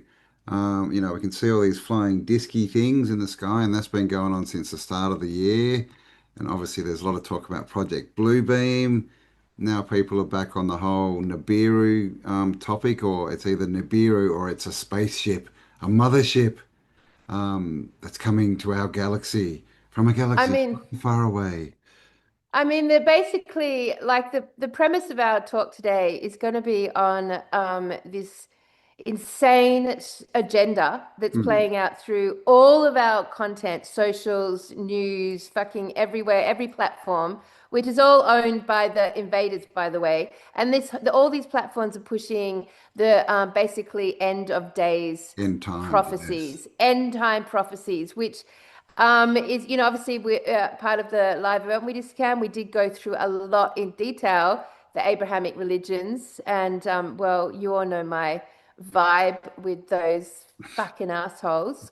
But I want to talk about how, we're being basically programmed Manipulated. Yeah. and have been programmed since, say, television started, since the radio started, since the newspaper started. Basically, from the days of sci-fi, the early sci-fi books and agendas that came out in the 50s and 40s, Yeah. have been bringing us to this moment in time. Would you not agree? Yeah, totally, totally. Yeah. And, it all kind of burst out in the 50s, the sci-fi stuff. And then before we knew it, man was apparently walking on the moon and driving around in tinfoil buggies and stuff. And then it just kept going, we got into the whole Star Wars thing, to Space Odyssey, and, we got the AI started getting introduced, onto Terminator and Matrix, and basically running it, showing us the script that they want to play out, right? Putting it in our subconscious so it becomes familiar, and then it becomes, acceptable, right? And then Yeah. it becomes, well, this is just the way it's meant to be, because Yep. we believe it. And, I think we've all kind of worked out that these elites, these people who are in control at the moment, they're not us, right? That they seem very familiar when you read stories like, about the Anunnaki and the fallen angels and all these things, Whatever they are. whatever they are, a different Because all we consciousness. really have is Yeah. like some like coloring in pictures. Yeah, yeah, well, basically, yeah, that's it. But yeah, that they seem to be running on prophecy, right? Basically, biblical prophecy. They're They trying fucking love to it. play it out at the moment, with all this, all the weather stuff going on and the space stuff going on and blah Yeah. blah blah. And they just, yeah, end times, end times, end times, right? End times. We're in the end times, End everyone. times. We made A it. lot, a lot. We made it. That's right. Fucking made it to the end times. Woo! And like it's like, yes, there's all that sort of science fiction and that sort of like space alien stuff. But alongside that, certainly in the last 10 years, have been all the weather, the end of days weather movies, the big waves, the big earthquakes, the big volcanoes, the Yeah. apocalyptic doomsday, the post doomsday when everyone's walking around dealing with zombies and fighting each other to survive, and there's one man's left, or one man and one child as they walk their way through this endless path of Mm. fucking ash that's covering their faces from the reactors that have all gone. You know the story, right? Because we've seen it over and over and over again, right? It's always the same story. I remember in the 80s, it was nuclear war, right? Yep. Like they showed us those weird ass movies, and I had to read this book called Z for Zachariah, which Me too. That you was read part of the that? school. How Yes, dystopian was sure that? He's did. just walking through this Yep. wasteland and everything's Yep. destroyed and stuff. And, That's and so right. they've been constantly programming us with this Yep. doomsday thing, like that we're heading towards a barren, desolate, destroyed Earth rather than an amazing, interactive Earth that we've created. And this is Have what you they're trying, noticed? man. Have you noticed, Cam, that like prophecy is never in our fucking favor? Have you noticed this? Like Yeah, all of the right. prophecies that ever come out across the world forever and never, ever in our favor. They're No. always shit. They're Yeah. always fucking shit. And the only one that people are going to argue is in our favor is that Jesus Christ is going to return and bring on 1,000 years of peace. And it's just like, is he? Is he? Because he certainly is part of the religious agenda. He's the flip side. He's the pop star. He's the rock star. He's Jesus Christ superstar. He's the one that makes you feel all good and gooey about it. Mm. But like, Unless you're a it's never in Muslim, our fucking because then you're favor. gonna burn. You're Burn, baby, gonna go. burn. Sure, man. We are gonna burn. So, But yeah, Cam, but there's no prophecy ever that says everyone is going somewhere better. It's always slighted. It's like as long as you believe in my God, then yes, we're going to win, and everyone else will be judged and burned because they're no. evil, because they And it's didn't always the worship the same. right God. Yep. And it's always the same sort of prophecy with always the same steps involved. You Mm. never get a prophecy like, oh, yeah, in 2026, the prophecy is that the world greens up again. Oh, the prophecies of the like we have this like beautiful new mystical creatures appear that look like llamacorns. Like or peace is in or let's say what would be some prophecies that would, be working in our favor? Yeah. Poison is removed from the food chain. Yes, Oh, yes, 2028 yes. prophesized. The people reject the government, so government is reduced to a small That's entity that we right. control, who just do what we need. You Yep. know, everyone, No, the economy gets better for everyone. Poverty is erased. Everyone that's lives in right. harmony. There's nothing, right? No, no, It's no, all no, no, no. doom and gloom and Oh, doomsday and judgment and God's coming down and zapping us for, mate, always. worshipping on the wrong altar. Always. And when you actually compare the three Abrahamic religions where all this mess has come from, they basically all got the same end day prophecies. It's all the Hmm. same. It all ends in like basically massive weather, doomsday events, the false Messiah, then the coming of the real Messiah, and then the judgment of all the beings on this earth, the nasty humans, and Hmm. then we reinstate it into a control grid. And maybe it'll all end up being one world religion. It doesn't matter who fucking gives a shit because basically it is all manipulation. And So it's can I just, already a one world religion, not pretty much, because the it three main is, it religions are absolutely is. all Abrahamic, right? They all Yes, come from the absolutely. same story, the same Hmm. start point. So we've already Agreed. got that pretty much. Agreed. And I Mm. would I would even potentially argue that the ones that aren't Abrahamic are reptilian, but we can talk about that one on another show. Oh, But let me just remind everyone. I want to remind you all, because every time you go onto your socials right now, every time you turn on the television, I don't know if you still have a television to turn on, every time you potentially open actually, I up a do. newspaper, if you're reading the newspaper and not using it to clean your windows, I don't know, whatever. Whenever you go to access content or information, you are overwhelmed right now. Bushfires, floods, earthquakes, volcanoes, ring of fire, Yeah, mud the floods, Patanic plates, the Yellowstone. earthquakes, tsunamis. Yep, yeah, Yellowstones. And they've been pushing that Hmm. one for like a decade or two, but Yep. yeah. And Uh, they want everyone to they want it all linked back to the end of days prophecies. It's all getting linked back, and all the Christians out there are going nuts with this, and all the Muslims, all of them are going really hardcore, associating the weather events with biblical prophecy. So I want to mm, remind us, Campbell. I just want to remind the audience fucking hell, what's been going on in the realm as far as weather has been like playing out for decades, our whole lifetime. So let's just have a little reminder about what's actually happening here that will mm, validate the fact that we are being completely yeah, programmed and yeah, none of man. this is fucking natural. Remember when we used to talk about Harp and Gwen towers? I mean, that was Yeah, decades ago, right? And decades it's just ago. evolved and evolved. Now, this is just a really mainstream little clip, but like I just want everyone to have an updated reminder of what's really happening with our weather, and it's nothing to do with any prophecies, to do with any gods. This is the history of human weather modification. During World War II, too many British Air Force pilots were crashing while trying to land in heavy fog so thick, some crews just Poor ditched their airplane planes in the pilots. sea and Boo-hoo. parachuted out rather than landing blind. You mean murderous? So scientists came Flying up with a plan murderous? to install gasoline pipelines along both sides of the runway and ignite them to create huge rows of flame, which then evaporated suspended fog droplets, allowing the Allied aircraft to locate the airfield and land safely. In 1946, techniques were 46. developed that triggered rain and snowfall in places that wouldn't have gotten any otherwise. This became known as cloud seeding. It works by dispersing dry ice, salt, or silver iodide into clouds. Oh, yeah, just a reminder here, Cam. Just a reminder how long this shit's been going on. Your whole goddamn lifetime. Yeah, We that's don't even World know War what Two. natural weather is anymore, huh? No, that's World War Two, Yeah, 1946. I Like, know. that's Yep, crazy at the end of yep, World War Two. that's right. And this has all been in the public domain for Mhm. decades and decades. But, That's right. people, they just don't tell us. So a lot of people think we're conspiracy theorists. That's right. That's right. I don't think they mentioned Jesus Christ in this video, but let's just see how we go. To alter their microphysical processes.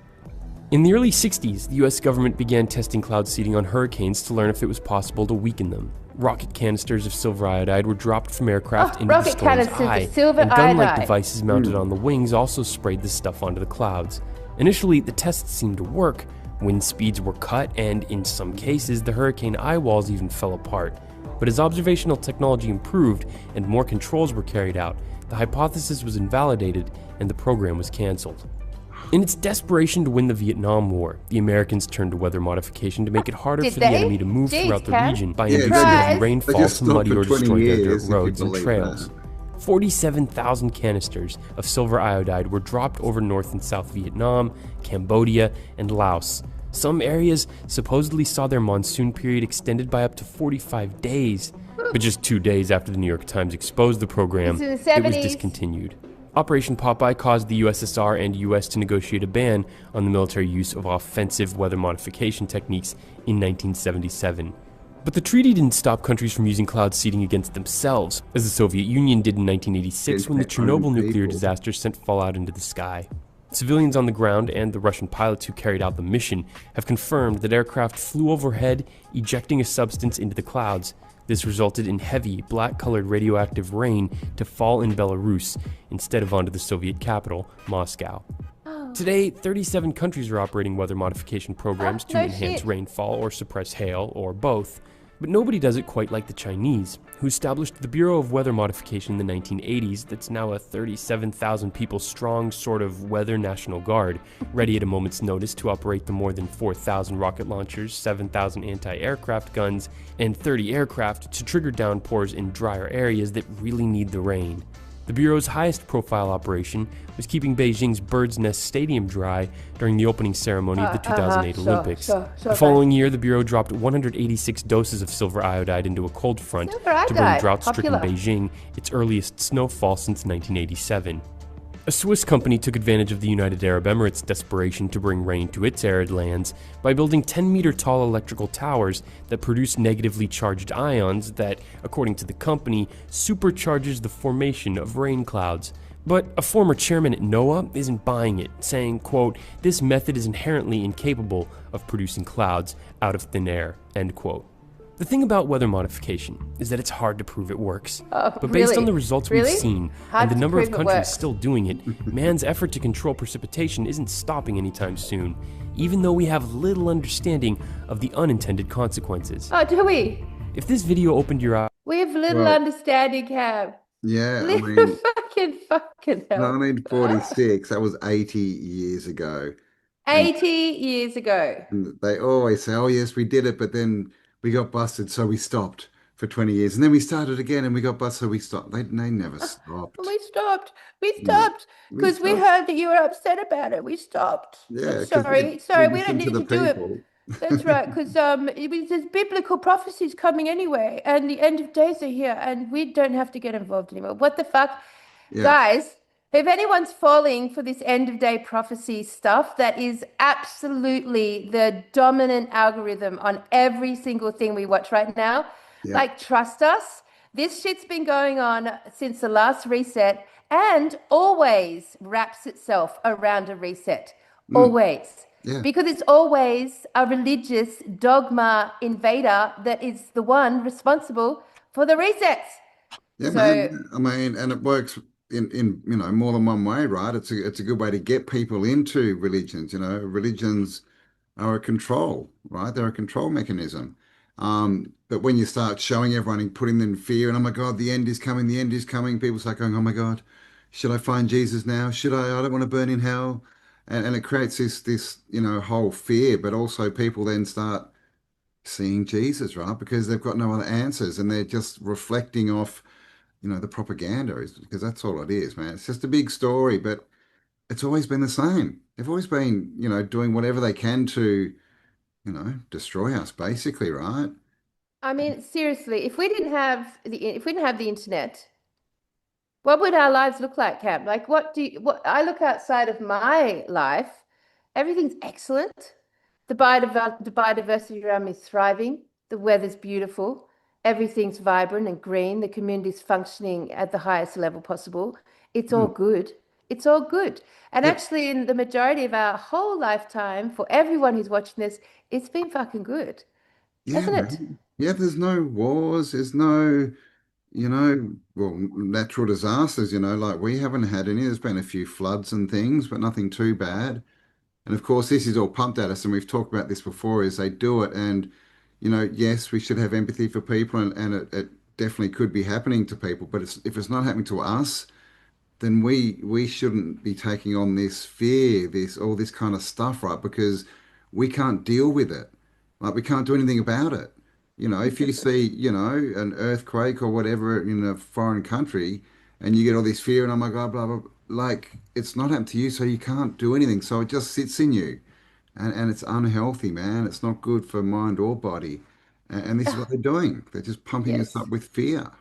Omens, our omens, the omens that we deal with every single day, apparently, the omens that are happening the omens are like engineered. Mm, As most of these omens are coming from weather events, which have been engineered throughout our entire lifetime. Entire lifetime. Entire totally. lifetime. Yeah, yeah. We don't even know the weather. Tesla invented the earthquake machine back in the 30s, and that's been proven to have been used. I even saw a video earlier saying that they were using HARP signals, and that set off the earthquake in Russia. They've got all these ways to do things, Yep. and they're doing it right now. So, this is why we can't believe that they stopped for 20 years when we asked them to. No, they didn't. And then suddenly, oh, yes, we stopped in the 70s. Then suddenly in the 90s, oh, we just built the biggest HARP array ever built. Sorry about that. Didn't we tell you?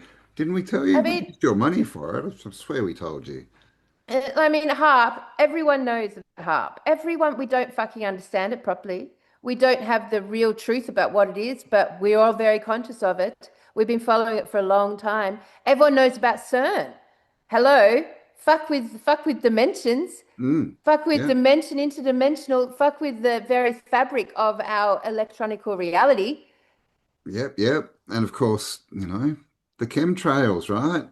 We all see them. I've seen them in every country I've been to, like that. They're everywhere, right? Everywhere, And totally like everywhere. there's even videos out showing the pilots and saying how much they get paid, and they just go out and spray chemicals around, and this is, we're at the point where people are like, oh well, we can't do anything about it. It's just happening, and it's like the fear thing because a lot of people are quite angry about the chemtrails, and every time they see one, they're jumping up and down and yelling and screaming, but you can't do anything about it. So it's all this, outrage that sort of gets bottled up in us. So, this is the agenda, but just, I would say don't take on too much of this fear if you can't do anything about it. Or if it's that bad, Just look for a like solution and do something about it, or right? just see your way through it. Because Mm, at the end of the day, like we are very conscious that the agenda, the invaders, have put an entire false electronic magnetic frequency grid around us through all the G's. All the yeah. G's, man. Isn't it Yeah, yeah, funny? yeah. Like G's, Five G's for Gs. God, 5G, 6G, 5G. 8G, 10G, 1G, 2G, Gs. all the G's, man. Maybe there's G's. more Gs getting here, and that's what they're Yeah, telling so, us. and it's interesting as when they amped up the 5G network during the 2020, that there's so many more people who got touched by the words of God, who had a moment of joy of experiencing the Holy Spirit, had a moment of experiencing, Mm, and when you think to yourself, well, I'm a fucking astute human being. I'm conscious, I'm sovereign, I know what's going on. That stuff would never impact me. And yet, Campbell, and yet I was one of those people that had Trump dreams. Hello, let's go back to the Trump dreams for a second. Huh? yeah, yeah, yeah. Trump We, dreams, yes. yes, have validated enough evidence to show you that across the realm, certainly in the Western worlds where it's relevant, in 2020, people were having very emotional, very detailed dreams about Trump that would all leave them feeling very connected to the fact that Trump was part of their team, they were part of his, they're all working for the betterment of humanity. And we all had these emotional Trump dreams where you'd wake up and you'd be thinking, oh, that was a fucking amazing dream. Oh, God, I love Trump. The seed Like, is and here. you're kind of honored or something. It was like, oh, Yeah. Because that was a part of him. Like that, you're always asked to help, right, or to be a part of the team in yep, some way. So you were yep, in there, absolutely. Uh-huh. and lots of religious leaders had these dreams too, and they came out and they were literally saying the savior's here, Trump's the savior, God's return, and our small hat friends are saying that as well. Yep. And that's it's very end times, right? The Savior's returning, Jesus is returning, really? Yep. Like we never used to hear this in the 70s or 80s, did we? That, oh, in 2025, that's when, Jesus is coming back. Like it's just suddenly popped out of the ether, right? This whole concept. We're suddenly here. It's happening. He's going to Yep. return.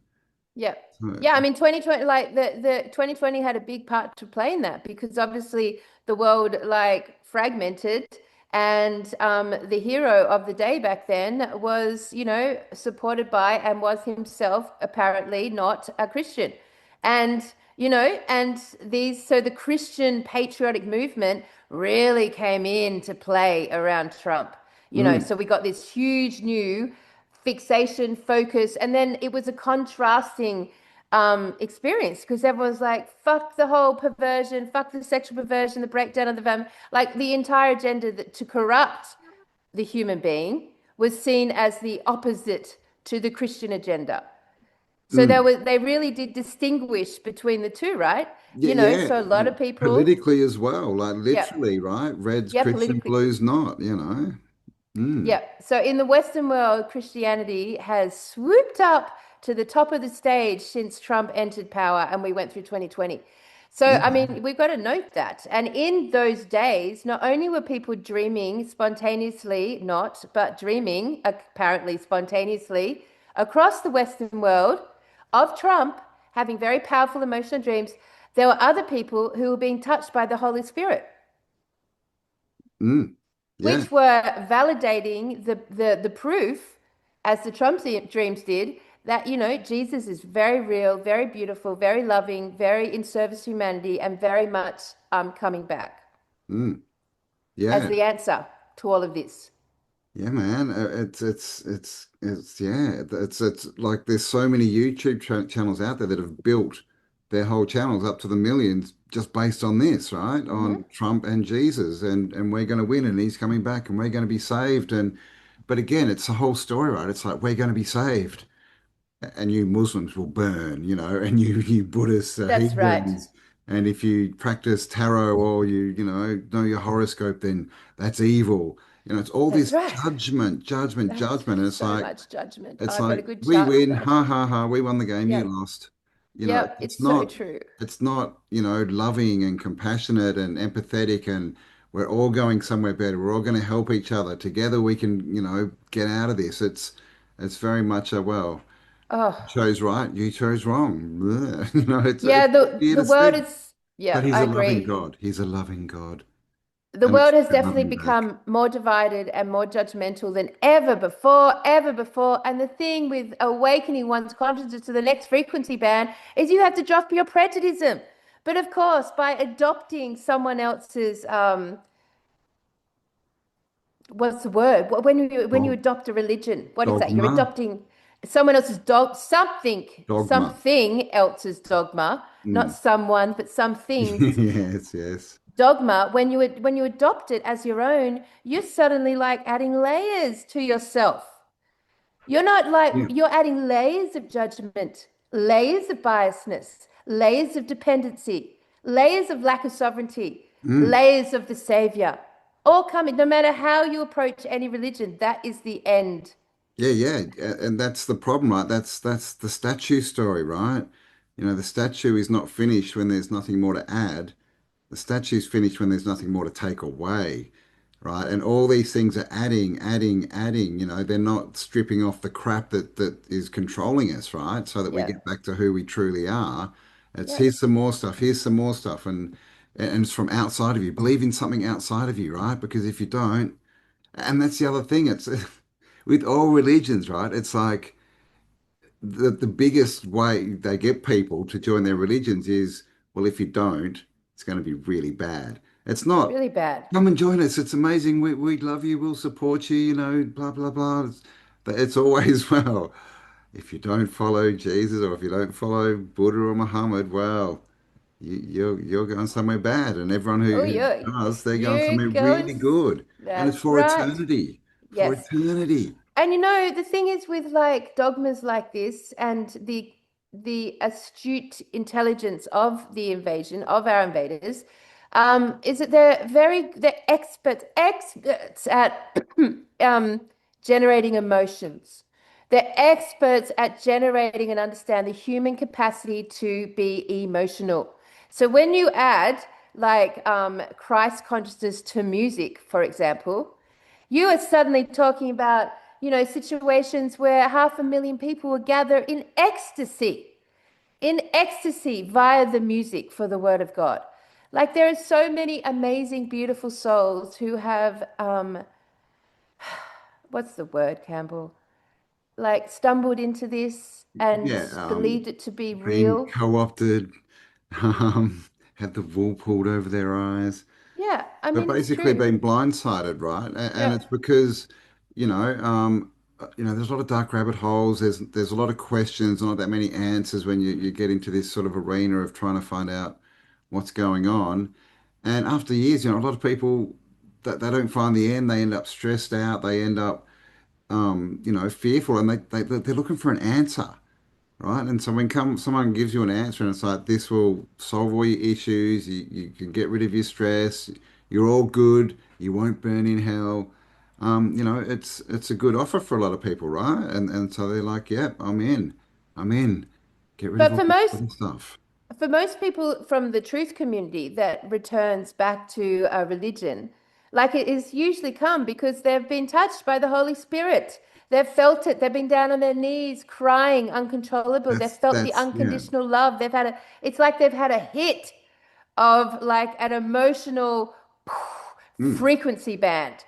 And that's it. That's the evidence required to move them into a state that this exists and it's loving and it's good and it's for us. It's for us. It's for us. When I listen to Jesus songs, which I love, by the way, just so you know, everyone, I like Jesus music. But, like I don't believe I see it as fairy tales. But yeah, they feel good, right? Because you can take out the word the Savior or the Messiah or God and reflect it back onto yourself. You could sing to your highest self. You could sing to your best friend's highest self. You could sing to your family's highest self. You could Mm. just sing to love. Just take out all the words and just sing it to love. So when people feel that hit of this frequency bomb of emotions, then that's basically all the evidence they need. So if we play this out, I did a chart up here, Cam. I'd sort of read it, right? This compares basically the three Abrahamic religions and their end of day stories, right? Just so you know that it's Yeah. not specially relevant to the second coming of Christ. It's just across all Abrahamic religions that are all building up, that all run the world, that all own and innovated the technology that has manipulated all the omens in order to validate that these prophecies are real. And they have created the technology to put thoughts into people's minds, right? They were Oh, doing this and decades we fucking ago. know it. Yeah, yeah. So they can definitely affect, what you see in your mind, your emotions, voices in your head, all this kind of stuff. So they can literally manipulate you into thinking you've had some kind of, experience with Jesus. Yeah. Mate, let's list some of them up. MK Ultra. We know that like they can manipulate our dreamscapes. They can, all of the nanotech that's in our food, that even if you didn't take the jab, you probably still got shitloads inside you because it's in our food chain, it's in our waterways, it's all around us for a long time, people, for a long, long time. So we really are quite susceptible to anything to do with frequency manipulation in this world. That's like, don't even remember in 2020, like what did we all do? We all were on our fucking socials 24/7. Like, let's be honest, we Yeah. wanted to know what was happening. We were obsessed. This whole unfolding, for those who'd been in disclosure for decades previously, it was like, woohoo! Like this finally, the Something's best time happening. ever. Woo! I'm Yeah. dedicating the next 4 years just to watching this play out, sort of thing. It's my time, sort of thing. But ultimately, we were all on our socials or on our news feeds, whatever capacity you were on there. And that time was a massive, big surge of our use of being connected with our devices, right? Totally. Totally. Massive surge. Yeah, And and you the know, whole online shopping, for food and everything came in, obviously, for very, for reasons that were that's right. instilled. And so now, the malls are empty, right? Everyone is literally at home buying Yep. buying everything online. And haven't we not seen enough video evidence of people with mobile phones using infrared cameras to show that their phones take a photo every 5 seconds? Yep, Junk, yep. junk, junk, junk. Every 5 seconds, this computer right now is flashing in my eyes. Every 5 seconds, it's flashing. All of the devices are flashing. And then the growth in the AI linked, subliminal linked, all the shit that comes through movies, all the like layers now. We used to think subliminals is this one thing that they'd somehow cleverly fit in, but now there's like 10 layers of that shit, going Mm. into our subconscious mind. And again, they were doing that back in the 50s, man. They were, using subliminals to make people buy Coke and popcorn. Yep. That's 70 years ago, right? So, we know that they don't throw these techs away. They keep working on them and just using them. And so, I'm sure it's in the music now, right? There's definitely something weird going on with Swifties, man. Like that's like they're all entranced, right? They listen to the Yep. music and suddenly they're I don't know, they're part of the Taylor Swift cult, right? It's very And like strange. everyone's got to acknowledge at some point that the concept of demons and Satan and Lucifer and that whole inversion, that is Baal. That's a Baal practice. That's a Baal. Like if we were to look at any sort of gods of that ilk, it's all the gods. It's Marduk, it's Moloch, it's Jehovah, it's Baal. It's just that's all one Yahweh. consciousness trying to Yahweh explain this invader. But on the flip side of that same coin, because the point is, it's the same coin, is the other, Campbell, is the angels, is the Christ, is God, is Jesus, is the, or Allah, or the Messiah, or whoever the hell word you want to Hmm. put in there. Isa, it doesn't matter. It's the same principle because it comes from the same coin. One does not exist without the other. They're Yeah, not mutually exclusive. They do not have independence without the other. They right. are from the same coin. They are the same coin. It's got to be They're the options, same. right? But it's an illusion. It's like politics, the illusion of having a choice. But there's not there, and it's problem reaction solution, right? It's here's the problem, like the world's going to end, and so there's Satanists coming up as well. Oh my God! And so the solution is find Jesus. Yeah. Find peace with your creator. Mm. Find peace with your creator. Because it's all Be going to it. end. Mm-hmm. Don't go inside and find the creator within and create something different that will help everyone. No, you No talk created about the imagination. Don't no. apply that because we're masters of that. We're in control of your imagination. That's actually what we spend our whole time focusing on is your fucking goddamn imagination. Like, don't use that. Don't apply that to any of this. Just here, we'll do it all for you. And we do now, don't we? We've even created the AI that will do it all for you. You don't even have to draw or paint or create or write or do poetry or speak even or do anything anymore because we'll just do it all for you. Hand it over, humans. And that's what school is. Like that literally teaches us to accept answers from other people rather than thinking for ourselves. And when And we so there's do think always for something. ourselves, when we get our own conclusion, that's wrong. You're stupid. Go stand in the corner. Yep. Right. So we're literally programmed to live this way and to look outside for answers. And to know that when you do look outside for answers, there's a threat. Mm, There is a threat. Always there's a threat. Whether it be the Cold War or the nuclear bombs or the world wars or the Nazis or or the fucking there's always a threat. The end of mm. days. And this Yeah. prophecy that's been Fascism, like, socialism, yep, communism. yep, there's always a goddamn threat because that's what they do. Because their whole work is to control our consciousness. Mm, That's the whole job to control the organic humans' frequency band and consciousness and keep us all focused on their shit. And it's very going to be harder and harder, everyone, to like mm. not focus on their shit when you think that there's a point 10 fucking earthquake about to like smash over the world and destroy the realm. Mm. And man, I have been in that space. I have been there, Campbell. I have watched the weather. I have watched it. I have expected it. I have been in the end of day space. I have You got, have. yeah, I have planned for like, I've like sorted my house out for such things, Yeah, I like, I I'm a know. prepper. You are a As prepper. Yeah, as is everyone else around me in some form or other, have been prepping for this event there pretty much the last 20 years. Mm. So it's like so ingrained in our consciousness, even as truth Well, seekers, because the trick is we think that prepping was us being ahead of their game, mm. right, as truth seekers, but in reality, us prepping is us playing their game. Yeah, it's so 1984, right? With the Yellow Army in that's this constant threat.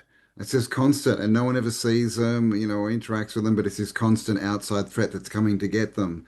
Yeah. And that's what we're in now, right? They just change the threat. It's the same game, same script. So, are we not sitting here saying, by the way, that if you experience a fire going through your neighborhood and obviously lose everything, or if you're in the way of a tsunami or a tornado or a storm or one of these floods, like that's fucked, and our hearts go out to you because that's all real. You Mm. are experiencing all those terrible Yeah, things, but it's not coming as an omen of end of days. no, it's coming from your government because they hate you. Yeah. And those governments hate you because they are part of an invasive force, Mm. basically. Yeah, they're literally trying to take over. They're trying to change us. They're trying to geoengineer the realm, with all the stuff in the sky, with all the stuff in the food, in the water, in the drug. Oh, we know it. Everything they do is to change us and to make us weaker and to Yeah. basically give more control for them. And, they are good at the script, right? They are. They, Yep. like Kelly said, we were all following it and prepping and getting ready for all this stuff. But when you look at it, I think it's all a script. That they're, I they're, mean, they're creating the stuff to make us think it's natural, but we know it's not natural. It's not earth changes. It's weather modification. It's earthquake machines. It's HARP. It's all these things. CERN, right? All their technology, the L-etrics of the L-ites, right? we always sort of skip over this topic because the live show we go into detail on it. Yes, we So, can't go too deep. You have to come see us live. Coming to a yeah, city near definitely, you. definitely come see the live show because it's a very good liberation from all of this. So, I mean, like just to see how it plays out over and over and over and over again. Interestingly, and let's talk about how it always wraps itself around a reset moment, Cam. There's always something of this ilk always around a reset moment. So, of course, there's like, we get to a point where there's like, a final conflict. Like, and it's got to be global. It's got to be a global event, right? It's got to be a final conflict. In this case, it's probably, and predicted by the Abrahamic, all three of them religions is going to occur in Israel. Hello. All right. So we've got a savior or a messiah figure, right? Like, hello, we love that. We've got one who brings, peace, Yeah, and we've even but got after. someone who popped up. Is he Russian or whatever? And basically proclaimed that he was. I don't think did he say he was an ex-Jews or he said he's basically like a prophet or something like this. So that Yeah. they're popping their heads up. They're out there. Yeah. Find And your savior. they're either for peace or for judgment. And then in all three of them, guess what happens next? There's The good ascend to heaven and the evil ones get burnt Oh, alive not quite. as a That hasn't happened sacrificial. yet. Oh. There's one more step that always happens in between the savior figure arriving and bringing peace or judgment, and that is the resurrection of the fucking dead. Now, isn't that Oh, interesting? okay. Like back on the back of last week's show, the resurrection of the dead. That's so interesting to me because at this point we can't even validate what happens when people die because we can't find any goddamn bodies. So, like the resurrection of the dead, because but the way the movies is portrayed that is through the zombies, right? Yeah, And the yeah, zombies, all the dead people that have been buried, rise and start doing their thing. They get animated, and Jay would say they get animated by the plasma charge, yeah. all these But really, like, where are all these dead bodies that are going to like be resurrected from the dead, Cam? Oh, maybe they've already risen up to heaven maybe, and we maybe got the left behind. yeah, maybe the simulation just But like just yeah, erase yeah, them. yeah, maybe, yeah, or they got eaten by the earth. I mean, who knows? But I mean, yeah, Recycled back into the food chain. interesting. Like that, there's a whole talk of they got what was it, the 1,000 years of Christ? What do they call it? The something years. And this is, and people are like, oh no, Christ has already come back. there was 1,000 years reign, the millennial reign. Um, and yes, and we're just living in a time where our all-loving God just released the devil onto the earth for 200 years to see what would happen. You only get one lifetime, so if you ended up living in the devil's time, sorry about that. You could have lived with Christ, but I'm a loving God, but sorry about that one. Um, I was doing it for your own evolution, people, your own that's growth. that Except does game out, you're done. One lifetime. does my head in, man. And like, but he's a loving God, I mean, ripped off. So yeah, that I find that narrative very strange that Christians follow it, and they're like, yes, he's already returned, and we just live in the devil's just trying to, manipulate us and get us to go to hell. But it's not God's fault. No, It's it's not not God's meant, fault. it has to happen this way. It's the devil's fault. But I Devil's mean, fault. that's the thing, right? God, devil, good, evil, they're just the opposites, the Yeah, antithesis of the that's sword, right. right? It's If the you've got a polarization. if you've got a problem, you need a solution, or else how do you Yeah. sell it to people?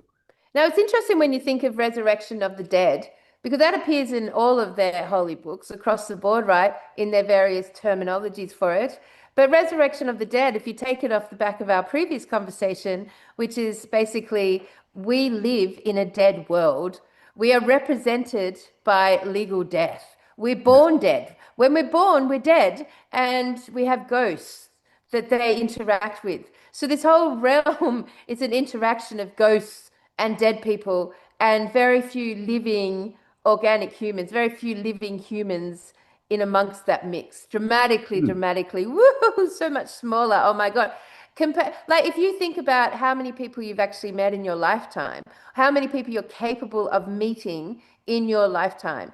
Like, when we did the events, right? Like the last event. So what we sold out the event, and maybe I spoke to in the 48 hours.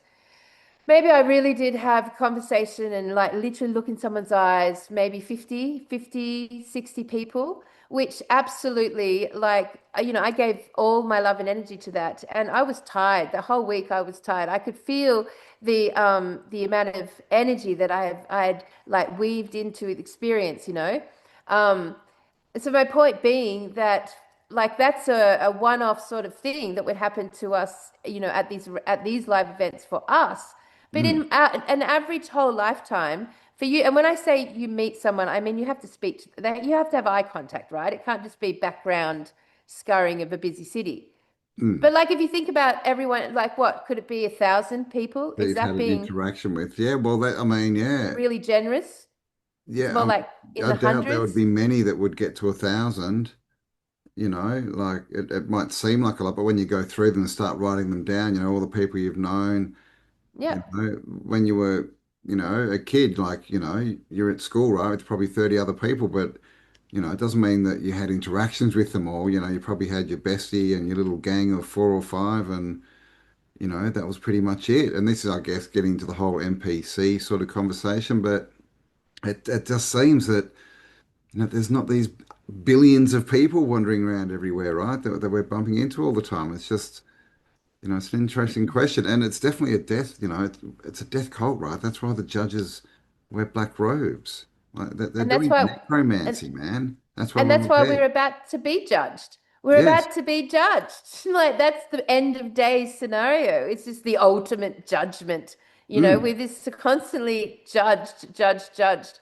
Yeah, they've Interesting. created their hell already, right? From their prophecy. They've already done it. We're all dead.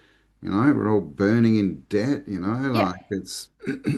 So everything in the public system we have really clearly understood is dead. It's dead. It's all based on basically ghosts. It's all based on ghosts. Mm.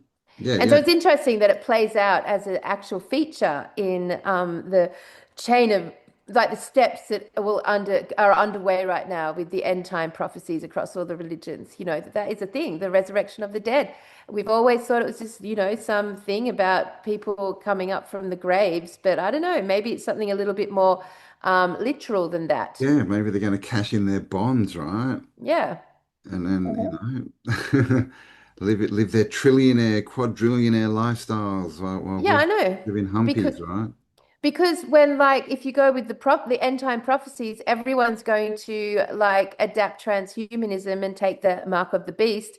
Now everyone said the mark of the beast is a chip that they would never fucking have. But in actual fact, if you're keeping up with technology in any capacity, you'll just have it because it'll just be like email. It'll just be integrated so thoroughly that to not have it will be very difficult to work with. Like if you were one of those people back in the 2000s said, I'm never getting an email. I'm fucking never do. I'm not putting my business online and I'm not getting an email. No fucking way am I interacting that way. And I'm not shopping that way. If you had done that, it would have been ultimately on the level of success in commerce, completely detrimental.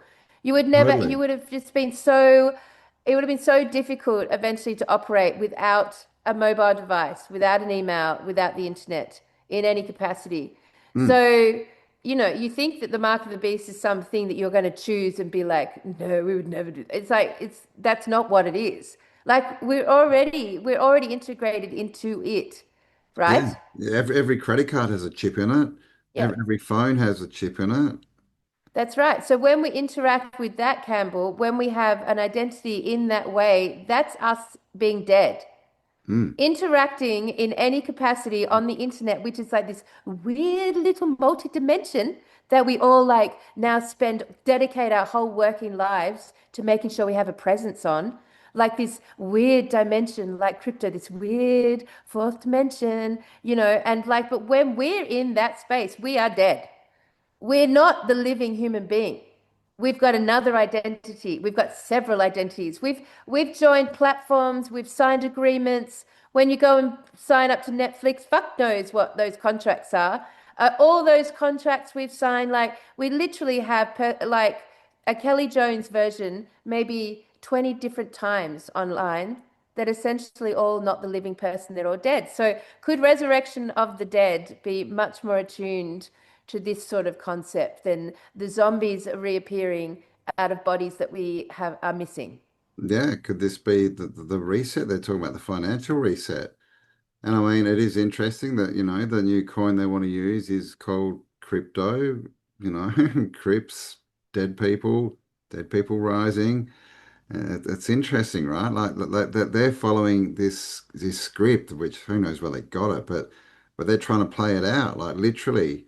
I guess they want to become gods on earth. That's what they actually want to do in the end. They want to be, supreme rulers, right?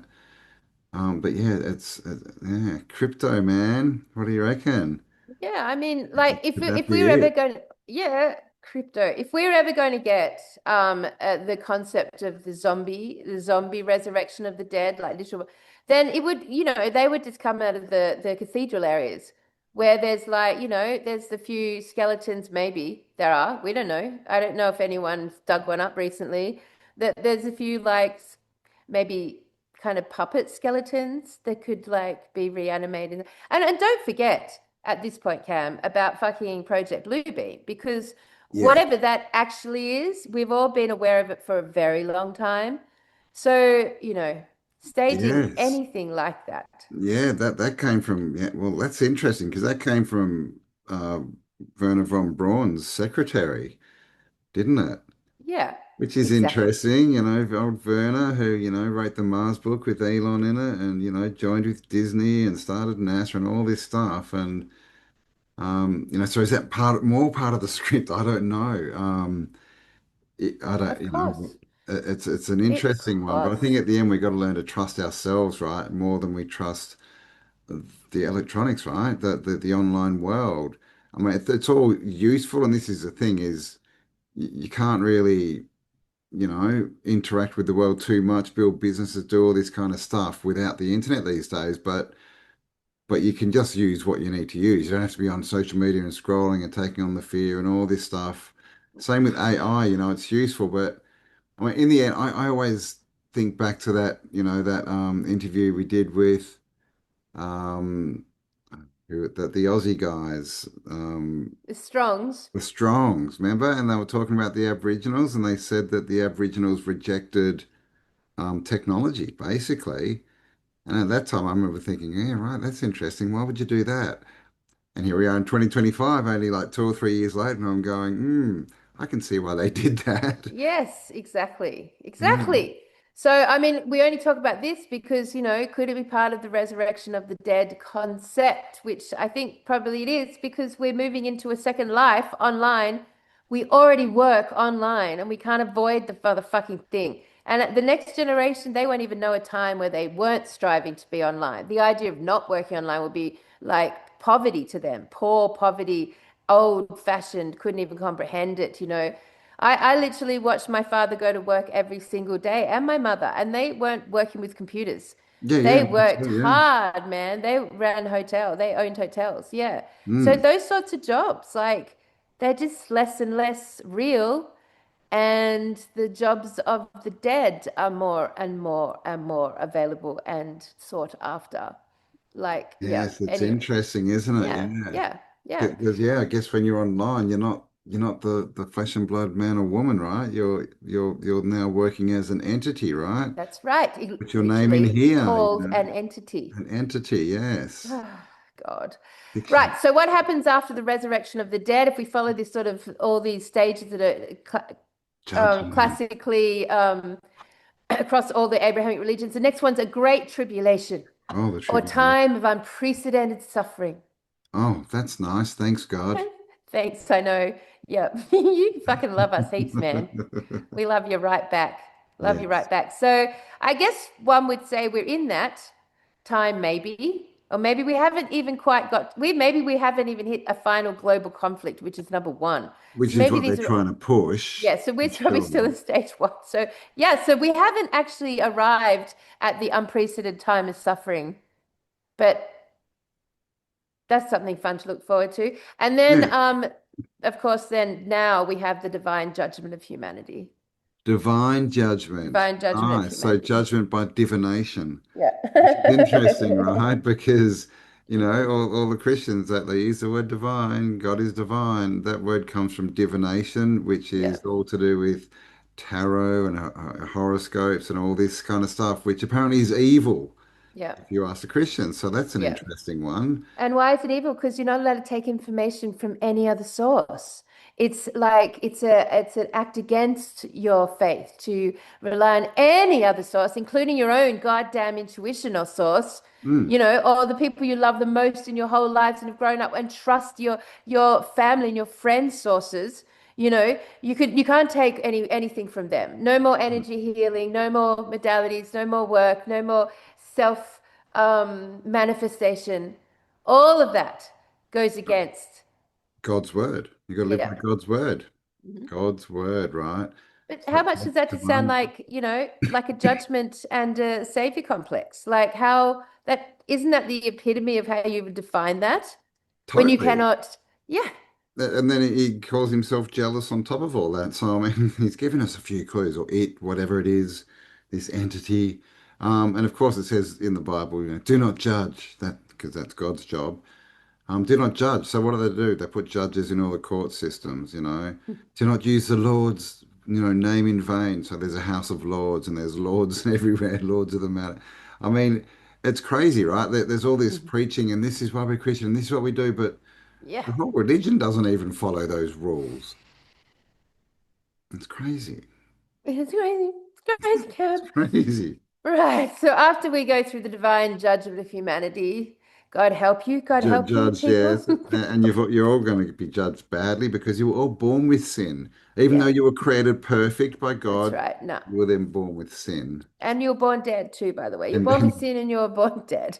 But then after the divine judgment of humanity, then comes a new earth, a the new paradise, earth. We're all the new into that kingdom, one. the new Yeah, reign of Christ, really. or the Messiah, or whatever words you want to call it. Yep. Yep. This is like the 1,000-year reign, I That would be like the guess. 1,000 years. So a new Yeah. earth, 1,000 years. And then what happens then, Cam? Then we get a new deceiver and a new anti-Messiah figure. Just That's just what to we, make sure that you're following the right God, just in case you devoted yourself, just you might not be. Here's yep, someone else that looks really good, yep, saying they're Jesus. You that's can right. follow him. You're gonna So burn. just when you think it's all good again and you don't know a time of suffering, along comes the new deceiver. And then what happens after the new deceiver arrives? The new Antichrist or the new Luciferian agenda, what happens then? Well, then when Then we go into cosmic signs, and they love these cosmic signs. cosmic, This is the actual terminology, cosmic signs, cosmic, cosmic cosmic signs. things in the sky. Cosmic signs, which are earthquakes, volcanoes, floodings. I Oh, love flooding, stars falling, cosmic signs. cosmic signs are, yeah, right. Flooding as well. I wonder, Yeah, okay. cosmic eclipses. There are cosmic signs that because in this understanding, weather is completely dependent on the movement of cosmology. So like they're one and the same, right? So cosmic signs. And then we start the whole thing again. We return to step number one, a final global conflict. And then two, a new Messiah, a Savior appears. Then three, resurrection of the dead. Then four, the great tribulation, divine judgment. And then a new earth. And then a deceiver appears. And then we get a cosmic signs. And then we're back to a final global conflict. And every single time we seem to go through this, there's a reset. There's a reset. I was just looking up cosmic casino. Originates from the Greek word cosmos, which initially meant order or arrangement. So the order, Disarrangement yeah, then. yeah, exactly. Disarrangement day. Jeez. Yeah, just Um, like Dark City, everything gets man, rearranged, disarranged. I'm just glad that God loves us, because if he didn't, imagine what shit he'd be throwing at us. Because holy Ah, dooly, when you whoo, love him and you baby. do the right thing, he's still like destroying the world around you and sending deceivers in and doing everything he can to get you down to hell. Yeah, to trick But you, he's a man. loving God. So, look, we're not, this isn't us just having a Sorry, it's a bit bit of of a a Christian rant. flash, but That's not the intention of this show. So, our intention really was on the idea that um, it, the weather events that are being really, really focused on and the end mm, time prophecies are like, they're not omens, they're no. engineered events. Yeah, they're being put up as proof and omens and all this stuff and prophecy. But we know this is all engineered. This is all made by beings. We'll say that because they're not, men or women. But yeah, this is all engineered. We know it, right? Yep. Yep. Totally. They're engineered events. Everything that we see has been planned that way. Mm, It's not like it's a like someone seen into the future 2000 years ago. Well, I mean, not that that would be like you could do that because it seems to be as far as we've had the invasion, the invading force, and thus religion, mm, because they're one and the same. I'm sorry to burst everyone's bubble, they're one and the same. Like, as long as that's been going on, then these stages are very predictable because they're engineered. mm. Yeah, yeah. And even all the prophecy that we have from, non-religious people, like Hmm. Nostradamus and Mother Shipton and all these things who all Oh, basically Mother Shipton. predict the Mother same thing, Shipton. right? They're all predicting, Whoops. you Feel like a know, DJ. bad DJ, stuff. man. Like a DJ end of days DJ. Do, do, do, do. Um, yeah, yeah, like there's all this stuff to back up their story, but it's just books. We don't have first-hand knowledge of all this. It could just all be written. No one's met Nostradamus. No one can, prove that he wrote anything or who he was, but it keeps getting referenced. Oh, well, Yep. it's in the Bible, but also Nostradamus. Yep. It doesn't mean anything. It's just part of the script. I mean that's how we know of this idea of Atlantis. It's from like one fucking One, sentence by Plato. Plato, Yep. whoever Plato was. Basically, oh yeah, so I wanted to say that, but going back to the number thing, if we have literally like could probably really, if we think about all the people we've known in our lives and all the people we've met, you might get past 1,000 in our whole life. I'm not sure. You guys decide what your number is, but um, that's the extent of how many people we actually know like exist on this realm. Mm, Like, and I can probably every time you travel, you can broaden your perspective. But like, you know, I don't think there's a person unless you're. I mean, how do you do? Like, if you're not so, if you're just living a normal life, it would be very far pushed to get you past knowing 10,000 people. 10,000, Yeah, yeah. 10,000 people. Geez, that's a lot. Yeah, 5,000 people. I don't think you get anywhere near that if you, I mean, it Mm. may seem like there's a lot, but if you get down and start writing them, most people don't think it even hit 1,000. Which, yeah, I mean, it's interesting, right? Like there should be just a lot of different, because a lot of people know the same people too, right? You always meet people who know the same people. Yes. Shouldn't there should be this, exponential. It just doesn't seem like there's enough people. And then the whole 6 degrees of separation. How does that work if there's 8 billion Yep. people? I mean, how does it Yep. even work if there's 2 billion, really, right? That's a Yep. weird thing. I mean, an extension of the show last week would be to say that apart from those you have met in your life, like in any sort of way, like not just background passerbyers, then that really is the extent of how big you can validate your understanding of what actually this world is made up of. Like what part of the programming is the expansion of all the container. So, there might be 100,000 living beings on this realm that are human, like that small. But Yeah, it gets expanded out. Here are all the pictures. We're going to give you heaps of pictures and videos, and we're gonna put on these like sporting events, for example, and we're gonna put on these arena events to broaden it out. And we're gonna give you statistics. And then we're gonna blow up the statistics so much. Then we're gonna say that it's causing a problem. There's so many people, and then we're gonna give you the political agenda, the climate solution. Yeah, change, the overpopulation. And so you get this blown up version of what the world looks like, right? And same with the weather that's happening at this current moment online. Like it looks absolutely shocking. It looks so unbelievably bad. You're seeing like so much water and flooding and demolition of towns and destruction, and you're seeing these tornadoes and these storms and these earthquakes now and these tsunamis and you're seeing all of that playing out on this screen. true. Like we're not interacting with it, right? It's the greatest show on earth. Yeah, it is. And like, what else do we watch on this screen? We watch movies on this screen. And the movies we watch, what else do they show? Oh, The they same show stuff. flooding and earthquakes and volcanoes and destruction. They show all that in the movies, just like they show all that in the social movies. Yeah, So I guess what the point I'm trying to make is the way to stay sane in my perception of what's going on is that as I was trained to use my intuition, the teaching was always observe what is obvious. it's obvious. Just observe what is obvious. What is Mm. actually obvious to you guys on these topics? Like what do you know that would generate that sort of outcome? And we know that there's a religious agenda. We know that there's weather manipulation.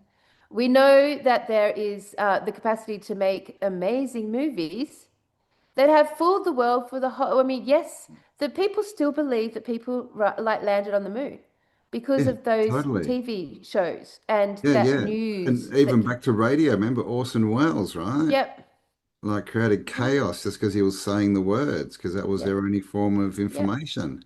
But this is the thing, if you talk to someone about, Star Wars, and you're like, oh yeah, man, I hope the what are the baddies called? I hope Darth Vader doesn't come and invade us, next year. They'd be like, yep. dude, that's a movie. And we're kind of saying a bit the same, right? All this stuff that's coming up, apart from the fact with AI now that we literally, don't really know if it's real or not unless we do the research. It's a movie. And even if it's happening, it might be happening as they show, it might be happening in, smaller, and they're just pumping it up. But whatever way, like when one event happens, it gets turned into 10,000 videos. And it Mm-hmm, seems like it's so much worse than it is. mm-hmm, And it seems like it's happening everywhere. mm-hmm. And everyone takes on the fear and the grief and all this stuff from these people who are going through the experience. But the people who see it on the screen, it's not their experience. You can't do it. It's not for you. And so this is what we've got to ask ourselves is, these people who are in control, unfortunately, would they lie to us? Would they manipulate things? Would they tell us that when they're doing the wrong thing?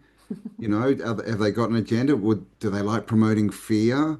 Does making us all think that the world is about to end, does that aid their agenda? Is that something they would want? I mean, ask I yourselves mean, those questions. they're so masterful at it. They literally completely inverted what happened in World War One and Two, Yeah, like to totally. such Yeah. an extent that it became a part of our consciousness. And it's hard to remind yourselves that your consciousness is creating this, Mm.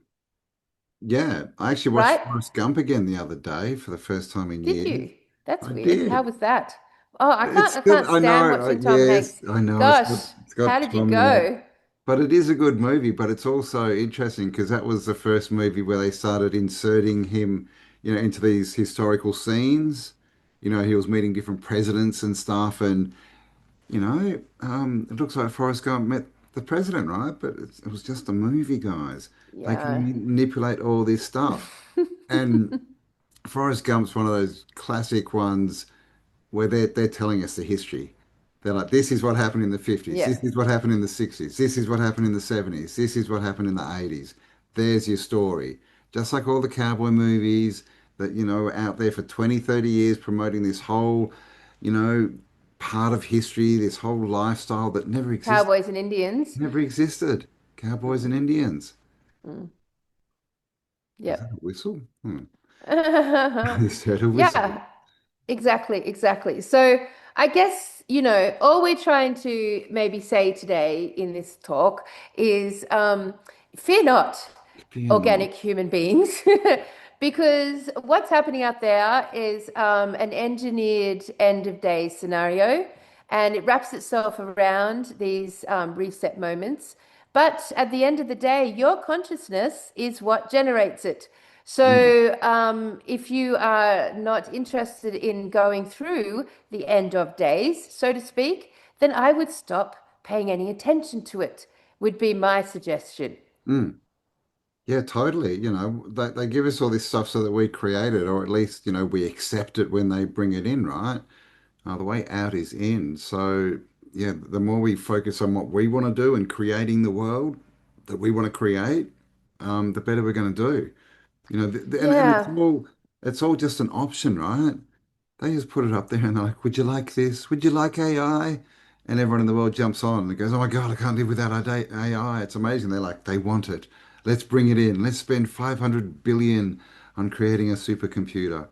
Well, Um, like as we learned with the sovereignty work this week, Cam, like there's a public and a private, there's public and there's private.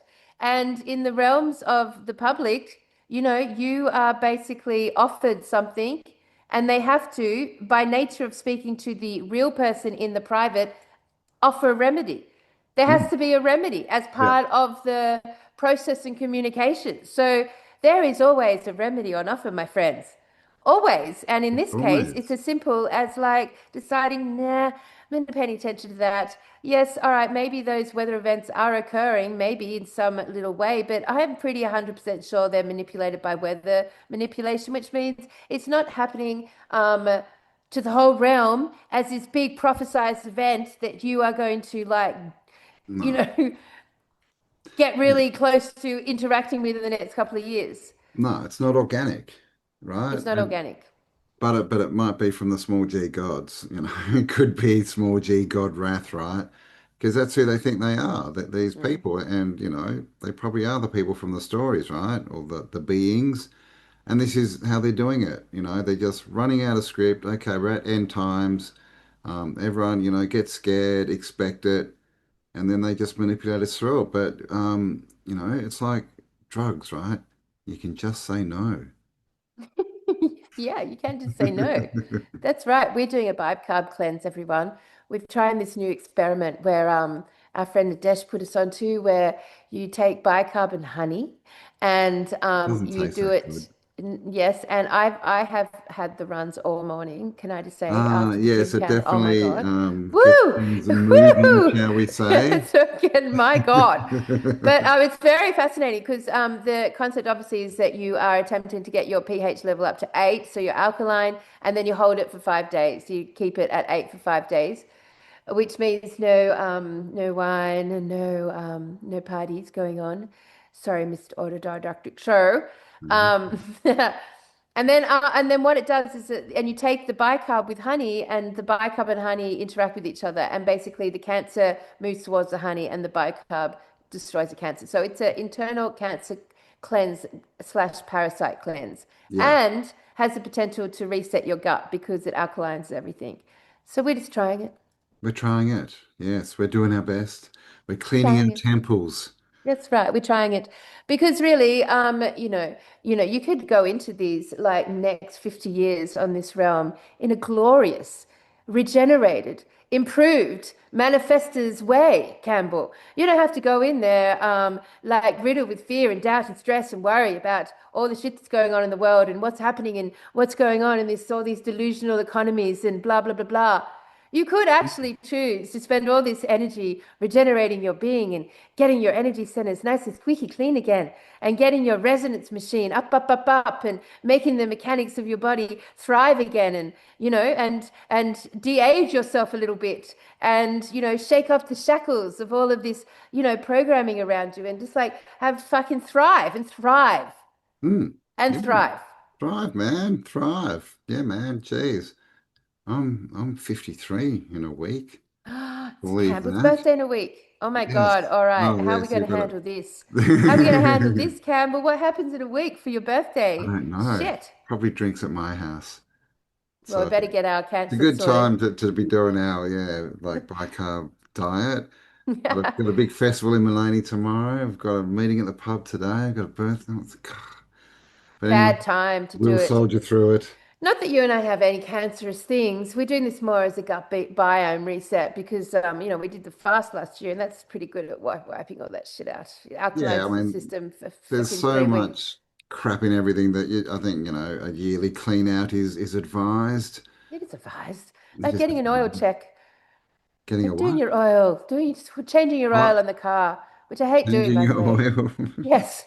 So, yes, I mean, at the end of the day, it's our choice. It's our choice to be in a state of regeneration and thriving, to enter this realm. And not only because this realm is being manipulated so heavily right now with chaos and all sorts of things, you really could start maybe like training your mind to align you with the right opportunities at the right time to like expand and experience even more satisfaction and joy. You could just be at the right time in the right place where you stumble across the most beautiful piece of property that's just like basically at bargain basement properties for whatever reasons happened around in the world that's past your life experience, and you don't have to You could win worry a about house. it, huh? You could win a house. You could win the lottery. Anything. And this is the thing when you take the focus off, oh my God, the world's ending. Look at all this stuff. Oh my God, oh my God. You can put your focus on something like, oh my God, I'm the luckiest person in the world. Oh my God, it's That's so right. easy. Oh my God, wealth just falls in my lap all the time. Yeah. Health Oh seeks my me God. out. Yeah, not Yeah. my God. Yeah. Oh my No, but it's creator. good. My God, my My God, God. my Yes, God, mine. my God, generating reality forward, my Good. life, Yeah, my the good experience. God. Yeah, Good and look, God. we all know that reality is generated individually by our here, projected out. We know that. We so know that. So why then do people fall into the background movie? If we know it's all coming from here, all of We're, it. we're projectors, literally. Yeah, I agree. I think, it's like a third eye, right? It's a little camera that's projecting our experience out in front of us. Like I think that's almost it, right? Everything's frequency. We know this, right? And so if everything's frequency, why are we worrying about all this solid, physical outside world? Oh my God, this is happening in the physical world. This is happening. It's all energy, right? If we go back to that and we understand we're creating it and we can control our thoughts, which are energy, that's how you change the world. And it's much better than living in fear and letting someone else tell you how to create the world they want, right? Be stubborn. Like, rules are for fools, man. Like, tell the leaders to get stuffed and build your own world. I mean, at the end of the day, when you watch that earthquake, that tsunami hitting Russia today, like, and how it got, and we know here in Australia, particularly here in Queensland, how they went on about that cyclone that happened. I don't remember its Yeah. name. Um, Whatever. it The was a a couple of butler's name, wasn't it? Alfred or something like that. Alfred Alfred, was cyclone. Alfred, So yeah, there's Alfred. months ago, this cyclone was promoted on the news as being like this thing that was going to like cause so much damage to the coast that literally they shut down. There's two states almost. All the kids were sent home from school for four Yeah, days. yeah. All the schools were shut, all the petrol stations, All the everything, the whole businesses, infrastructure like people got lost. shut. Yeah, Yeah. And nothing fucking happened. nothing Nothing. happened. Not it didn't even rain, basically. It And was ridiculous. isn't that always the way, right? They like in that first clip, they were saying, "Oh, 1946, we're doing this so we can stop, cyclones and hurricanes. We're doing it for you."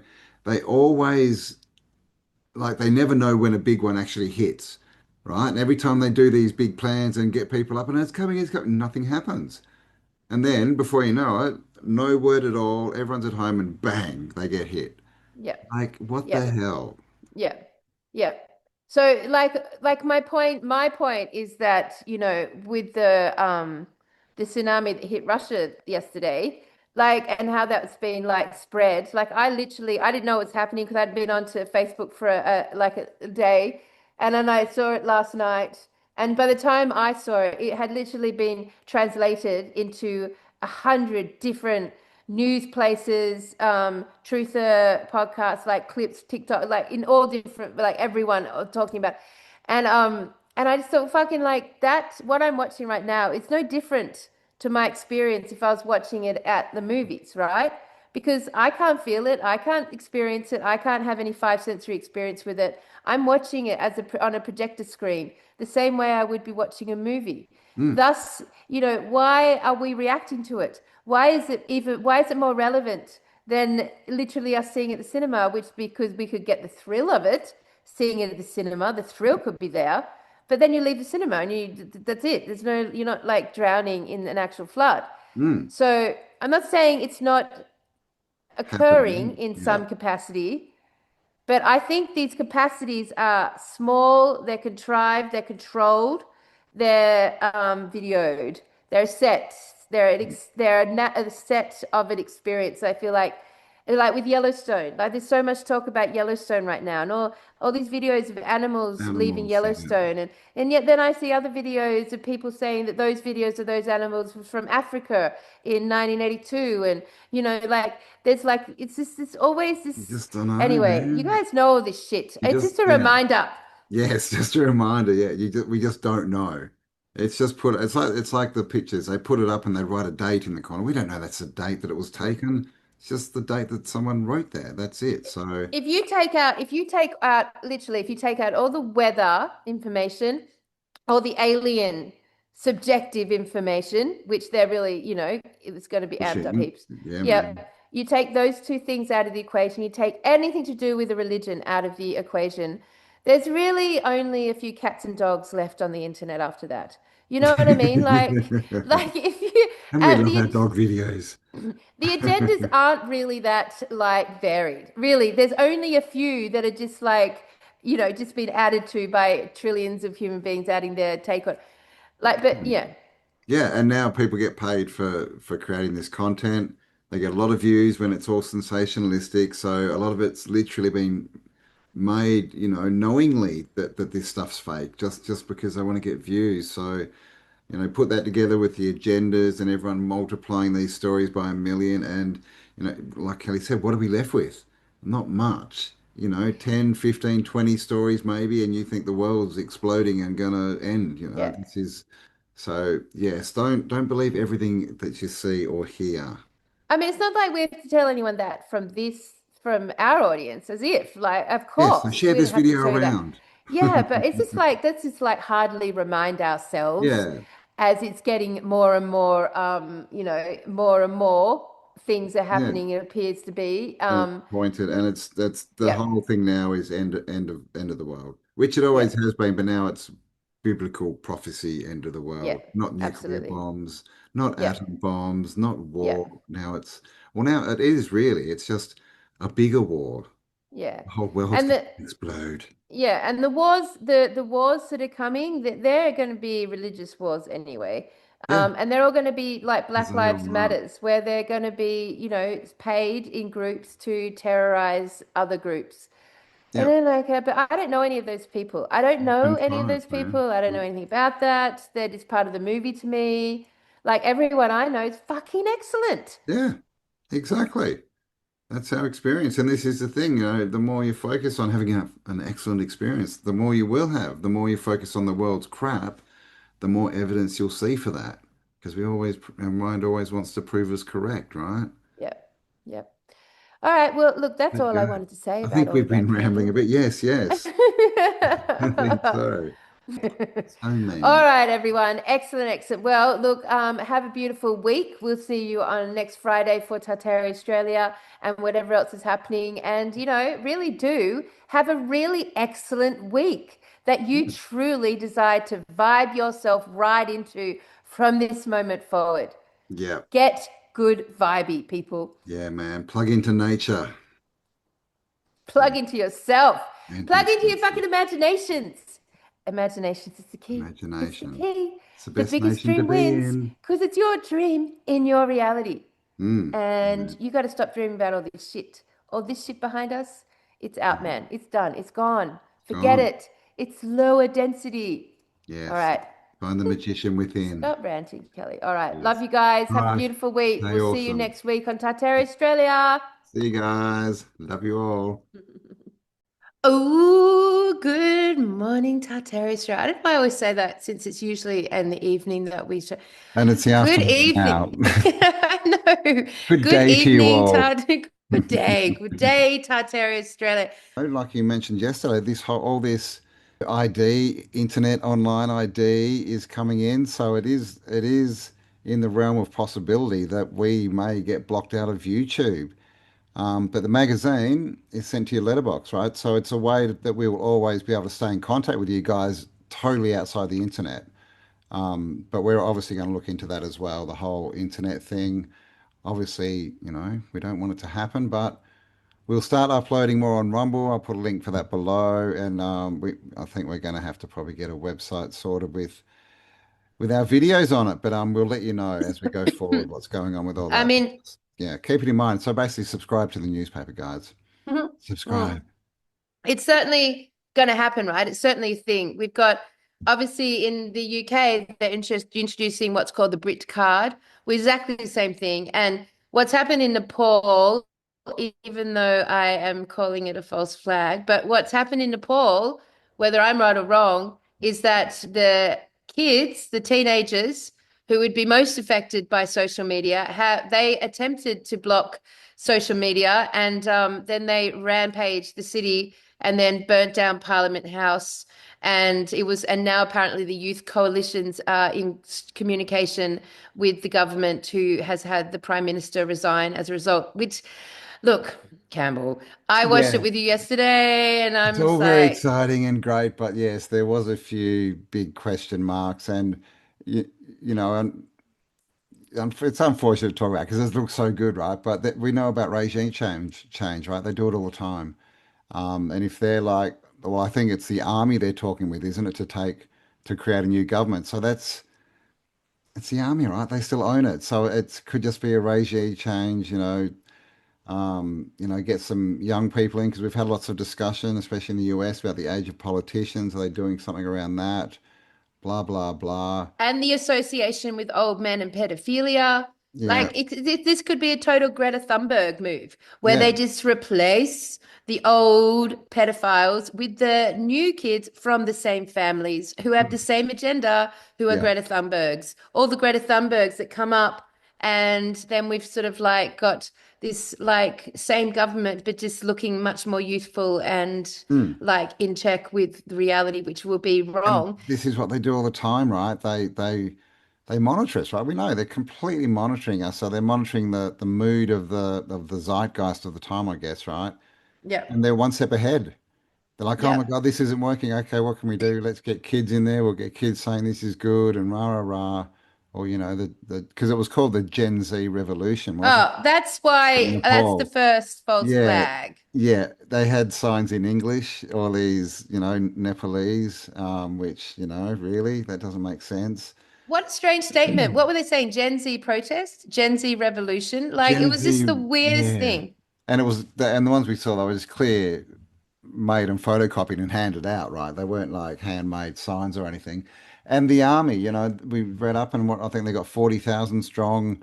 Their army and police is kind of one thing. Yeah. And apparently they all ran away when the protesters came in. They got scared and ran away. So it was, There was no resistance. yeah, you see the shots and there's no one, yeah, there's no one trying to stop any, like there's no Burning down enforcement Parliament. happening. Yeah, Burning down they Parliament. burnt down the Parliament House No and they resistance. were I don't just think let so. to do it. Like, so it was like there was no guards, Yeah. around. There were like, Yeah. so a few question marks, and a lot's happened, right? We've got this stuff going on in the UK, in Indonesia, all the same kind of thing. It's starting to amp up in Australia. And then, of course, Charlie Kirk, um, That biggest one's story in the world at the moment. I'm A like lot of interesting videos coming out about that too, right? So, we had a lot of talks, didn't we? Like on the at the event about the 2D versus the 3D world, because we were out in the 3D world, right? We were in nature, we were talking to each other, face to face, and you could touch things. And that's life, right? But we tend to be living in this 2D world a lot, right? Which you're watching right now. And you can't trust much of it because they control it. So anything that gets blown up and pushed out as a major story, you've got to question it. Be that revolutions, be that Charlie Kirk, be that, whatever, right? because it's all just visions on a screen. Just That is visual. it. That Mm. was the one thing Visual on my cues. birthday. It was Mm. perfect. We're surrounded by gum trees, the full fucking moon, the fires were on. There was 150 TA people there. Everyone was having the greatest time. Cindy had just spoken, Cindy Roberts. And it was just the highest vibe. And honestly, if none of us were on a device at all, we would never even know anything but perfection was unraveling around us. I Perfection. hardly saw a phone all weekend, um, at all. We didn't get anywhere near the end. Well, really for 3 weeks. I sort of got 5 minutes as I had my coffee in the morning to try and see what was going on in the world, and that was literally Yeah. it, Yep. if that. So it's just a different reality. Time moves differently. It's all, and when you're out there, the world's not falling apart. There's nothing happen. It's the opposite. It's the opposite. It's all good. It's So all good, good, good. yeah. So we get all the bad comes through the 2D world, right? The visions, man. It's all And visions. it's visions, right? And Yeah. it started on the tell lie to your vision, right? That everyone's still got in their room, most people. So yeah, you just with all this stuff that comes through the 2D world, just big massive lump of salt with that, right? Like you can't believe any of it really. It's all twisted to a narrative, except us, of course. The Charlie Kirk thing, Cam, did you remember that movie we watched? The last movie we watched, and it was like about this person had died, and it was some inane name, like Charlie Kirk had died, and it was just appeared on every billboard and every in Oh the yeah, movie. yeah, yeah. That's That what it Charlie or reminds me whatever. of. And suddenly Charlie Kirk has died is on everything. It's very similar to this brand new Yeah, movie that had just yeah. It's come a brand out. new movie. Yeah, what was Yes, Dave or something? Someone, something like this. someone's Yeah. life, Dave's life, or something like that. Yeah, yeah. Interesting. And I mean, also the New York Times and the some other newspaper announced it a day before it happened. And wasn't there a book on And Amazon, a book like on within 30 Amazon. minutes of him dying, called The No, Death no, of no. The day Before? before, the day Yeah, I mean, before it fucking actually hell. happened, it was Yeah, I released. mean, exactly. I mean, So exactly. It's just, and then the whole ring change and the being and teach. the It's words so on the like, shirt, it's the shooting oh angle. It's all dear. very, it's a lot like the last time we saw an attempted can I even say that word, on the Orange Man.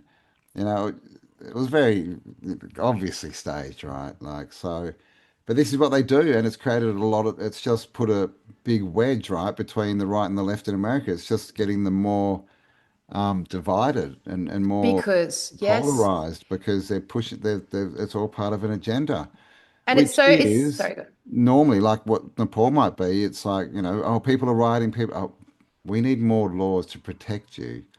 That's the way it always goes, right? Yeah, I mean, and the way that our human minds work is that we are drawn to novelty. So and they play on that all the fucking time. It's like the foundation of their whole work is to create events that are novel to us, whether it be an assassination or a riot or a weather event or a virus. As long as it's novel enough, the whole world will give it attention. And all that ever comes out of that is more division, always and forever. But we are intuitively like drawn to novel things, and so we will instantly, without much discrimination, give it our attention. And you can see how quickly that floods through. But then you've got to also see images of all of the huge, like 20-story high fucking buildings full of millions and millions of mobile phones on the wall, all plugged in to computers where they're all just spewing out the algorithms. Like none of it is real. And we've seen that. We know that. We know it. We know it. I don't think anything happens organically on this realm. If it makes the news, I do not believe it's organic, basically. No, it's just the narrative, the storyline, what they want us to believe. It's not what's real, and we've known this. People saying it to me when I was a child. Like remember the joke. How do you know when a politician's lying? His mouth's moving. And things like this. That was when I was little, and like the idiot box. Don't sit too close, you'll get square. But all these years later, people still believe it. They don't realize there's a difference between there's no difference between the news and Baywatch. They're just both two produced shows. Yeah, There's no difference. All owned by the Jews. Yeah, it's true. And it's interesting that we're allowed to say that now and we won't get the video taken down. I know. That has been a big shift in the last like fucking couple of months. Yeah, pretty recent. It's going off. Yeah. Like suddenly you're allowed to talk about them. Don't even have to call them small hats. You can say the And Jew. I would say, Campbell, the reason is that you are allowed to talk about it now is because it's done.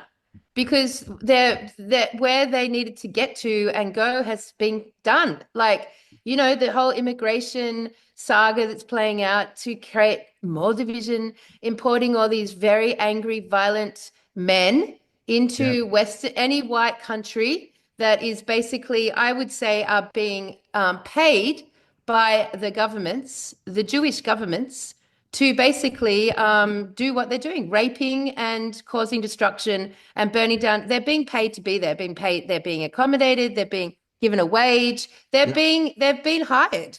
They are employees of the Jewish agenda. And it's a takeover. You can find lots of videos of Muslims in many different countries saying that they're there to take over, and they're having 10 children to the hour one, and so it doesn't matter because in a generation we will own the place. And in England, there's now more Islamic like senators, is it?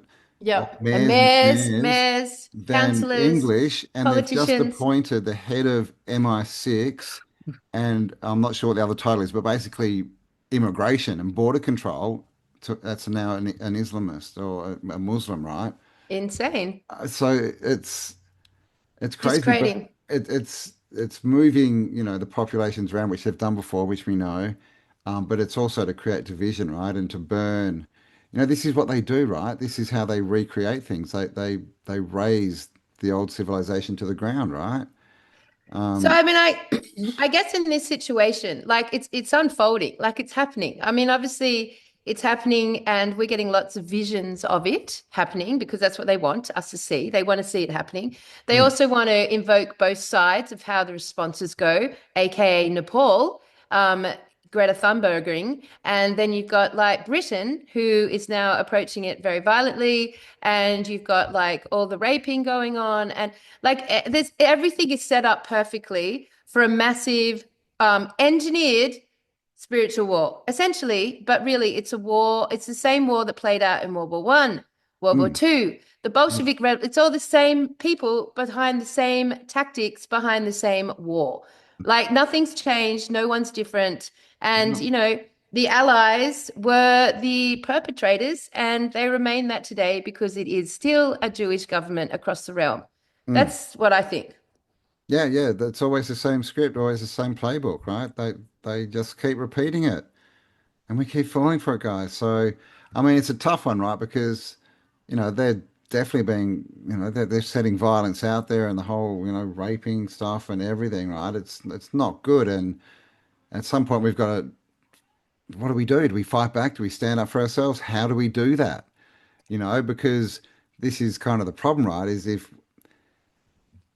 we start attacking each other as far as other humans, even if they're, bad, then that's what they want. So let me know your thoughts on that one. Like, what is the way I have a forward here? solution. I I have a mean, I think solution. non-compliance is the best solution, but the problem with that is we need the numbers, which we don't seem to have at the moment. Mm. I don't I know. I think we're think getting close. my advice, if you find yourself in a situation where you are living in these areas that they're like targeting, I would simply reassess your situation. I would simply decide what is true for your future, where you want to be living and what sort of community you want to be living in, and fucking make it happen. Like it's not time to sit there whinging about it and No. being upset. We know the agenda. We know that they run all of the things that people depend on as reality, as life, as their, point of reference for, their experience of reality. Mm, So in that case, be sovereign, like, and make a decision based on what it is you want out of your life. And if you don't want to be in the middle, in an epicenter of this unfolding, then get out of there. And, you will find your people, you will find a mm. different place. Like, I am not ever going to be living in a city pretty much ever again. It's just No. never going to happen. I'm not attracted to it. I don't like anything about it. It's not on my wavelength at all. I will definitely find myself in nature always 100%. And in nature, I find my people. And they are not the ones that are on mobile devices or giving a shit. They're the ones that are like taking care of their future, their legacy, their custodianship. And that's our people. And we're everywhere. We are everywhere. We are all over nature, all over the world. There's not one place that you can sit there and tell me that you have an impossible reality around you to find your place for the next 10 years. So Mm. to me, this is giving you the opportunity to like actually be sovereign and not be a victim or a tyrant and skip through all of that and lead on your imagination and what is valuable to you. And then fucking take this time right now while you've got this opportunity to make those choices to fucking make them. Yeah. Like, Yeah, no, I agree, right? It's definitely, what they say, raise your frequency, but it is like it's raising the way you see, your awareness, I guess. To see it's all victim tyrant, right? It's all the bully system, right? Bully and the victim, that's all it is. And that's all it's ever been. And we get caught in that, right? And we're running around, we're going, I'm the victim, and then we're pointing, oh, that's the person to blame. It doesn't change anything, and it never has. The way is to step aside because the more people do that is like the real way to get rid of the system is to starve it, right? It relies on us. So it's not like walking around and saying, stop doing this. And but we've got to take our resources away and not rely on it is the big thing. And burning down parliaments or, if we got the gallows out and all this stuff and got rid of them all, they're just the front men.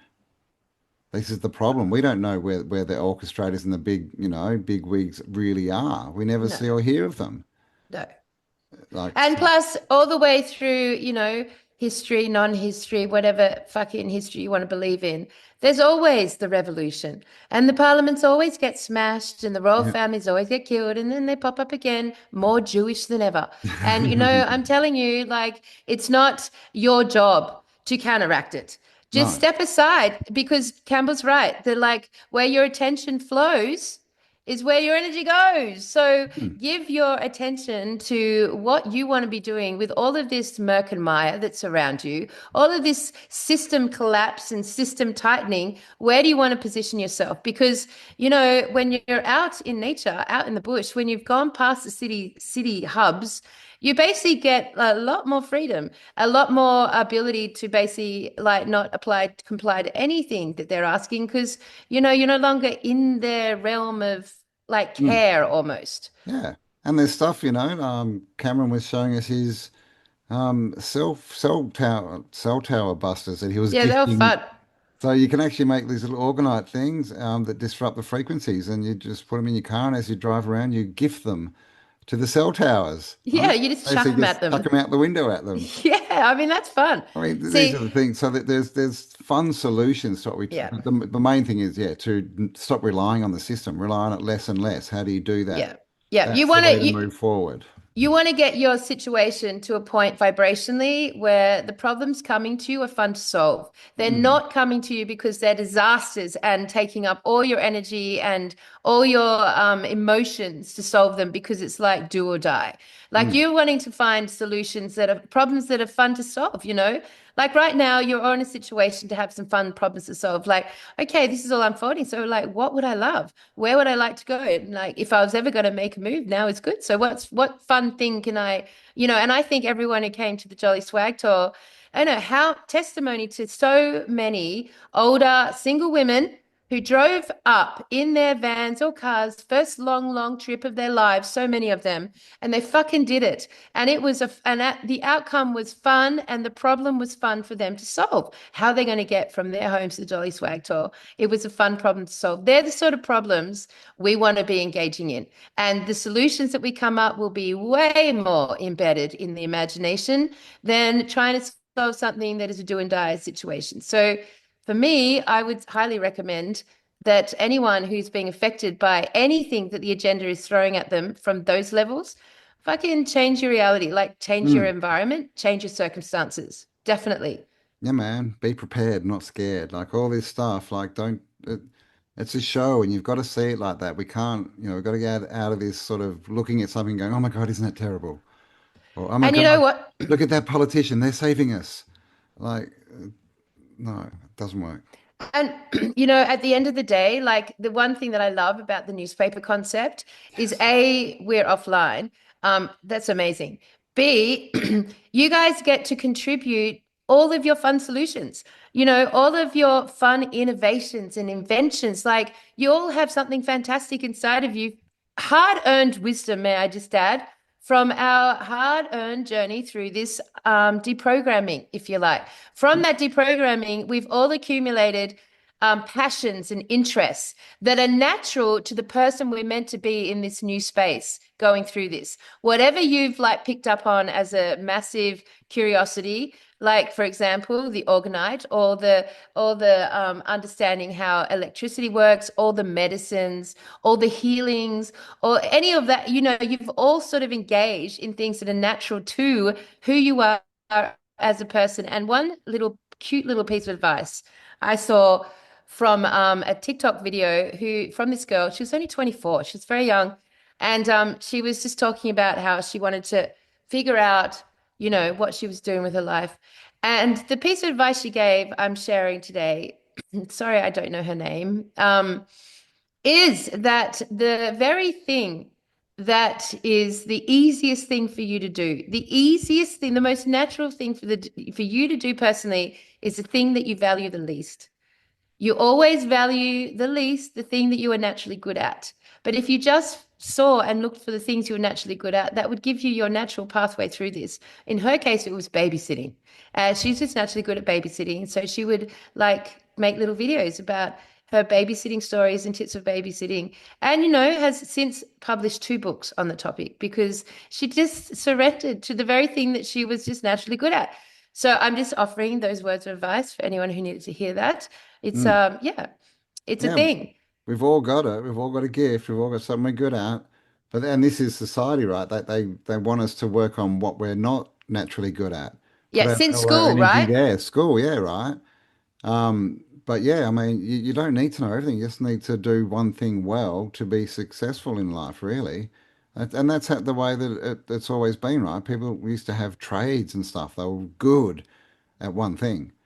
Now we've got all this bloody decompartmentalization. But yeah, it's time. It's time, right? That's a good way to start moving away from the system, right? Start a side hustle. What are you good at? And you know, see what happens. See what happens. I mean, if nothing more, this time in our community's lives is about it's serving us on the level that we have naturally started to like take a whole lot of information on. And then over 5 years, in most people cases, you're going to end up being curious about a few of those, a few of those pathways. And that's already telling you what is something that you're naturally going to move towards in your new career or your new offering or gift or service will be in alignment with where your mind has gone in the last 5 years. Mm, And I think pretty much I would mm, say this whole community is in agreement with this type of life. One thing in the newspaper was there's three different people who submitted entire beautiful plans for community living. And that shows you straight up that there's a consensus within our community on a lot of topics. And there's a lot of innovations that basically are powering you through safely and easily because all of the solutions are things you can make or can get from your garden. For example, they're all in your backyard. mm. And like that's amazing, right? They're all solutions out of the system, completely sovereign things. And I think honestly, I think 2026 is going to be fucking excellent for our community. I really feel that everyone in our community is going to have a really good year. I'm feeling Mm. that positive charge starting to increase, Campbell. I'm feeling it in my bones. I'm feeling it in my vibe. Yeah, Something is shifting yeah. into the positively charged individuals. The service Mm. to other individuals are Yeah. starting to be enhanced, supported, energized, regenerated, excited again, and taking risks. And they're courageous and bold. And yeah, I feel nothing but positive outcomes for 2026, which is in total contrast. If you turn on your socials for 1 minute, it's going to be the complete and opposite story, of course. Yeah, the manufactured, cataclysm, apocalypse, whatever you want to call it, the end of the world is coming. No, it's all crap. Like the other thing, the exact opposite is happening, Yeah. as we know, everything. They tell us the exact opposite. So yeah, make sure, yes, you get onto the newspaper too, because there's heaps of ads in there, right? Like not ads, but people, with services starting to do this now. This is what I'm good at. So they're using this as a vehicle. And we saw that again on the weekend. Like so many people had so many skills, but Mm, but it was their side hustle or their hobby. mm, Like I think it's time that that becomes what you do, what you mhm. are. You don't want a job or, but become the healer, become the potion maker, become the free energy man, the organ dude, whatever it is, right? The The dance mushroom instructor, collector. the mushroom collector, the masseuse, the The whatever it is, shiatsu the practitioner. shiatsu practitioner. Call out to tab Yes. there. Yep, yep, yep. The I've speakers, got the one of those. speakers, the, you This, know, yeah, yep, yeah. Well, Ria's just done a what are they called? PhD hmm um on talking to rivers. hmm All right. So if you think that your idea is undoable and way too out there, she went through the system and has a PhD on literally listening to rivers and writing songs of what she hears. which is absolutely 1000% outside of the academic Oh, model. so It's outside. precedent Yeah, setting, yeah. you know? There's It's so crazy. many that I'm excited for all of us. And I think one thing I'd like to say about our community at the moment, and is that it's interesting with the event like the Jolly Swag, because obviously we both make a lot of effort to because we've got the time to listen to every story, every conversation, to really be present with everyone. And for Cam and I, that means like 5 conversations coming at us every footstep, sort of thing. And it's just been, you know, like we're tied today after 3 weeks, but for the time that we were engaged with that, it was such a privilege to hear everyone's conversations around us. And one thing I'd like to just point out was about it's time definitely for the truth community to actually stop and take note of their polarization. Because within the truth community, the way that because all the information's flooded through the socials and the visions, they're all flooded through the visions. So we know that there's a divisive agenda behind everything, even though for us it served us in our deprogramming and getting through the ignorance of what the agenda is and getting very clear about what's going on. It's also forced us to polarize.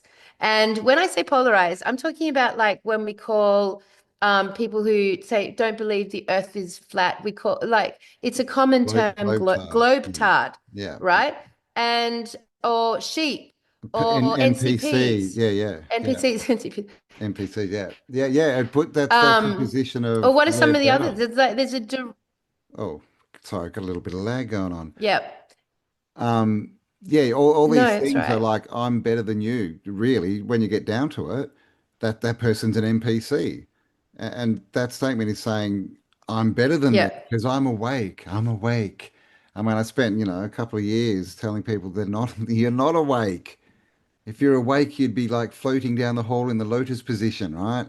We're gaining awareness for sure. We're growing, but no one's awake. No one knows. And all these, people, and it happens again a lot in the flat earth, these, debates. What's a debate? A debate is one person trying to convince the other person that they're right and the other person doing the same to them. It's we need Mm-hmm. conversation, man. Everyone's Mm-hmm. a part, Peter, a Mm-hmm. piece of the Mm-hmm. puzzle. Yeah, we've Mm-hmm. just noticed a Mm-hmm. lot of division in the truth community, if you want to call it that.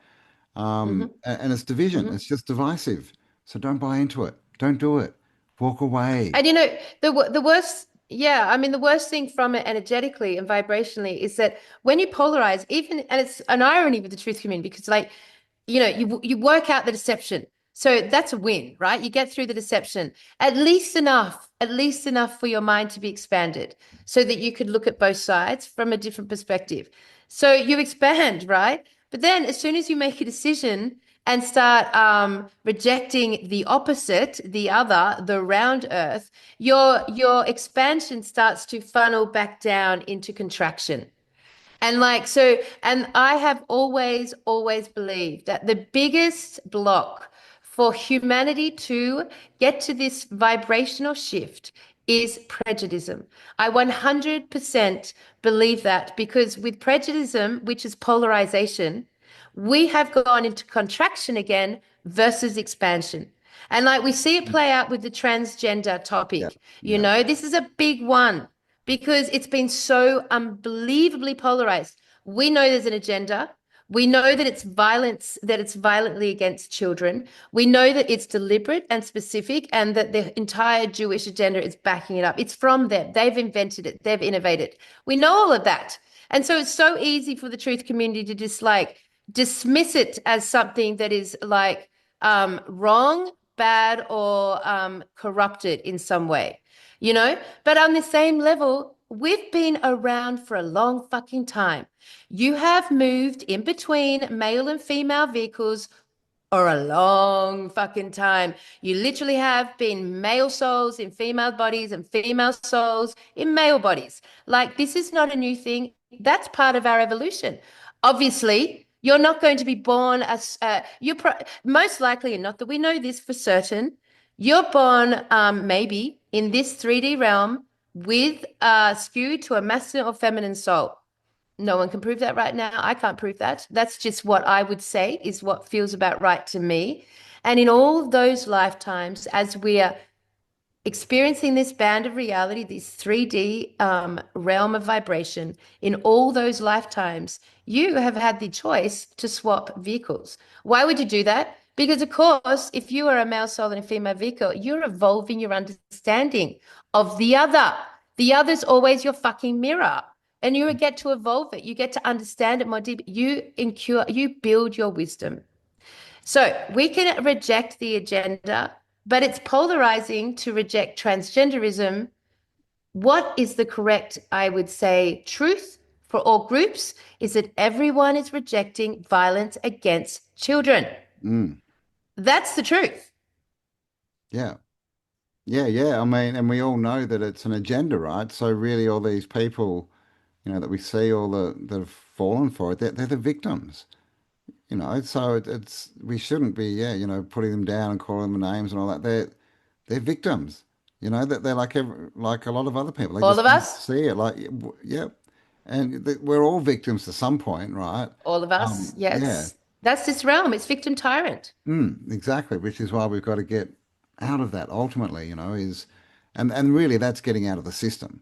It's getting out of the information bubble that is the system.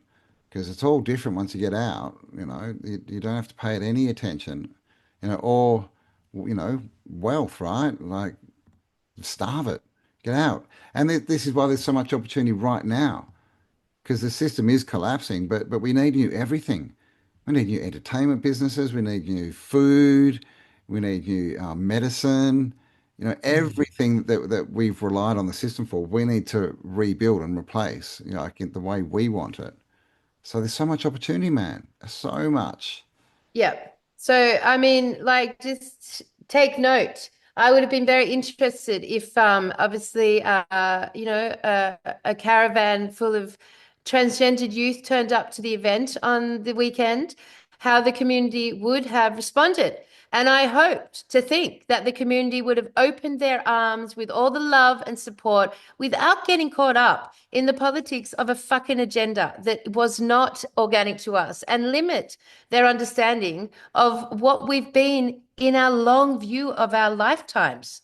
You know, I just wanted to make that point because it's becoming increasingly obvious to me. It's the murk and mire of the truth community that Yeah. feels messy and murky and yucky. And I know that a lot of people reject it because of that. It just feels constantly polarized, constantly divisive, and that's where religion fits in perfectly into this realm vibrationally, because it is a model based on victim tyrant.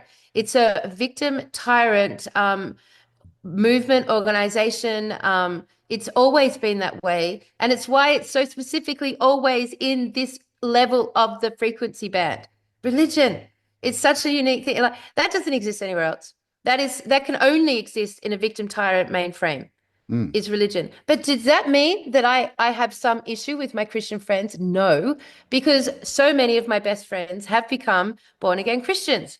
And that's completely their choice to experience that and do it. I have my opinion of it, but does it change 1 ounce of love? I have these, not 1 ounce of fucking love. I love them big with all my heart, the way I always have. So Mm. like, whereas like you listen to these Christian movements on anywhere you listen to these, like, they're so limited now. They're so polarizing everyone back to these very small ideas of what is good, bad, moral, right, wrong.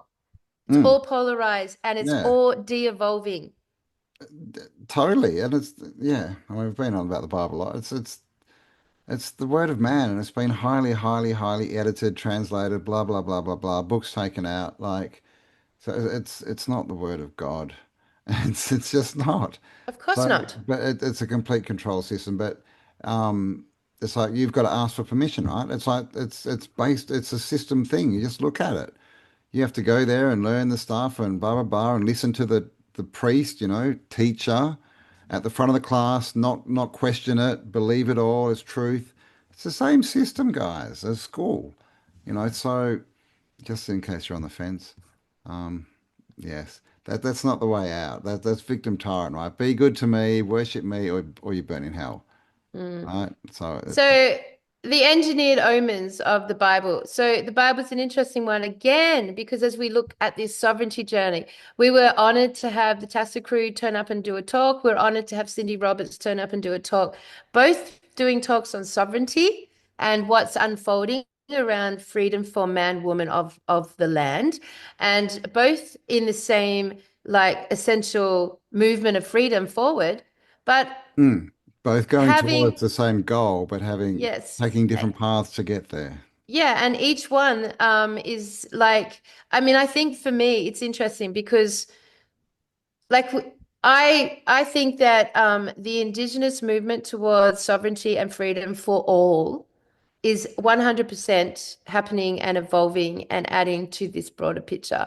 And I think the journey with sovereignty law, as in the unfolding through our legal system into understanding how to operate as a free man and woman, and the journey that has to go on, is also profoundly evolving and adding to this broader Mm. position of us being free. It's all going towards freedom for man, woman.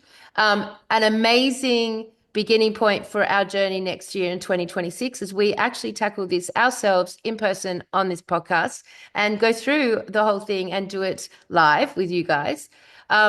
But I think, Cam, I've thought about it now. I've thought about it, and I really truly believe that for Tartaria Australia and our community, our way through it is based on the imagination. It's based on the imagination, the joy of imagination, and the heart of imagination, where all fits into one movement forward, and to stay out of like conflict or feeling like you have something that is more truer or more true of a past way than another. Like the ultimate truth is that everyone's bringing a bit of something. And for our community, at least from my perspective, we got to do it with a shitload of imagination and color and creativity. Yeah. And, again, everyone's a piece of the puzzle. We all have to work together. Like, there's no, I have the answer. If any of these organizations had the answers, that they'd be, completely free. They'd be able to tell the cops bugger off and nothing would happen. They'd, they'd never get pulled up. No one's at that point yet. So we're still working on it, and this is a community effort. So we're going to be talking Yeah. to people from, Everyone. across the board, as many as we can, because everyone's got some good stuff. Yeah. And that's why we all need to work together to get to a common cause. But everyone who's going for the same end, should be supporting each other. You don't have to believe everything, in everything they're doing. You don't have to do everything they're doing, but they're in the same race, right? They're in the same game. Well, not race, but they're in the same creation of trying to create this new way that we can, walk across the land. And so we should all be joined, right? And I mean, once again, you just got to work from a vibrational standpoint, like once again, where do you go after you've like ceased to be the victim and ceased to be the tyrant, like you go into the heart. And what's in the heart? It's your fucking innocence and nonsense and imagination. Like they are your intuitive faculties. And yes, as a community, everyone is adding something wonderful. But at the end of the day, this journey, this level of the game, this part of the game is individualized. This part of the Yeah, game is like, 100%. has to be something you personally choose to experience. Because for like right now, everyone who's participating in the sovereign movement are doing it as leading edge. They're the leading edge ones. They're the ones that are getting out there and putting themselves in situations to test this out, to trial it out, and to report back on what worked, what didn't work, and what they could have improved on. And that is leading edge. So everyone who's engaged in it now, it's basically forging ahead the movement for many. And all of you out there should be honored for that, because that is becoming something that is so going to be a big part of your future abundance, so to say.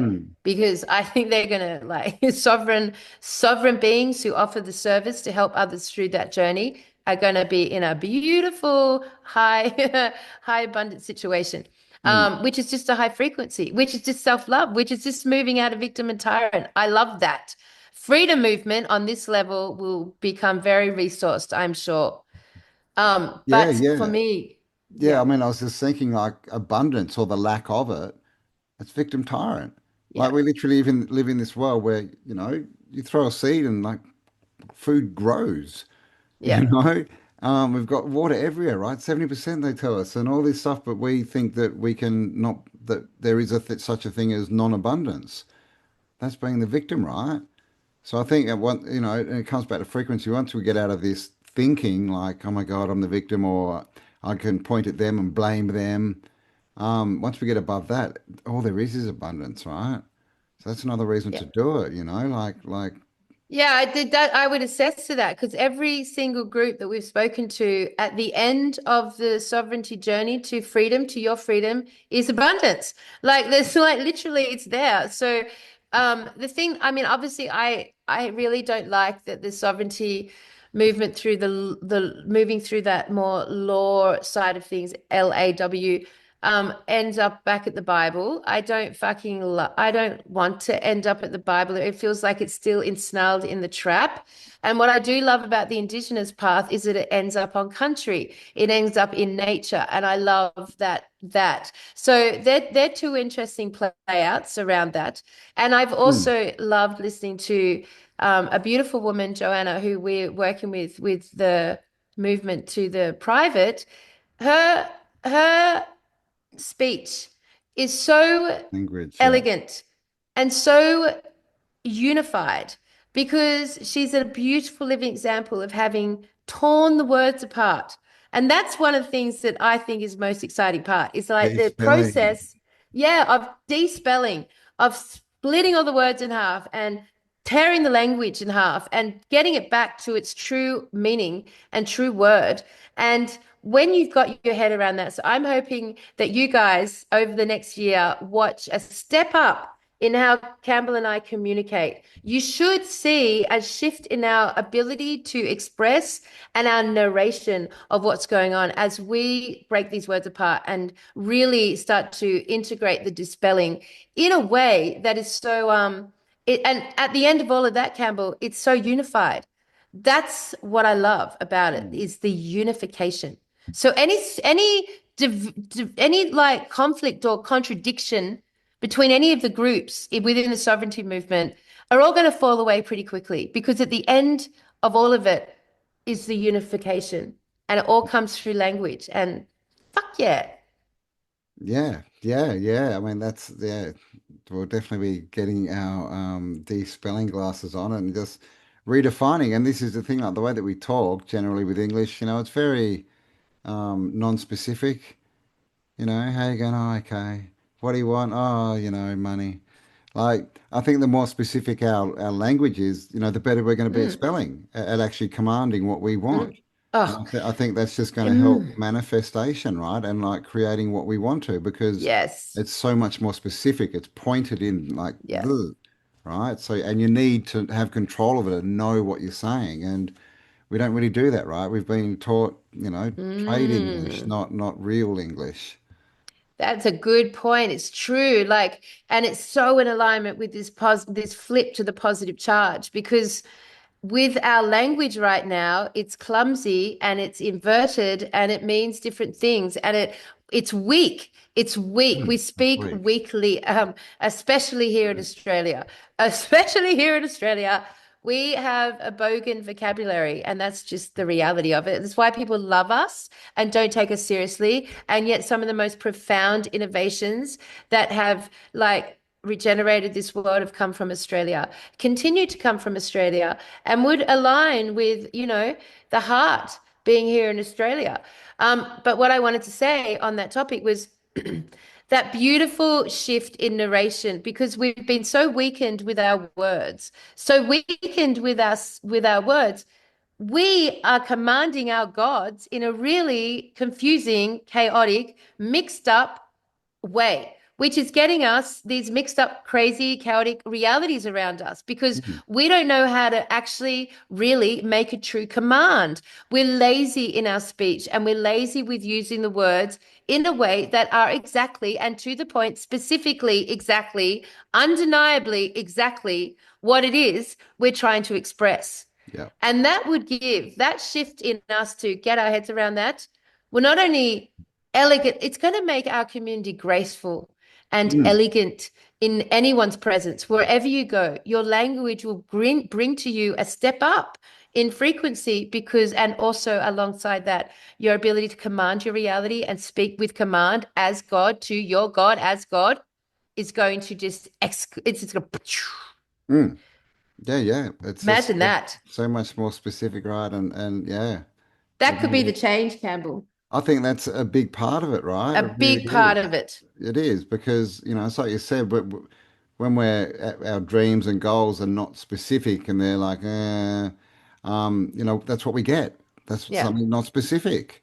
And the other thing is that we've been taught, in Western worlds, again, victim tyrant is that we shouldn't ask. If we ask for Yeah. everything we want, then suddenly we're the tyrant, right? which is not Yeah. true. It just means that you're more aware and of the truth that all there is abundance. Yeah. That's all it is. So whatever it is, if you find yourself going, oh, well, do I really deserve that? Or what will other people think of me or whatever?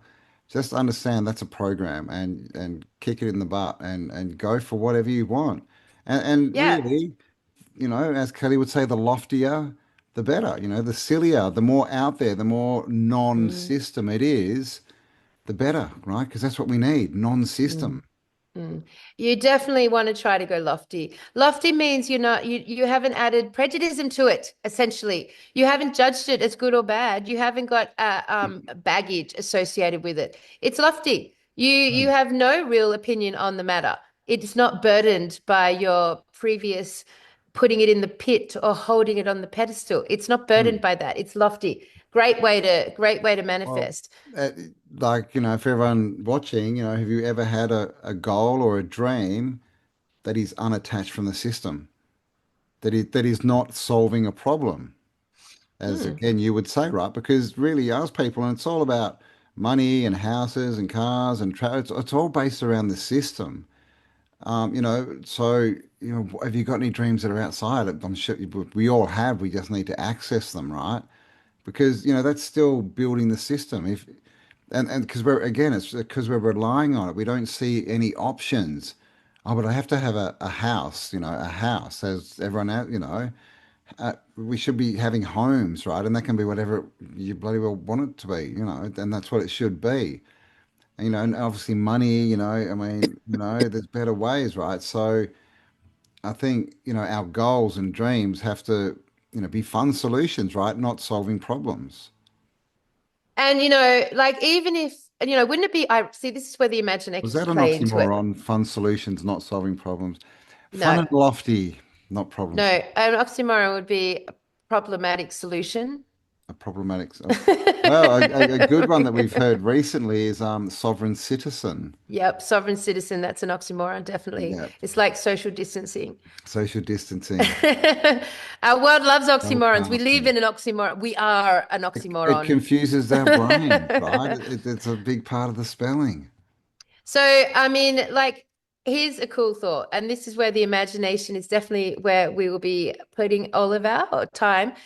Is it imagine if actually all of this like lack of freedom, all of this like bound to this enslaved system that we all appear to be, you know, imagine if it's all being held up simply by words, by language. And 2,000 to 5,000 TA members went on the journey with us over the next year, not to do anything, not to like send back their passports and their birth certificates. I mean, of course, do that if you're inspired to. We're going to do it. We're going to see what happens. I'm excited to see what happens. But imagine if it's just a shifted fucking language. So suddenly fucking 2,000 gods are commanding their realities using correct words, meaning making big spells. Like, as in, 5,000 of us actually speaking correctly and understanding. And like, because I've always imagined that when you speak out this language, this is how you're participating in reality forward. You add a vision that they're giving you, and plus you're using vocabulary that they've given you, and those two things combined create the nature of our existence here on this realm. But if we have suddenly relearnt our true language as God created beings, fuck man. I mean, maybe that is the pathway to this ultimate freedom. I mean, even just being able to speak that way as a general rule to everyone in your life, including all the authoritative figures, like that's going to change the game. Maybe all the conflict and stress of how to negotiate this will be eradicated. I don't know. But for me, one of the biggest parts of this is the language.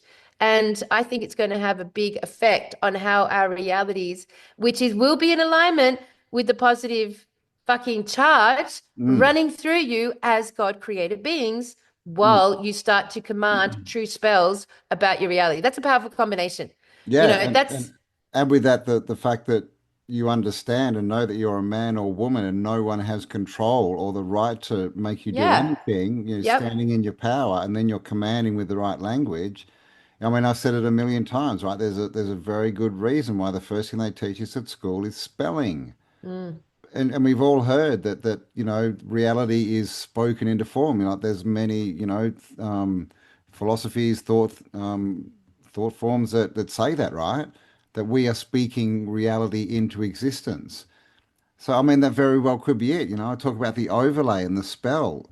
They've been casting spells, right? And we just don't know how to cast them back. So yeah, like I think that's a big one. I think if we change what we're putting out, in the way that we are, our energy, in the way that we speak, and in the way of our visions, that we're not relying to solve a problem in the system and to Mm-hmm. integrate into them, or then that's Yep. that's a trifecta, right? That's a winning Yes. combination. Do you know when I have a story about this? This is one of my first truly stressful memories ever. I would put it down to maybe my second most stressful memory. I was I was like in week 3 or 4 of year one, right at school, and they were teaching us spelling, and I could not get my fucking head around I'm. I could not remember it. I couldn't spell it. I couldn't work. It would not go into my brain. Every single night, the teacher would write in big black marker, I'm on my hand. And I would just stare at this I'm. And for some fucking reason, how old are you when you won? Six, Yeah, seven? 6, 7, yeah. My little brain just rejected the word I'm. It wouldn't land. It was so stressful for me because it got to the point where the teacher was beside herself and I was distressed and my parents didn't understand why I couldn't remember it. I couldn't remember. And it made me feel really stupid and dumb. But that was my first experience of my God mind rejecting a spell. I mean, what That's a difference by saying I am exactly. I was to just I'm. thinking, good one to reject, right? And this is part of how we don't speak properly. I'm. I'm. Like, what does What that is that? mean? Yeah, it's completely different to Mm-hmm. I am. It even feels Mm-hmm. different when you say it, Mm-hmm. right? Yep. I am Yep. is a powerful spell, Yep. right? Yep. I'm is like wishy-washy Mm-hmm. language, right? What does it Yep. mean? It means that we're lazy and we're not because I mean, we're taking out one letter. We're so lazy we can't just say the A. It's fucking 3 letters and they turn into two. Oh, Yeah, it's but you got to deliberate, put a little right? dash, so it's I really three know. again. It's like there's What's the benefit? There's no benefit well, unless except to you're, corrupt yeah, one of the unless you're, strongest commands we've ever had. yeah, I am. yeah. If you're an evil sorcerer, man, that's very handy stuff, right? Oh my But, God. and it's in everything. It's in Yes. everything. And I also remember a story because I would have been probably in like, I don't know, year 4 by this time. We were being taught all the joining words. So I was coming Mm. home with words like won't, don't, shouldn't, couldn't, wouldn't, all those. And my dad, for whatever reason, and I don't really remember why, I shall make a point of asking him. He took great offense to this, and he decided that I was speaking in slang and that he wasn't going, and he wrote to the school and he basically said Kelly's not allowed to speak these words and she's not allowed to come home and do homework on it, and caused this big kerfuffle around the don't, won't, shouldn't, couldn't, wouldn't, and to the Mm. point where he actually sent me on the basis of this to elocution lessons. Can you believe that? I mean, of Mm. course, Campbell, it has served me well, Yeah, but well, this is the thing. Elocution used to be important. mhm, If you weren't casting your spells properly, they take you to someone who taught you how to do it. And that's a perfect example. I couldn't, shouldn't, I mean, could not. It's a different feeling and energy, and it doesn't save much time saying no. couldn't next to could not. I mean, so yeah, the spelling, that's what they're teaching us. I mean, Spelling, basically, de-spelling. all it is a way to Unspelling. bring two different words together to make a corruption of the command. Yeah, Because like saying could not is a weak sentence. yeah. Even that is, but to bring them together becomes like terrible, Teacher, yeah. terrible lack of energy, lack of command. You wouldn't say I could not. You would say it much more affirmative of that. Because what it does when it joins is it corrupts the affirmative nature of the command and puts it into the opposite.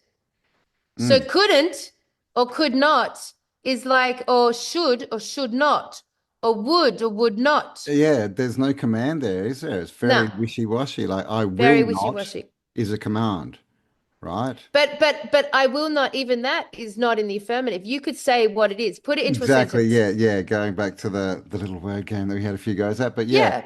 like how do you say that in an affirming way? Like I will not. It's Well, give me one sentence. Give me anything. I will not comply to the digital ID. okay. Now put that in its truest, most affirmative, powerful command. So what are you giving up when you comply to the Yeah. digital ID? Like the digital ID is wrong because it takes away freedom, and I am a free man.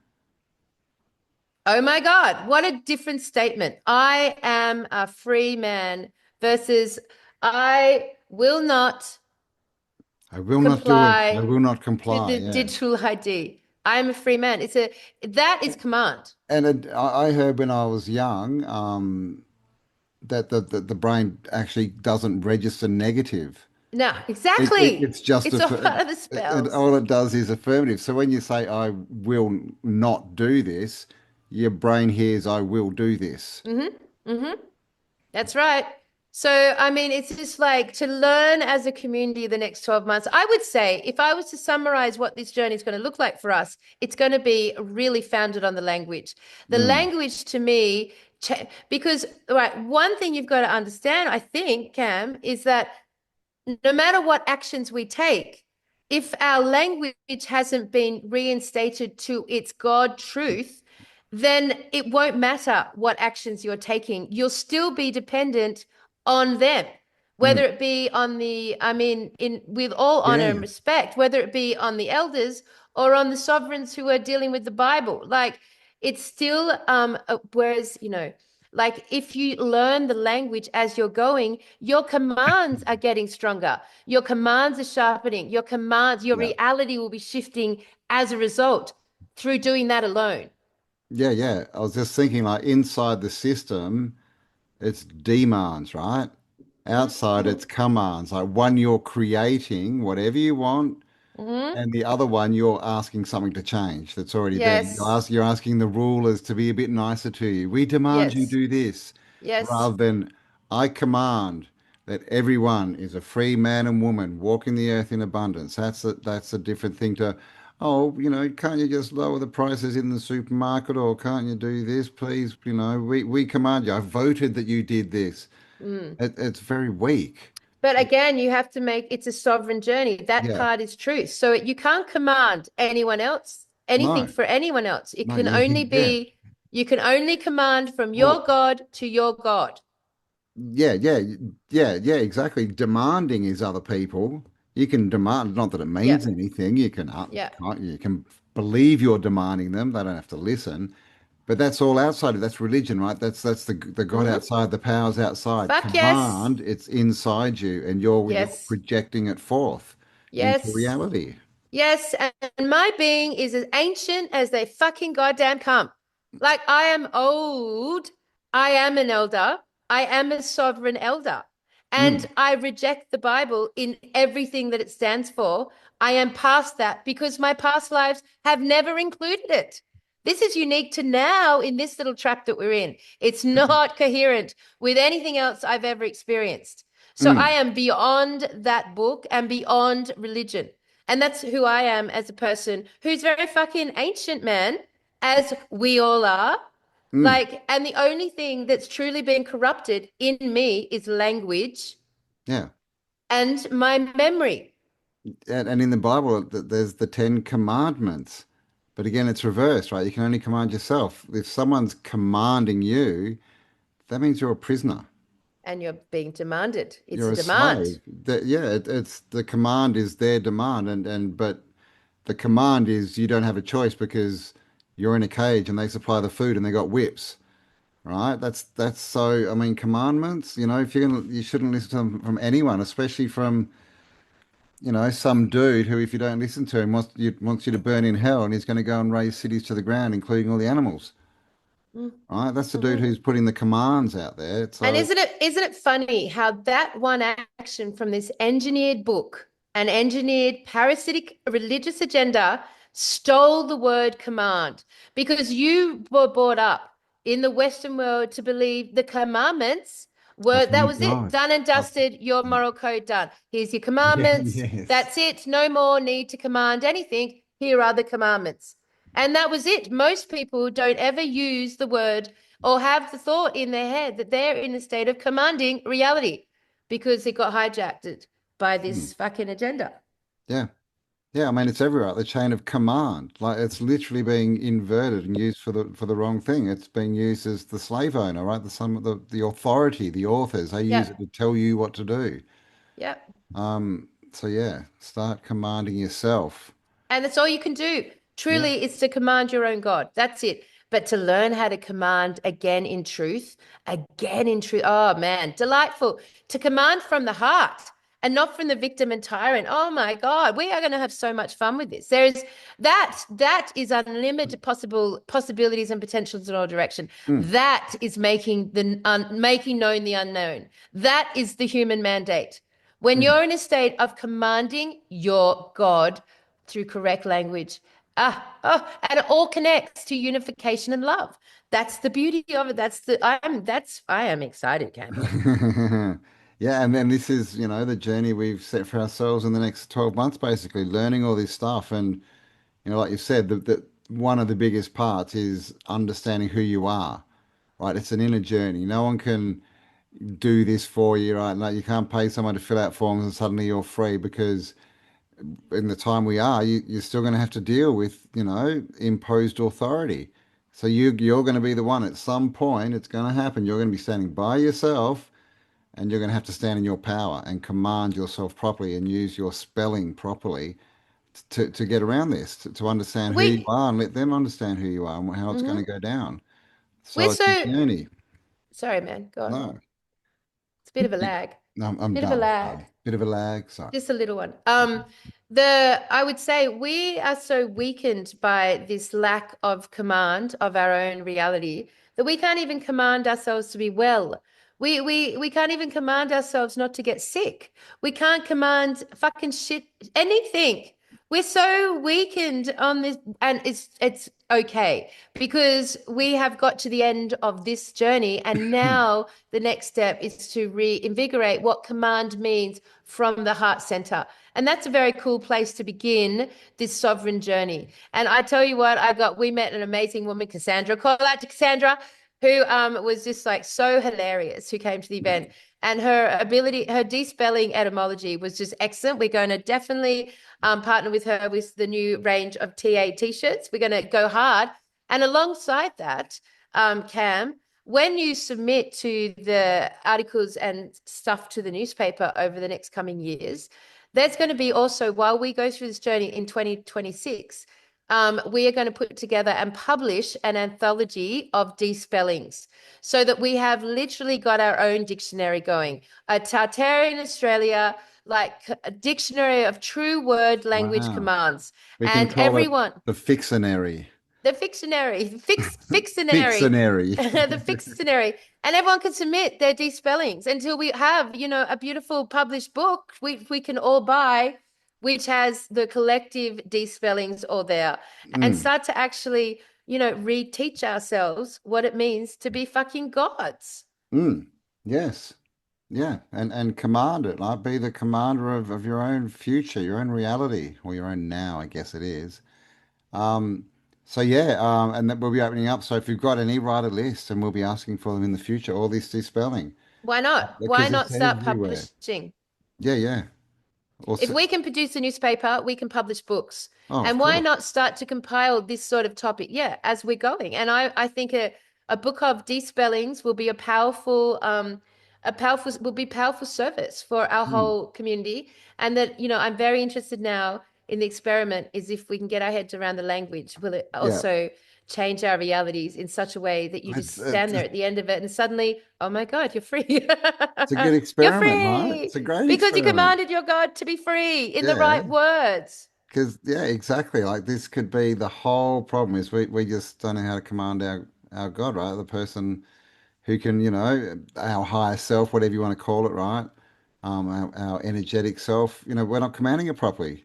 Like we said, sloppy commands it gives sloppy results, right? If you're not specific in what you say, then your God is not specific in what you get. So it could change this could be the key. We don't know. But it's a fun journey. It's a good experiment. And, I'd say to everyone, just try and catch yourself when you're saying negative things that don't mean anything. And then, turn it into, how do I say that in the positive? How do I say that in the affirmative? Not, I don't like this. How do you re-say that? Let's It start was getting into it. one of the fun games, one of the funnest things about being at gatherings is that you can start to replay games. Not board games, not card games, but actual mental games. And one fun one that Nadesh actually, call out to Nadesh. Sorry, I'm cold and warm at the same time. I know. Yeah. Can't say the One top of of your head again. Every video, you cut off there. Oh, does it matter? No, Are you not missing really. my forehead? Just, yes. How big is your head? Have you got a No, cone it's head, big, Kelly? man. It's big. Um, the with this game was that you say a sentence and you have to get out all the joining words. You have to take them all out, all of the joining words, all of the meaningless words, until you have found a way to speak it in a way that's absolutely true to what you're trying to say. It's a very fun game. You do not realize, Hmm. like you said, you do not realize how Negative. often you speak in doublethink. You do not realize. So if I was to say you do not realize how often you speak in doublethink, like I could find a way of saying that now that Hmm. was exactly what I'm trying to say, but even better. Yeah. Have you ever realized that the majority of the words coming out are negative? Is that right? I, the point is, it's a super fun game, and there's lots of Yeah. fun mental games that we can play with each other that we just don't do. That will really help. That will really help because we kind of got to go back to how old were we when we started to learn language? 3, 4, 5. We were Young. Yeah. toddlers. Yep. So Didn't even know. that's Yeah. why, and that's why the imagination is going to be a key to this because we have to go back to the time when we learnt all these words and unlearn them. Yes. So Yes. lots of fun and games, And Campbell. It's all about we fun and need games. more games because we can't be in the 2D world now. So we're gonna have all this time, right? We can't be on there as much, scrolling, wasting time. We need games. Bring back the board games. Well, board game is another one, right? Should be fun interaction, Yeah. fun game, not Yeah. bored. You don't want to be Yep. bored.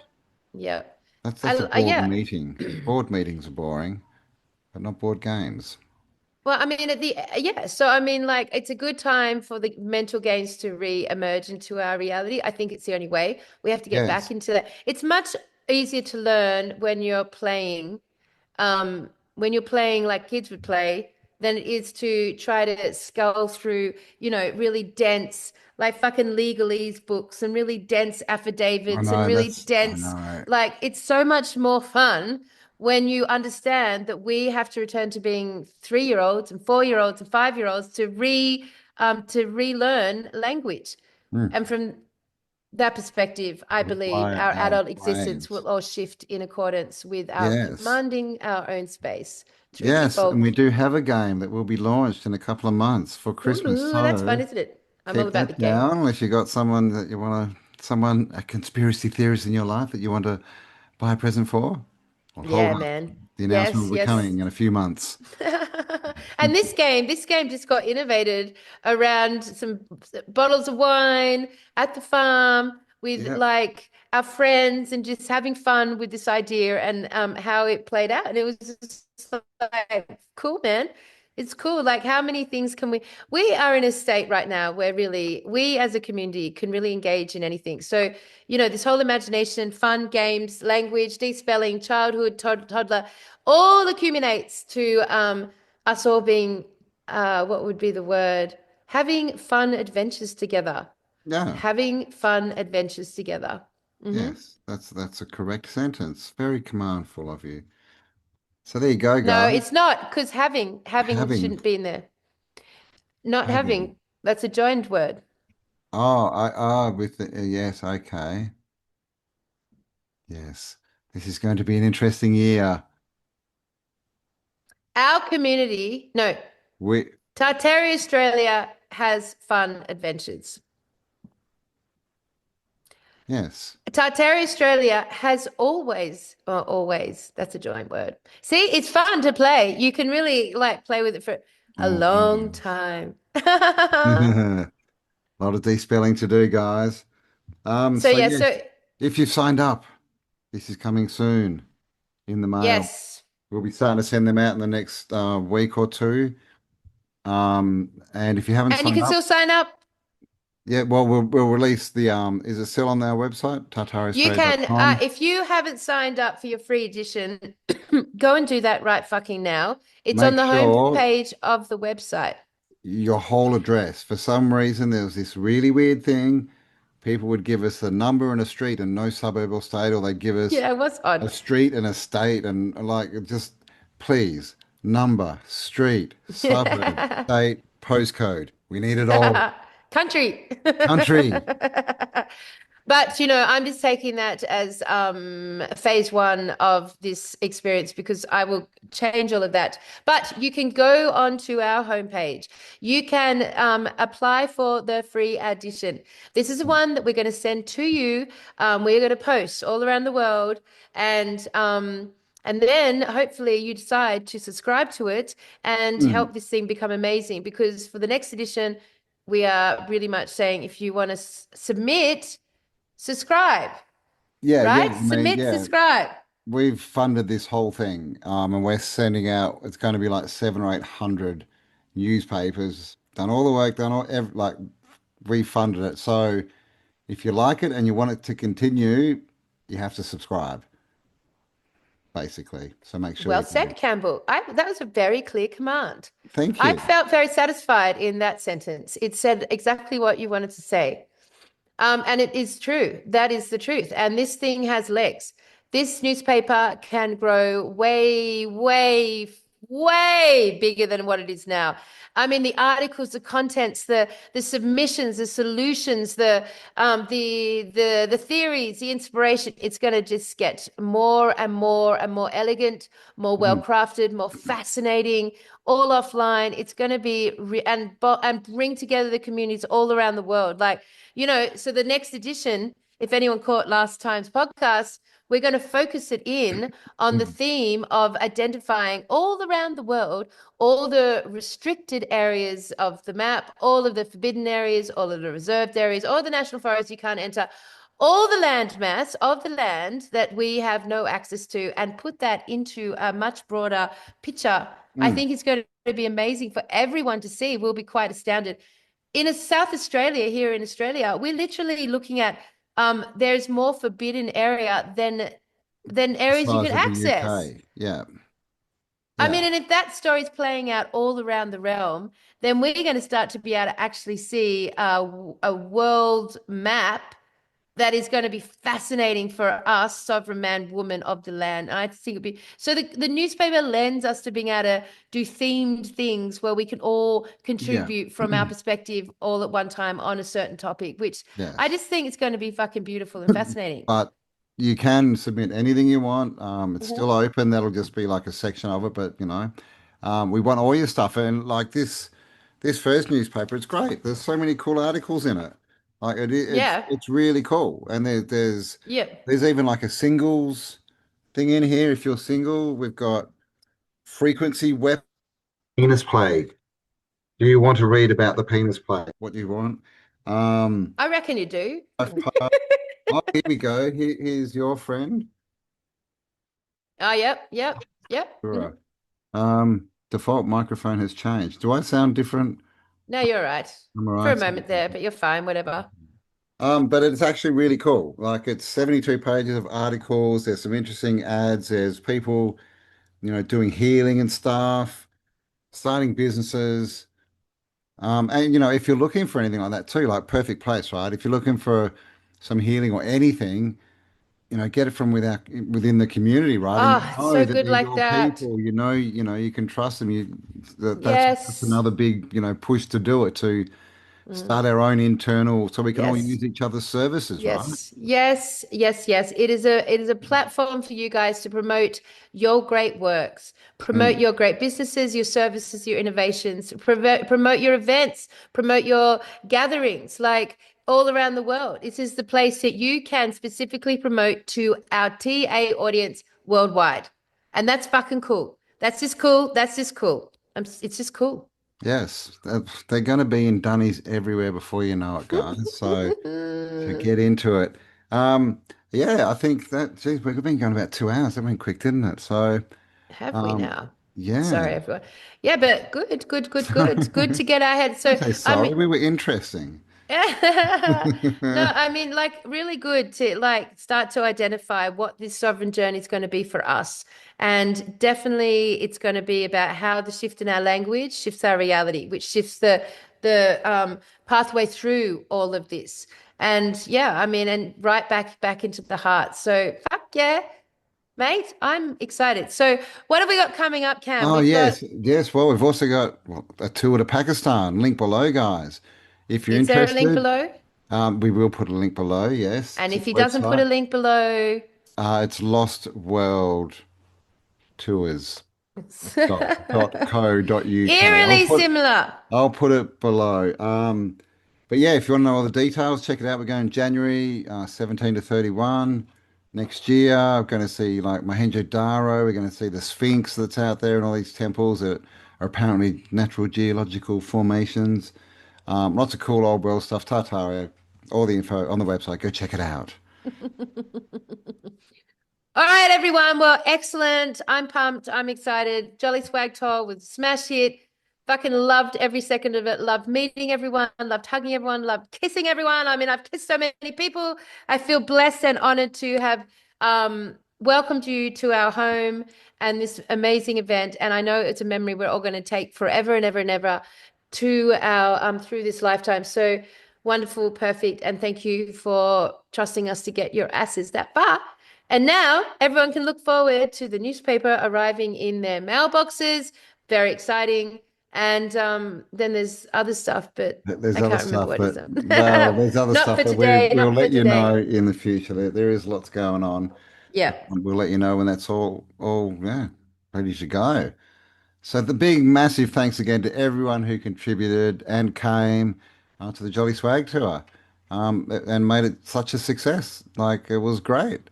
Definitely went off without a hitch. Everyone, loved it. Good reports from everyone, and yeah, we loved meeting. Oh, I know, Right. Campbell. I remember the next thing. Oh, the next, okay. The next gathering we're going to have. This is Oh, interesting. do I So know about this?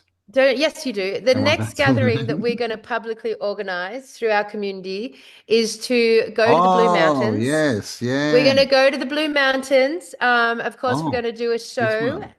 And Okay. we're going to go and check out some of the awesome weird shit that's up there. But we're going there because Felice, who has written the theme song for Tartaria, is coming with us to a studio for 4 days. And we're going to invite all of the Tartarian Australian musicians who would like to come and spend 4 days camping out in a recording studio to see what amazing shit we make musically together. That's the We're going next to gig. release a cassette tape. So go and find an old cassette player. We're going We're back to going the back to the 80s. 80s.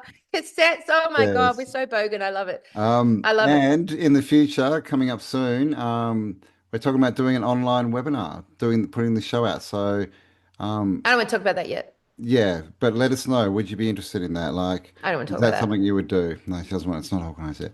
But let me know. But Let me know. She doesn't want to know. Say, just use I'm not my ready for that name, and one. she won't read it. Um, but yeah, Yeah. like because we like to get out in the 3D world and do that. But with yeah, it's an idea. So let us know. What are your thoughts? I, on the other hand, very excited about this musical camp out.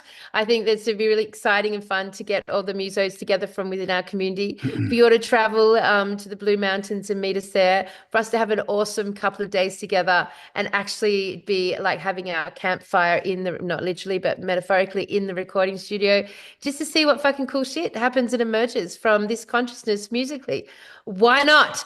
I'm very Mm, excited about that idea. So, if you are a muso out there in the world of Tartaria, Australia, then watch out for that one because it'll be a very unique, extremely fun thing to experience together. yeah, And of man. course, we'll finally have our intro and outro. Fine. It's only taken Fine. 5 years. That's all Only right. taken 5 years, but we waited. We waited for the best. Yes, yes, we did. Soon we're Yeah. going to sound like that, like a 70s vintage Australian like afternoon television show. Just so that That like old Aussie sort the of old Aussie accent. sound. Yeah, Yeah. yeah. I love it. I love Uh, it. But yes. why not? Why not have a musical camp out? Think that's a fucking fun idea. Oh, All I right, Cam. agree. And let's get back to it, guys. Thanks for joining us. Was that a good old All Aussie right, accent? I Tartaria, thought it was good. Australia. Woo! Woo. Yes. Love you all, guys. Stay awesome, and we'll talk to you all on the next upload. Oh, we promise next We've Friday said we'll be back on schedule. back on schedule. And anyone who was at the event on the weekend who wants to get their shit together, remember, you can still join up to get your shit together. It's unlimited. Anyone can do it. You don't have to do it every day. It's there. We will be skewing it now towards the understanding how we're using our manifestation via command and language. So come and join us, guys. Yeah, man, we're working out the manifestation manual. We're going to get this sorted. Fuck yeah. Fuck yeah. Oh, I swore. Oh my God. See, you're an enabler. What a bad influence. Mate, if I was an enabler, you would have had two joints by now. Yes, and about 17 Fs. Yes. All All right, right, everyone. guys. Lots of love. Love you Speak next all. week. Bye. Bye. Oh, hello, Tartaria, Australia. Hey, Mr. Autodidactic. Hello. Oh, good morning, Tartaria, Australia. Hey, buddy. Hey, man, how you doing? Oh, mate, I went down an edge this week. I went down a fucking edge, An man. I edge. went like, oh, I fell down there. I went from the Gnostic. So, I mean, last week it was pretty cool to actually see for the first time that Tartaria were Gnostic in nature. Like that link, even though it seems obvious in saying it now, it just hasn't been made. So that's a really, and then of course I wanted to go past the Gnostics and figure out what was before that, of course, which is only inevitably going to lead me to an edge. Inevitable. And Yeah. when we say an edge, our friends, what we're talking about is basically an undefined, lofty, abstract version that has, for the most part, been colored in by AI. It's And we can't prove whether it's true or not. yeah, That's can't yeah. can't evidence. So I mean, I can't evidence that the Gnostic religion has. I can evidence that we can see that what they stood for did appear to be how the realm was constructed, how the Mm. realm was or organized, and how it looked. Like there was some pretty strong characteristics there that you could sort of like evidence this Gnostic attitude going through the Tartarians. But after that, you're at an edge. And so of course I fell through the Gnostics, I fell through Sophia, and then I fell through Prometheus, which Prometheus. was the Yes. first time that it had come up again for me, Prometheus, and landed at an edge, of course. Of course. Yeah. Prometheus is a good one. Stole fire from the gods, which is supposed to be symbolic of information, right? Knowledge, technology. But what I didn't know, which I've just really just recently learned, is he was meant to have fashioned humans from clay, Yep. which is Yep. very Old Testament, isn't it? Very biblical story. And also, so like Prometheus stole the fire, and the fire gave birth to human intellect, essentially, to gnosis. That was the whole thing. It was gnosis. So then we have the gnosis of art and architecture and science. All that gnosis came in and developed what we would have called the Tartarian realm, right? So it's interesting that Prometheus sort of represents external gnosis, external knowledge, whereas Yeah. Sophia represents the inner spark, the inner Yeah. knowledge. So we've Yeah. got two entities that sort of like are the yin and yang of each other, both bringing the spark of the fire, the spark of light Exactly. to, Yeah. And the demiurge is supposed to be created without that spark and was yeah, actually creating beings without that spark in his image, I guess.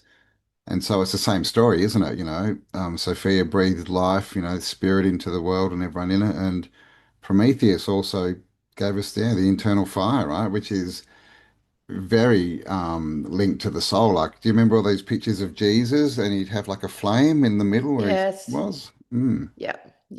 I'm so out on Jesus right now. Like, fucking hell, man. I've got a bad attitude about that one. I tell you what, but we won't get into that today. We'll do that, Yeah. save that for another show. Keep your bad attitude in check. Jeez.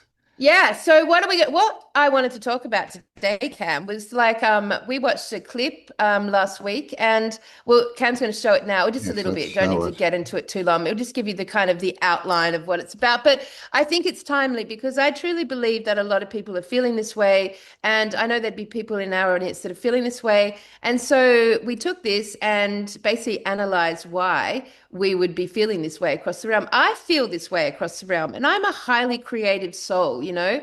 I Mm. definitely engage my spark internally and externally. I'm a good representative for that. But yet, still, I also feel this same energy. I feel it like in my daily life and grind. So let's have a quick look, Yeah. and then let's dig into the wonderful world of Entropy. entropy and Gnosticism. La la Yeah. la. Here, let's go. Well, the internet's definitely hitting entropy. I think it's eating itself. Alrighty. Yes, because Shall we play the entropy whole thing? leads to death. Yeah, which leads to life, right? It's like a breath. But anyway, The let's, cycle of life. yeah, All kind right. of. It's been a bit invaded. We'll talk about it.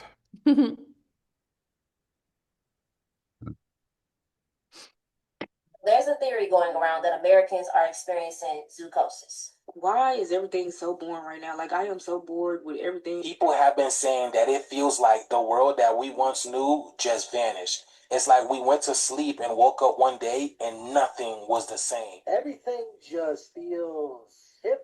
You wake up, you do the same stuff for the most part, and then when you do things that are supposed to be fun, it doesn't hit the same way like it used to. And life Like your 80s party.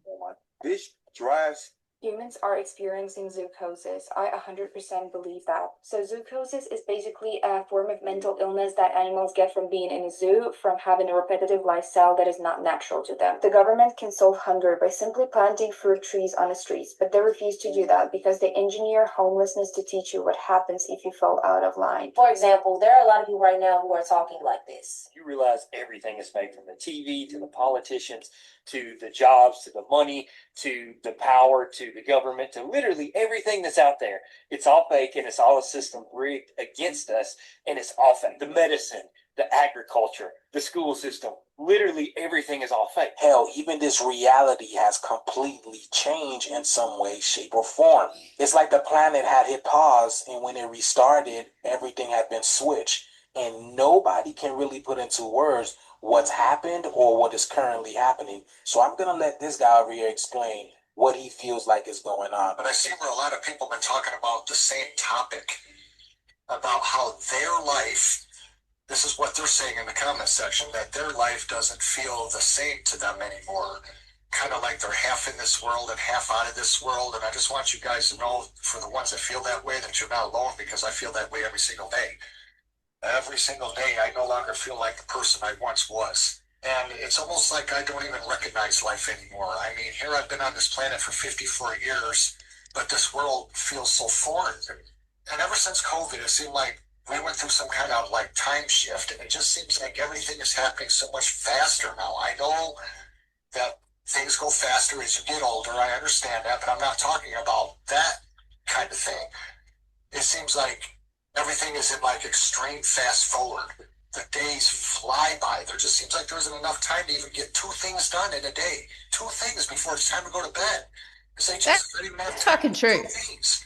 I have been trying to convey in a video what I'm talking about, and I'm not able to do it, you guys. I'm just not able to put my finger on it. How in the hell would we go from what we remember the world being like to this? How did it come to this? All right, let's stop there. What the hell happened to this I think world? we get the drift. People. Nobody wants to do anything anymore. Nobody wants to get together anymore. Nobody cares about anything. Nobody cares about anything. Yeah, it's an interesting time that we're in. It was all different BC. Thanks, Anik, before COVID. Um, there was a massive change, and of course, all the separation, the social distancing, locking people in their houses for 2 years, pushing the online shopping and all that kind of stuff was obviously a big catalyst for it. But I mean, apart from the fact that we hear this story all the time, right? When we talk to people, it's like people Yep. are lost, and why is that? Like, are we in flux? Is it because when life was more routine, we didn't have as many questions? We just kind of did. Um, it's an interesting one, right? But yeah, like, are you feeling this way? Do you feel like you're not really part of the world? The world's changing. You're not sure which direction to go in, what to do. Then we all got online. Then we found out that was not necessarily the best move, and now it's turning on us, and we're all going to get kicked off. And what do we do? What do we Yeah, do? I mean, there's so many ways to look at this topic. I think there is a generic consensus out there, particularly and specifically probably within the sort of truth community. And like there's a lot of variables for that, but some of the most obvious things is that with COVID, obviously, we went into hyper Hyper, speed hyper when it novelty, yeah. hypnosis when Hyper, it came to hypnosis. hypnosis, right? So, like for a lot of the truth community, this was like a slow build up, like we've been looking at this for many decades and it's a slow build up. So for us, it was like, woohoo, like relief, something's cracked, something's happened. So all attention was on it. And for Yeah, those who were just coming to the information just because they were like anti the vax, it was like a massive, overwhelming boof hit of gnosis, right? yeah. And so, Total, and so when total you, overload, right? Total overload. But we were excited. It was like, yes, it's here. Woohoo! The yeah, system's yeah, collapsing. But now yeah, 5 years but later, nothing's really changed. yeah, I mean that's the depression bit, like after all that gnosis being dumped on us individually, like and still the agenda marches forward and still the invasion continues to happen and still nothing appears to change and any mild hope you had in any single individual out there has been, like vanquished and you are simply just sitting there, what the fuck, like there's a lot of that energy going on. But like if we're to look at this concept, we have to sort of like understand potentially how this has all come about to start with. And so the first thing I was deliberating on in the last couple of weeks is AI. AI, is it an invasive independent species? Is it an independent species that has invaded us? Because Cam, like at the end of the day, all the rumors and ideological like discussions about Atlantis, because again, that's a Yeah. fucking edge. Like, because we can It comes from only, one line from Plato, right? Like, yeah. and now it's this massive body of work. But let's just say that it is a thing because it could easily have been a capital of the realm of Gnosis. It could have easily been that. But what I have read in various things, not from Plato, is that the collapse of Atlantis came with an abuse of technology. It came through basically the gods of the Atlantean people were of the mind and of the science and the technology, and they built the interfaces, created potentially a disastrous situation with the weapon. Who knows? But at the end of the day, it was a technological destruction of that realm. And so we agonized about how it unfolded and what happened. And yet, Campbell, We we can't are prove in it. it right, but we are in that Well, same collapse right yes. fucking now. Well, yeah, yeah, the collapse in Atlantis, apparently.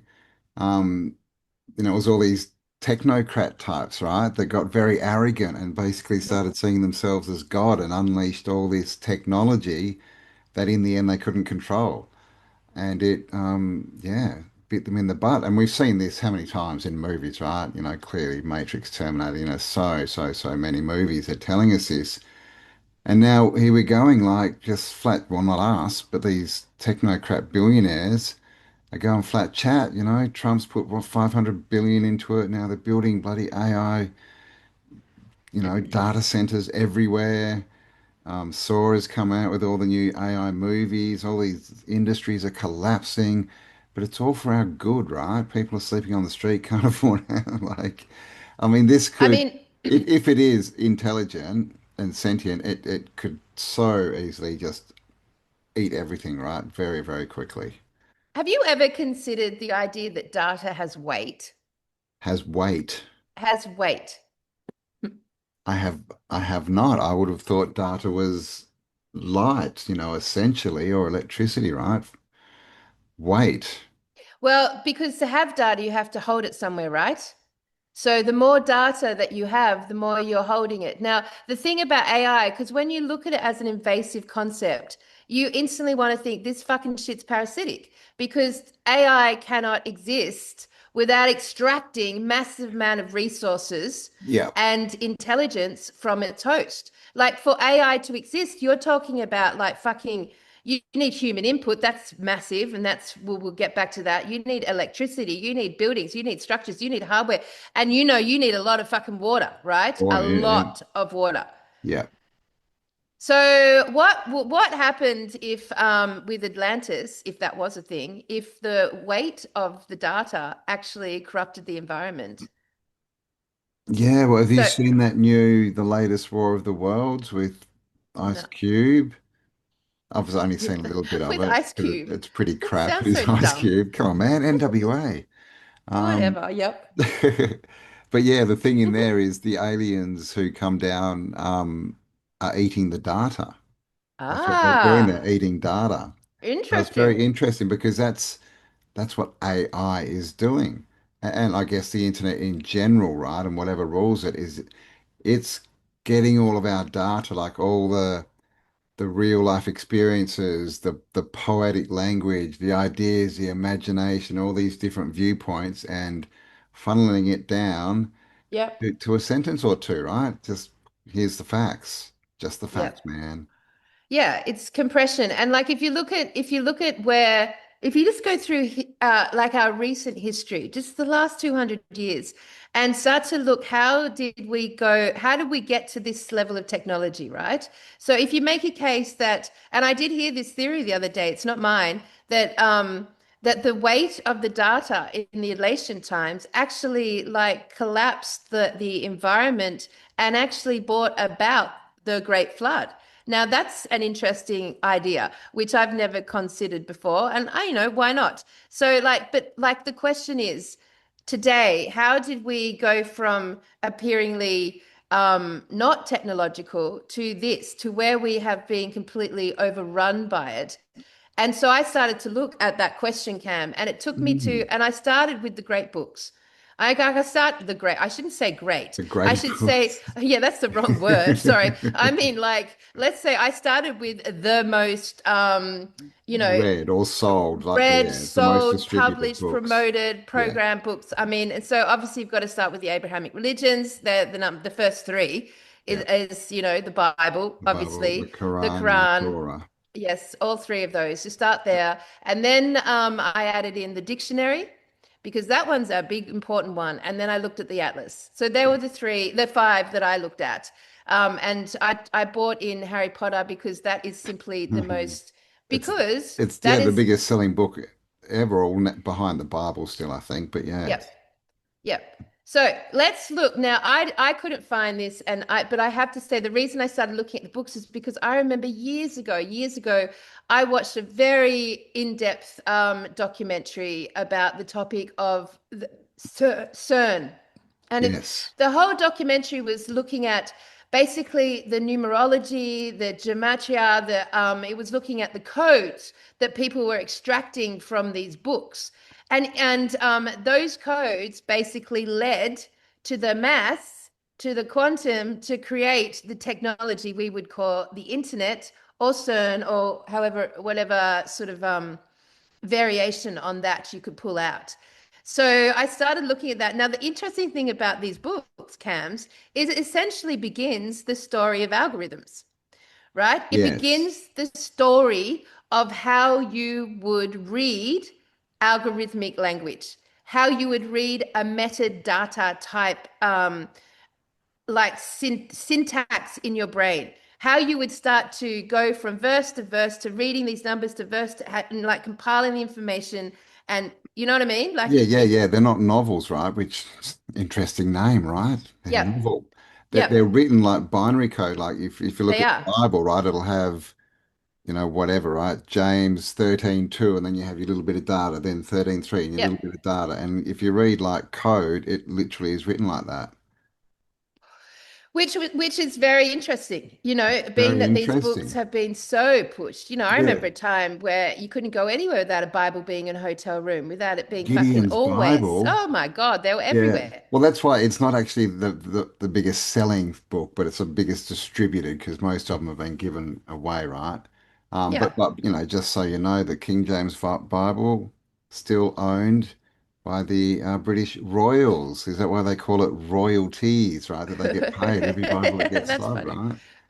But but with But the water, like with the flood, like if they were running all that water through AI systems and programming it, and that was the water that flooded the world, well, that would program the next, the next era, the next, the next water, that's right, because yeah, water holds yeah, memory. yeah, I yeah. mean, it's an interesting concept because it was interesting when we understood that each image on chat has 9 liters of water attached to it. It's interesting to start to bring physical resources to this discussion Mm, because yeah. because we're all kind of in this concept that AI exists in a cloud, that exists in a harmless airborne cloud somewhere above our realm, that it's not physically tangible. And then back that up with the crypto world, like fucking mining for crypto, mining air in the And that's all cloud. going to And be AI soon as well. And just to send an email is 500 mils, half a liter of water, just an yeah, email. there's Imagine how density many to this shit. yeah, we're talking hundreds of millions of emails, right? Like, Yes, exactly. mm, Exactly. So there's density to this stuff, right? So you could build a case that these books were the beginning of the AI starting to, like, I have an image in my head of like the Bible, and then out of it, we have the internet, and really in the short amount of years, like maybe 200 years, maybe just a bit longer, a bit shorter, then suddenly we go from these books and this starting to program the way that we read and interact with this language because mm, it's not natural to us. Because human beings with the spark of Sophia in them are by nature messy and creative. Like that's one yes. of our biggest attributes, actually, is Yeah. that we are messy and creative in our creativity. We're, Like, we're from and nature, right? And nature abhors right angles and straight lines. that's right. It's messy. And that's right. It's messy, right? And we have cultures based on stories. Stories were storytelling and singing songs Yeah. and dance. All of those things were a part of us maintaining our connection to spirituality and to our origins, if you like. Mm, yeah. So, Sorry, I'm just going to show this syntax, the arrangement of words and phrases to create well-formed sentences in a language. yeah. Also, the structure of statements in computer language. It's the same thing. It's the same thing, yes. So when you bring in the book, the dictionary, that was massively significant because what the dictionary did was start to choose words, give them a very tiny meaning, and then exclude anything else.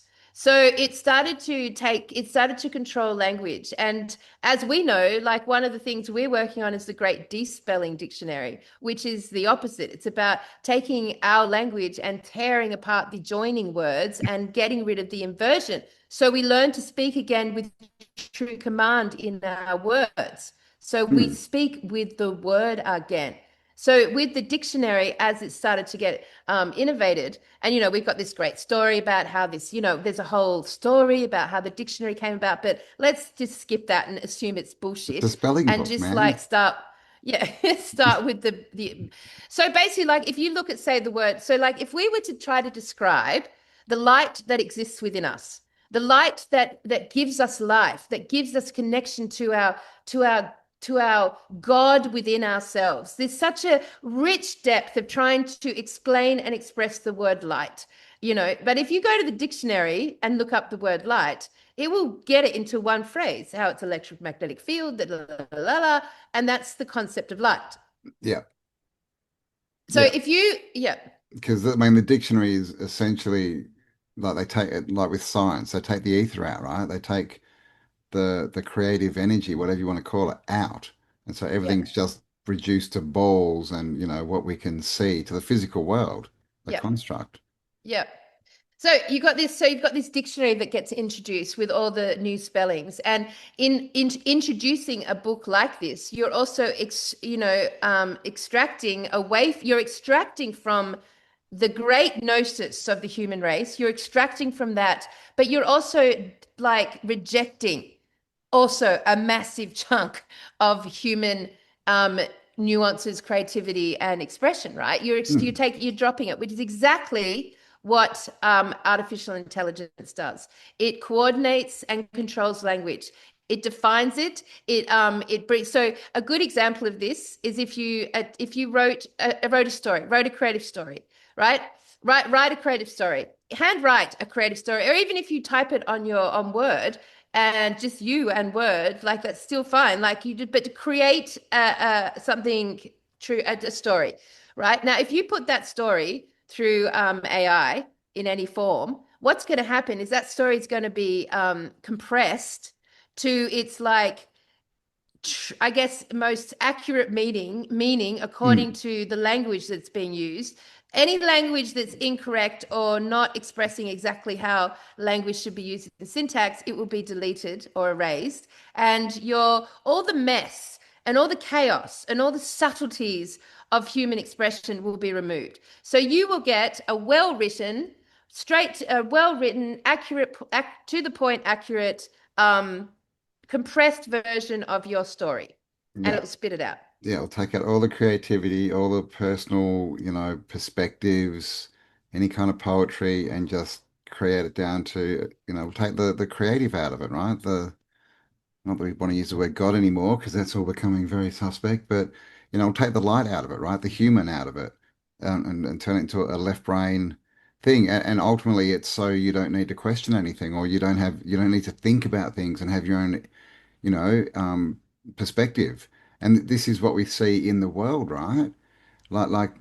Basically AI and the computers and all that, they homogenize everything just down so that everything's the same and we don't need to question it. Go and look at a housing estate, right? They're all the same. Go look at an old town from 100 years ago. All the houses are different and creative, right? Now everything's just mass produced, all the same. Everything in the shops, all the same, all the fashion, all the crap, it's all the same. And that sameness started to happen with these books, right? And then if you take the atlas, the atlas started to, so whereas language gave me, like the dictionary gave meaning to language, and then that became its meaning, so it stuck it solid in like written down, became the clay tablets of language. Yeah. And the books, the spiritual fucking inverted invading books gave meaning to spirituality called religion, right? Well, it's the great questions, right? To morals, Who, to what, where? Like yeah. religion tells you who you are, the atlas tells you where you are, and the dictionary tells you what everything is. Yes, exactly. So with the atlas, suddenly we start to have a vision on the earth that we inhabit. According to, I mean, the older maps are way more fun, way more fun. The new maps really boring and terrible to have to look at. Yeah. But the more then, of course, the atlas morphed to say, fucking, what's it called? Google Earth, and so Google Earth, then it looks like it's giving you access to gnosis and more accurate information by giving us a perspective from above down. The God view. But in doing that, it controls what you're seeing from down. But you, as the user of this Google Earth, you're suddenly looking up to the sky for your truth, again, outside of yourself, right? So all of these books started to put expression and our construct of reality outside of ourself and up there, up into space with God, And under control. It's like the Star of David, right? Which is two inverted pyramids. Like we think we're opening up and getting new, knowledge, but what's actually happening is we're getting funneled down into a point of view. Yeah, yeah, that's right. So suddenly we are trained now that the eye in the sky is the powerful voice of gnosis. Like, I mean, how classic's that? The eye in the sky. Well, God is all knowing, right? Yes. And these books systematically did that. And in doing that, not only, I believe, gave us the mass available to build the technology, all by design, by the way, but also reiterated the programming that true gnosis, true spirituality, and true meaning is outside of ourselves and up there. And that if you attempt to express true to your inner world, it will be edited and rejigged to exist outside of yourself in the correct language with its correct meaning, and its correct place and time. they've done a good job, right? To the point Yeah. where if you say, well, yes, God lives inside me, like religious people lose their shit. Yeah. How dare you call yourself God, even though, it's in all the religious books, you are God. But I mean, this is where we are, right? So, I mean, like that, this concept could give you evidence that the AI is invasive and that it's come through these invasive books. Like there is a link there that we could absolutely make. And thus the AI is not in service to us. And for whatever it gives, it takes away in abundance because it's parasitic. So you may feel like it's giving you competitive ease in your work, giving you more time, giving you like you don't have to worry about writing that email or fucking, making that image or whatever, or doing that grant application, whatever the fuck application it is. Like you actually like feel like you should be getting more time and this is good for you. It's healthy, it's helpful. But what it's taking away from you is so much more diabolical because what it's taking away from you is your faculties. It's taking away your mental abilities, your creative abilities, and it's putting it into syntax form. It's putting it into this like metadata. It's putting it into this process, and you're just handing it over. You're handing it over. How many of us keep any of ourselves sacred from AI? Has anyone ever thought, like, what parts of me am I not going to upload? What parts of me am I not going to share with the AI? What parts of me am I going to keep sacred? Like we don't have those sorts of conversations. And they're the sort of conversations that if you were to be a philosopher in this moment in time, you would start to be having with yourself. Yeah. It's just totally how much do you want to hand over? Because especially now we know it's all just, data collection, right? It's just trying to understand us more. So, um, yeah, it's a strange place that we find ourselves in, but because this is the thing, like that the internet has brought us all together, like we've all sort of found It's each given other, us right? It's given us community in that, but then at the same time, it's taking away, it's sucking our community. attention, it's sucking it. So it's this double-edged sword because in the end, it's soulless, right? So it can't create its own energy. So that's why it's a parasite. It has to be continuously sucking our energy or loosh or whatever you want to call it. But that's also ideas, right? Like it's got to, because without us, like AI is nothing. It survives on all the content that we've made, and it's just recycling it and recycling it and recycling it. Yeah. And by the way, is that why we haven't had a new idea in Hollywood or on the TV this century? Everything's a remake, a prequel, a sequel, reimagined this, Snow White with a black person in it, all these weird things, man.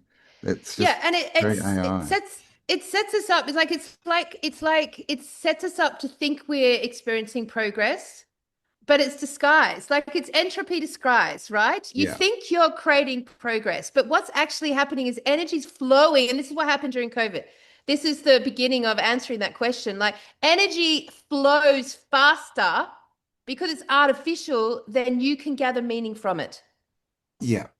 I mean, this is a really important concept because as we all got onto the crack, as we all got crack addicted truth seekers and everyone else who engaged across the realm, which is pretty much everyone, you had no choice. They really set you up into a psychological experiment where they isolated you, put you inside, changed all the rules, stopped you from going to work, and then bang, hit you with the gnosis available online, which has essentially an echo chamber anyway. Yeah. But like what it did is that you could scroll through 100, 200 different, clips a day, probably more for a lot of the younger generation, like just scroll, and you have no feeling about it. all you're doing is gathering gnosis, which is the addiction, right? You're just gathering gnosis, Gathering knowledge, yeah. getting caught up with the novelty, because our brains are designed to focus on novelty. That's like how our brains work. So as long as it's novel enough, we'll focus on it. So the thing with the socials is that everything's just novel enough. Everyone's just got a little bit of a different perspective, or a little bit of more evidence. It's always just novel enough for it to gather our attention, right? Yeah. But there's no meaning to it because we don't feel anything. And we don't don't sit and feel contemplate it, anything. and it's not real.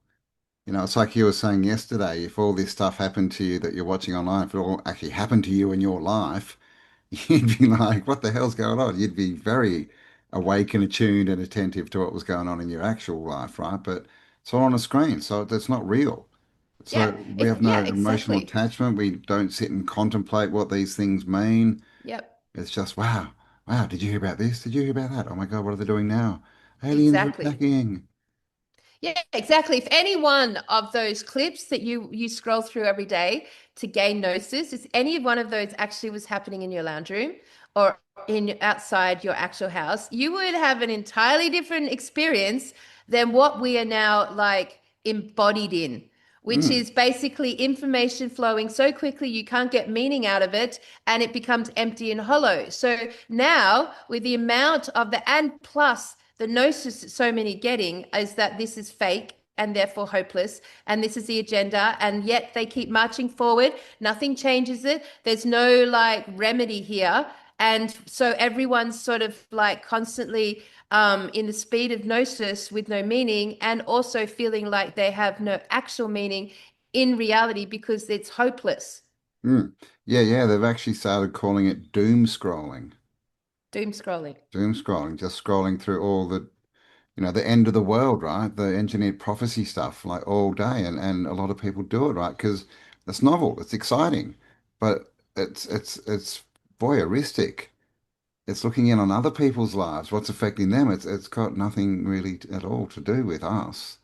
It really, really does. And like if you think about how your work life looks now, or any creative outlet, like you're now working, you're not coming at it with excitement and innovation because you're going to sit there and figure out this problem, and you're going to like write this document, or you're going to like build this thing. None of that's happening anymore. So you're basically, as a creator, you're now focused entirely on KPIs or likes, or how to like do the best new funnel, or the best it's all about mastering the AI syntax. It's all about mastering the AI processing. You're Mm. no longer entering offering your creative energy to the world. You're offering your knowledge about how to manipulate, or at least work with, the syntactic language of the artificial intelligence, which feels essentially fucking soulless.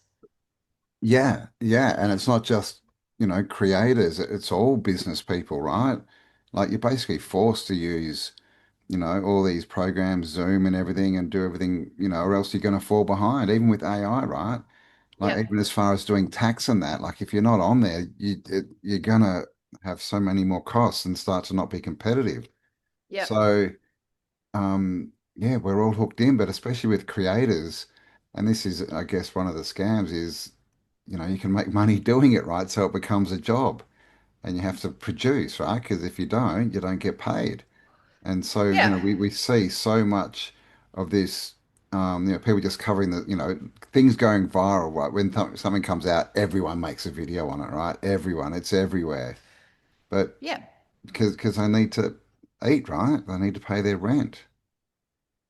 And like one of the side effects of us translating everything through an AI system is that it saps the texture away. It Yeah, flattens depth. That's like a big one. It flattens depth. it straightens it So out. Yeah, like, it takes away all the interesting crinkles.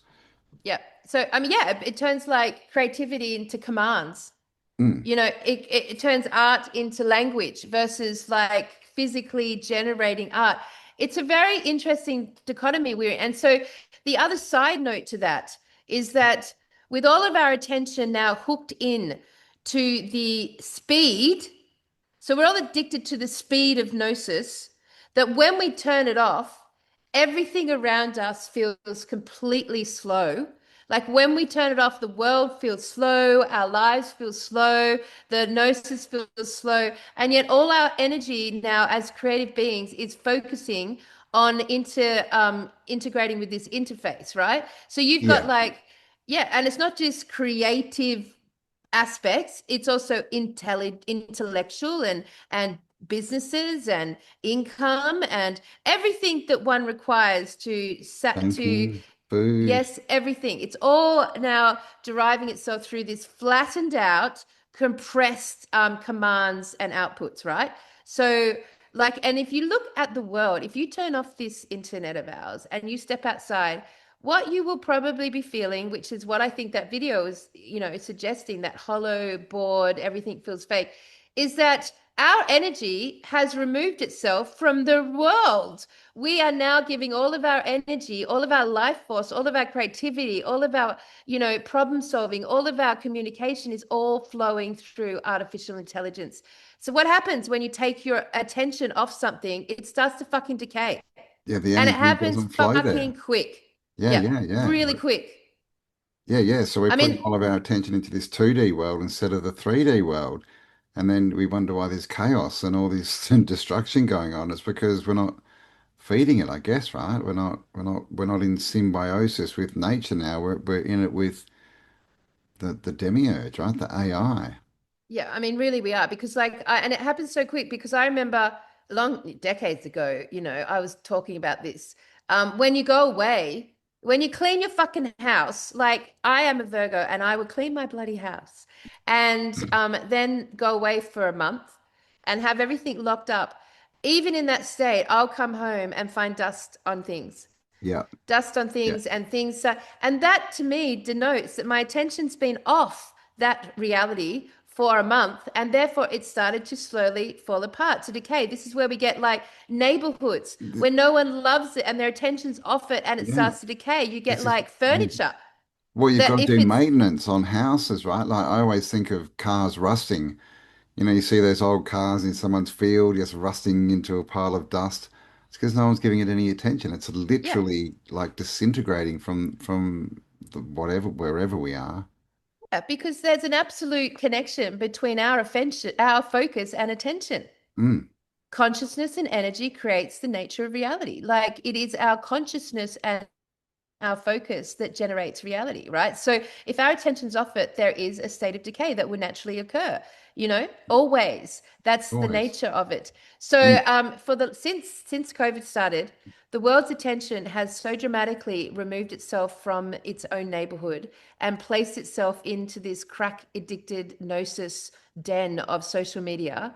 And it's ironic that I stand here and talk like this since we are on that right now. But, like the point is that like our attention across the realm went off the realm and it went on to like the artificially generated echo chamber of basically overlay with engineered biblical omens. Like mm. that is like the whole, it's so obvious to me that the whole online world is geared now to bringing forth these engineered outcomes, which have been there since the beginning of our reality's notion of AI because they came out of those same books, which means they must have come out of that demiurge energy, Yeah. or the AI was before the demiurge. Either way, they're both parasitic in nature.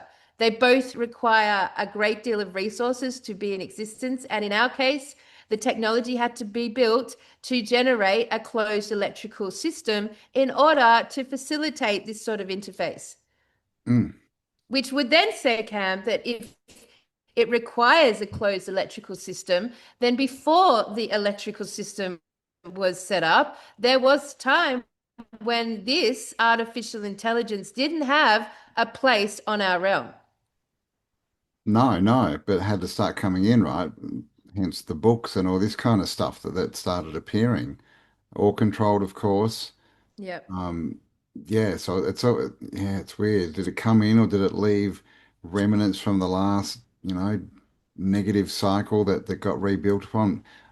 Guess it doesn't matter, but it's basically all, yeah, it's all the program. It's always has been, and it's just so AI is just like a continuation, really.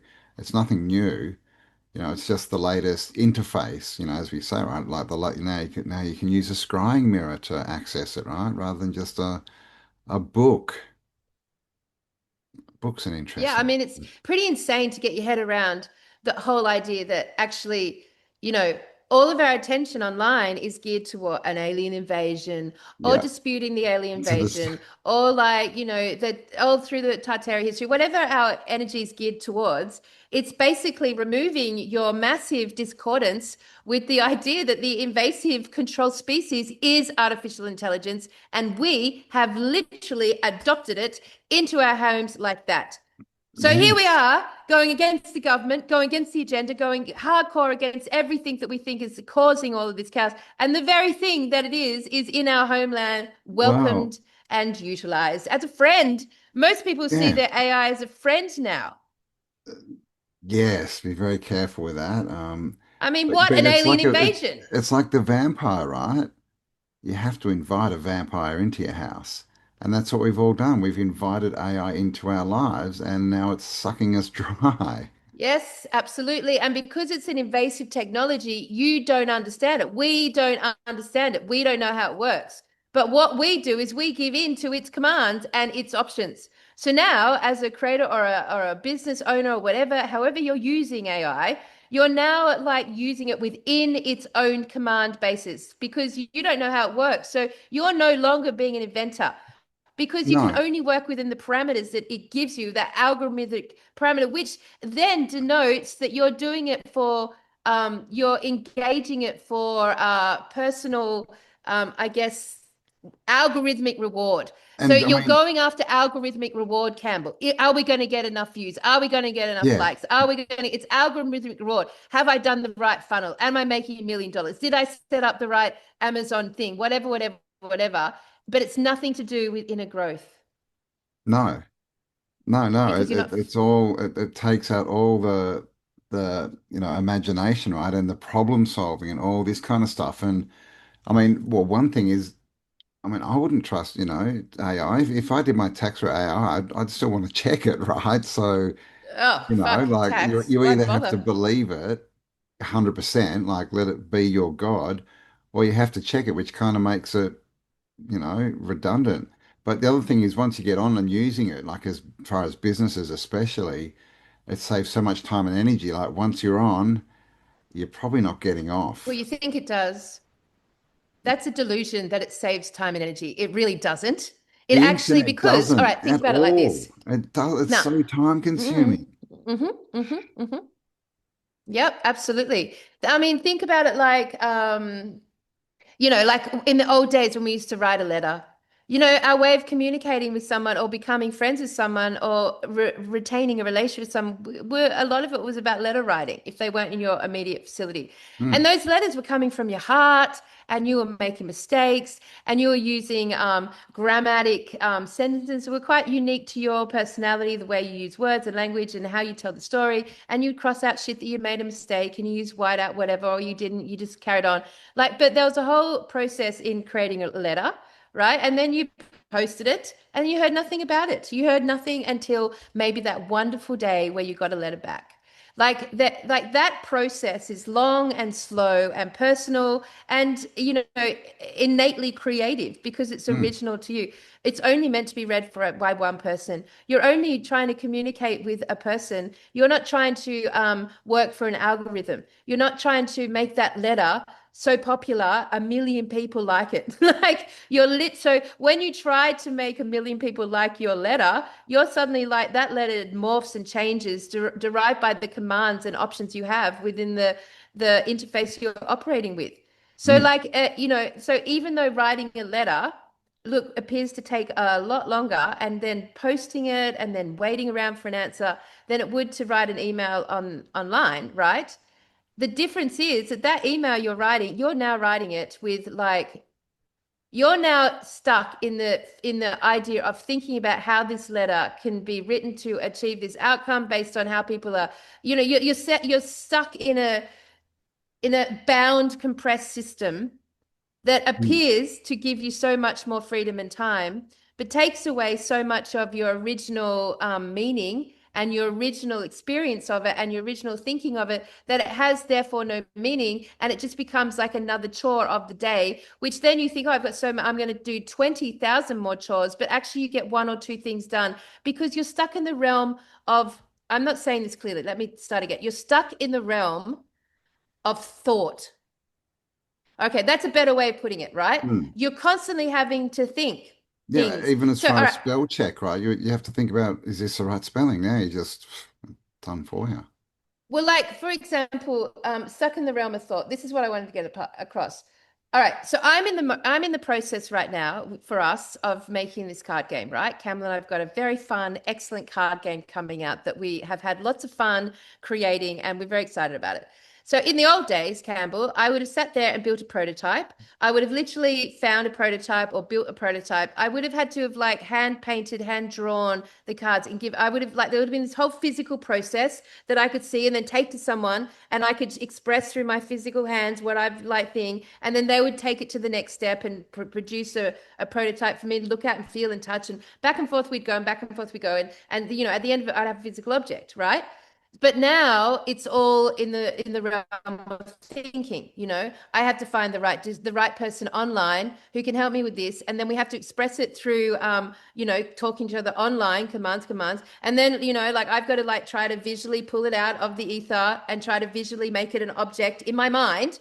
So it's all like this, what I'm saying. It's all in my mind now. It's not a physical, tangible thing that I have to build in order to produce. It's all in my mind. It's mental. So then I have to like, and so I'm in a constant state of thinking how to do this by pulling something out of the cloud and like keeping it in the cloud and constructing it in the cloud up here and then producing it eventually, finally. It takes so much more thought. It takes so much more thinking. But when you've got like 5 of these projects going on, which is what I classically have going on, and they're all invisible to me, except for a thought. So I'm having to think about all this way, and then I'm having to think about it from the perspective of online access. You know, it's not like I can walk down the street anymore and find my local printer and go and talk it out and construct it that way. I have to do that online. So all creation now is in the realm of thinking. And it's very hard to always have to think through your creation before you fucking created it. Like, and that is the process that we are now in on this AI system. We're in the realm of thinking, and it's tiring. And Yeah. it's Well, just think about a unfulfilling. shop, right? In the old days, you'd get a shop, you'd go in, you'd look at it. What do I want to do? What's the feel? You'd furnish it, you'd paint it, you'd make it your own, how you want it. Now it's all websites, right? And there's a billion options. And there's And there's and it's literally all a done for you. billion It's all fucking options. So you got to pre-built. think Just put about in your everything. title, and it's not But creative. I mean, like the fact that it's like it actually is an arduous process that takes more time, especially for me as a physical creator, than it would for me just to build the prototype with my hands and take it to someone and express it. It takes so much more time doing it in the realm of the cloud. Yeah. And that's across the whole realm of our internet interaction with the Well, internet. yeah. How, like, It promises us time, but doesn't give it. But even if it does give people time, they don't do anything. They sit around bored, and then they start scrolling on Facebook. It's like it's because there's nothing, it's like you're saying about the dopamine hits, where you're just expecting all this novelty constantly. Oh my God, what's happening? What's happening? But when you sit by yourself in your yeah. house with no internet, Yep. not much is happening. You've got to create it yourself. It's true. It's true. So then we have this situation where our reality is literally decaying. And I'm not talking about, you know, because we live in a beautiful part of Australia. We really love where we live. It's really beautiful. Nature does so much work for us. Nature will continue to thrive. Nature will continue to be beautiful in being present. It'll be beautiful. But if you look at your daily life, and then maybe the small parameter around your daily life that's physical, like your community around you and what's available around you, and I just wonder how much of that has decayed in your absence because you've been here on this thing. Like how much has decayed compared to say pre-internet. You know, when like everyone knew their neighbors, everyone knew their community, that you'd walk down the street And everyone who had a creative vibe or a business attunement would be opening up businesses and shops. You'd walk down the street, it would be alive. There would be access to interacting with that, and also the nightlife would be going off. That was our time back in our younger years, wasn't it? It was, you'd had how many street presses were in Australia? Free street presses. They were free newspapers you'd pick up every week, and there was heaps of them, full of gig guides, and it was all about what you could do, like What you could entertainment, do, music yeah. scene. And What's now they don't on? exist because Because there's nothing on there's anymore. nothing on. There's nothing on, man. It's nothing on, right? Yeah. Yeah, exactly. So like our reality as a result of artificial intelligence dependency and the internet has decayed. Yeah, I mean, even just pubs, I was just thinking like now that they're full of pokies, right? So again, people used to go out and dance and interact and meet people and watch bands and sing. Yep. Now they go and sit down in front of a screen and push buttons. It's the exact same thing as the computer, really, right? You push it and you get a dopamine hit every now and again. So of course, like on a very small scale, individually in our lives, pre the internet, everything you did in your life was an opportunity to gather wisdom, because you were literally taking your gnosis or your knowledge, whatever it was back then, and you were actually just having to apply it in some form during your day, right? And it became wisdom. Whereas today, we're so integrated into AI, and such a speedy version of AI, by the way, so speedy, such an overload of information, plus our creative and business output is stuck in a cloud. So it's like you're stuck in your thoughts versus your thinking, and you can't turn your thoughts into wisdom. Like that just stays as stuck knowledge, as gnosis. That's all that stays as, because you're not experiencing any of it. No. Yeah, it's like a doctor, Would you let a doctor operate on you if they'd just come out of uni and all they'd done is read books but had no practical experience? I mean, they can tell you all about it, but they don't actually have any wisdom of how to do it. And that's sort of where we are on most topics today, right? Where we've got all this information, but if it's not practical and it's not wisdom, then what use is it?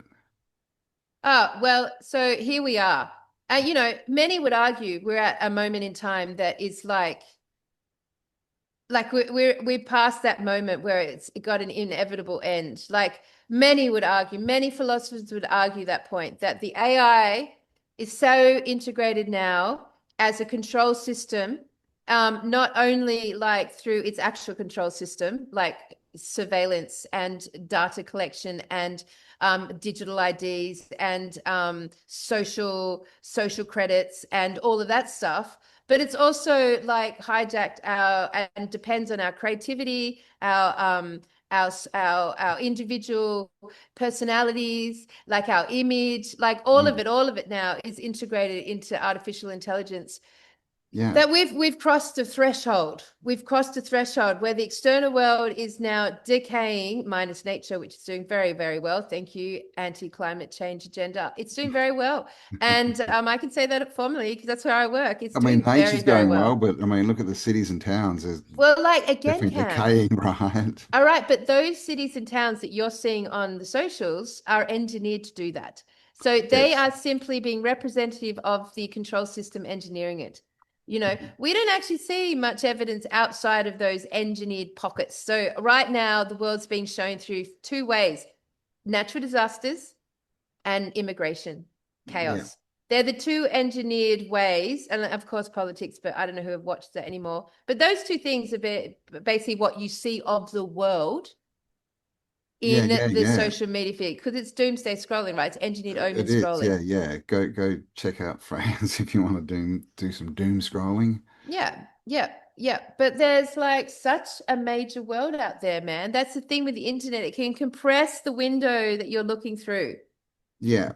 And to give you the answers, to take away your creativity, right? And this is what the internet does: is you put in your creativity, and it just turns it into a cheap photocopy, right? Like that's it. It's stealing the creativity out of everything. Oh, mate, I could paint using 3 words these days. I can create an image in a second using a handful of words versus, do you know, back in the old days when I started doing art and graphic design, I literally was at that generation where I would be commissioned to to create a poster, as in from scratch, as in Draw it and like paint not it. digital, as in I had to paint the motherfucker. And that was a process, right? That was a process of love and experimentation. And for me as the artist to feel like I'd like done it, that I had found my symmetry in the image, that everything was like exactly how I wanted, and then it fit. And then it had to be somehow replicated, and usually by a photograph, by a photographer, which was very expensive back then. Photocopies weren't up to par, you know, they were shit replicate. So you actually had to get it photographed or turn it into something like a fucking screen print. Yeah. Like it, oh my God, the process to creating a poster back then. So then that poster was honored. You know, it was enamored. Like it became the poster that we'd put out a poster a year. It was like if we were an organization, we would do our poster and that was the poster. But now, of course, and in that, as the artist, I like would have a very full breadth of communion with that process and would gain my own wisdom out of making my mistakes or whatever but it was very soul satisfying at the end of the day to come out of that and look at that poster and then see it up in the world and go, fuck yeah, that all came from me. That was a very satisfying, I felt like I had meaning to it. It was a meaningful action. So when you suddenly can make an image in 3 seconds with 5 words, and that image now can be done in any style, in any, look at what's behind us, in any style, in any way, in any possible thing, like zero ability to really, for me to, all I have to do is think. So that's what I'm trying to say. Like artificial intelligence, all it requires of you is just to think. It just wants to mine your thinking. That's it. It doesn't need you to physically do much other than that, which is turning us into, you know, what was their term? Zoo, and what was Zoo something. Zoo. so yeah, but like it's just Zoocosis. essentially if you chained a cow in front of a computer for 6 months, that cow would be fucking dying.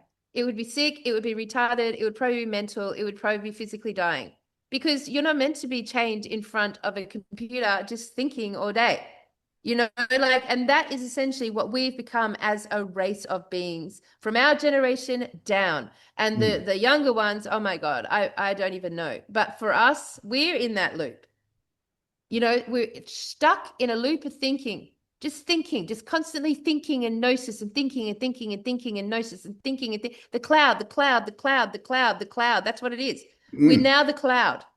Yeah. Instead of living and interacting and having actual experiences, we're just thinking, right? It's like that Wall-E, that movie, and all the people on the spaceship, and they just sit in front of screens, and so at the end they just on these chairs that float around, they do nothing, right? They just sit at this screen and fill it with That's right.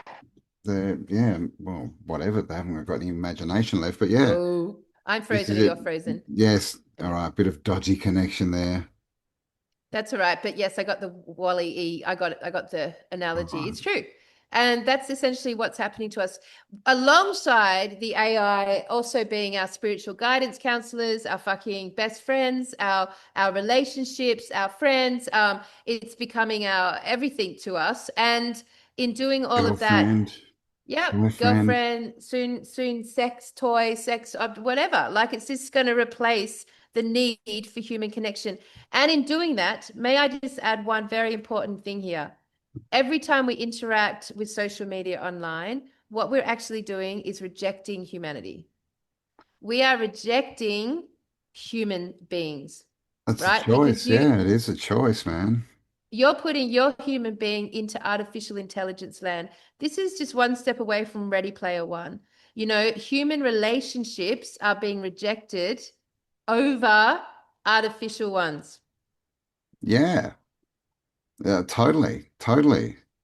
Like in every way, right? Even, meetings and things. People used to gather and do hands-on, whatever, meetings or seminars or whatever. Now it's all on Zoom, right? It's so it's weird, right? Because It's fucked, man. we think it's connecting us, and it is, right, to other people, That's but right. That's at the the same inversion, though. time, it's disconnecting us to our neighbors. So we know what's going on halfway across the world, but we don't know what's happening in our neighbors' lives, right? 100%. I mean, look at the relationship you guys have with us. Like, if you had only watched one or two of our videos, it would just be gnosis, another scroll, another scroll. I mean, obviously, you go on for a very long time, so you can't quite scroll that quickly, but you could just scroll, right? But if you spend 5 years hanging out with us in your houses via Zoom, you start to form a deeper connection to us. And that's taken 5 years. And then if you've joined one of our containers and actually turn up with us in that capacity, you're starting to get to know us on a deeper level. You're forming a relationship with us. And then if you turn up to one of our volunteer weeks or any of the live events, you're deepening our relationship with us. All of that energy and time to actually form true relationships and friendships that you could actually say, Kelly and Cam are my friends. Like, that takes so much more depth of relating than just watching what this social media has to offer. So in that is one of the major reasons our channel is always, not channel, our show is always about getting us off the internet and gathering together, always and forever. This is our instinctive counter active measurement, counter move to this online world. Now, for all those people trapped in this feeling of boredom and day and something's gone wrong in the world, two things are going on there. A, you're waiting for artificial intelligence to do something to change that. You're waiting for the algorithms to fire off so that your external world matches the speed of your internal world, aka the one that's watching all this shit online, right? So you've got this like discordance. So let's talk about entropy for a minute. The entropic nature of all of this, Campbell. I mean, like, this is a good word for this. To like make sense of how artificial intelligence works. Yeah. Basically, it's decay, right? It's simplifying things, it's homogenizing things. So you start off with a tree, right? And AI would essentially turn it into a book that is printed and is programming, right? Well, let's start with the tree analogy. So if you look at entropy from a tree's perspective, artificial intelligence would take that tree, and first of all, it would define it. It would Yes. give it its definition. It would give it its words. It would remove anything that wasn't its definition or word. So it would suddenly define it, and that would be its definition from here on in. Anything else would be an error. That's the first thing it would do. It would then organize it. It would organize it into its right data pack. It would organize it Yeah, into its right species and section. genus and That's yeah. right, into its species and gene. And then it would compile visual information about it. So then it would start to compile visual information that would be then compiled and put into its right data pack and and until eventually, you wouldn't need to have any sense of ever meeting that tree or touching that tree or ever knowing that tree. You'd simply be able to get all that gnosis compiled and organized. And all the way that tree's been spoken about is very scientific data. It's got that syntax of biology or science or however way. And there it is. There it is. That's what entropy does. It organizes it. So it takes the wild chaos of the forest and will organize that forest into its word, its data pack, its scientific. And there you go. That's the explanation of the forest. Yeah. You won't be able to see the forest for the trees, man. Yeah. So I mean, and in that way, entropy is Yeah. It's organization. like that saying about the bird, when you first show a child, well, when a child first sees a bird, he sees this wonderment and color and it flies and it does all these things. But when they get taught that's a bird, that all goes away, right? Because suddenly it's just a bird. Same with the trees, right? Like we get taught at school, right? Draw a tree. This is a tree. This is a tree. So when you go into forests, like instead of seeing all these different things and how they're all, flower in different seasons and grow differently and they're different colors, they're all trees, right? It just homogenizes everything and takes out any imagination, right? Any thinking on it because you've already got the answer, which is what they do. They give you the answer first, then you don't have to worry about it, right? You Yeah. know. So AI, by its nature, organizes things, structures things, Yes. and it's done that to our lives. It's organized, structured, compressed, minimalized, deleted, accepted. It's made the choices. Now, entropy, and I think I maybe spoke confusingly about this a second ago, but entropy is the natural chaos that comes from that. Because what entropy does is it wants to disorder everything. Yes. It wants to bring about chaos. It wants to bring around diffusion. It moves towards disorder. So creativity would be entropic in a way, would you say? Yeah. It was interesting when we were looking up the definitions yesterday because Let's entropy, find a we've been sort of definition. taught that it's just decay, really. But it's more anarchy, I guess. It's more, disruption, more nature, more basically the opposite entropy. What's the opposite? Is it tropy? Syntropy. Is that right? Yeah. So entropy That's tends to, order and defined, isn't it? So entropy yeah. is the opposite of that. Yes, AI is that. So Yeah. entropic, the meaning would be tend toward disorder, diffusion, decay, and randomness. That's entropy, right? So in the Gnostic or Hermetic terms, it's the shadow of divinity. It's the shadow of it. So whereas, how would you put it? Like entropy is the longing for the universe to return to one, Entropy is the longing for the universe to return to one, the undivided source, right? Yeah. But it does that by decaying order. So it's like this, are we saying this correctly? It gets there by decaying order. It gets there by bringing randomness back in and chaos and unpredictability and spontaneousness. It gets to the undivided source by getting rid of order and structure. It's a natural breath in and out, I think, of this reality. So, like the order and structure of artificial intelligence must be met at some point with entropy. Yeah. It must be met, Got but to it's decay, it must be because it's the ultimate organized, formulated, controlled, invasive species. Ultimate. And a lot of people have called it the Antichrist, right? Which is the anti-creator, right? The dark force, and it is because it's trying to control and define everything. But that's completely against creation. Go walk in nature, and there's nothing controlled. It's all random, and entropy at its end point is also the creator of life.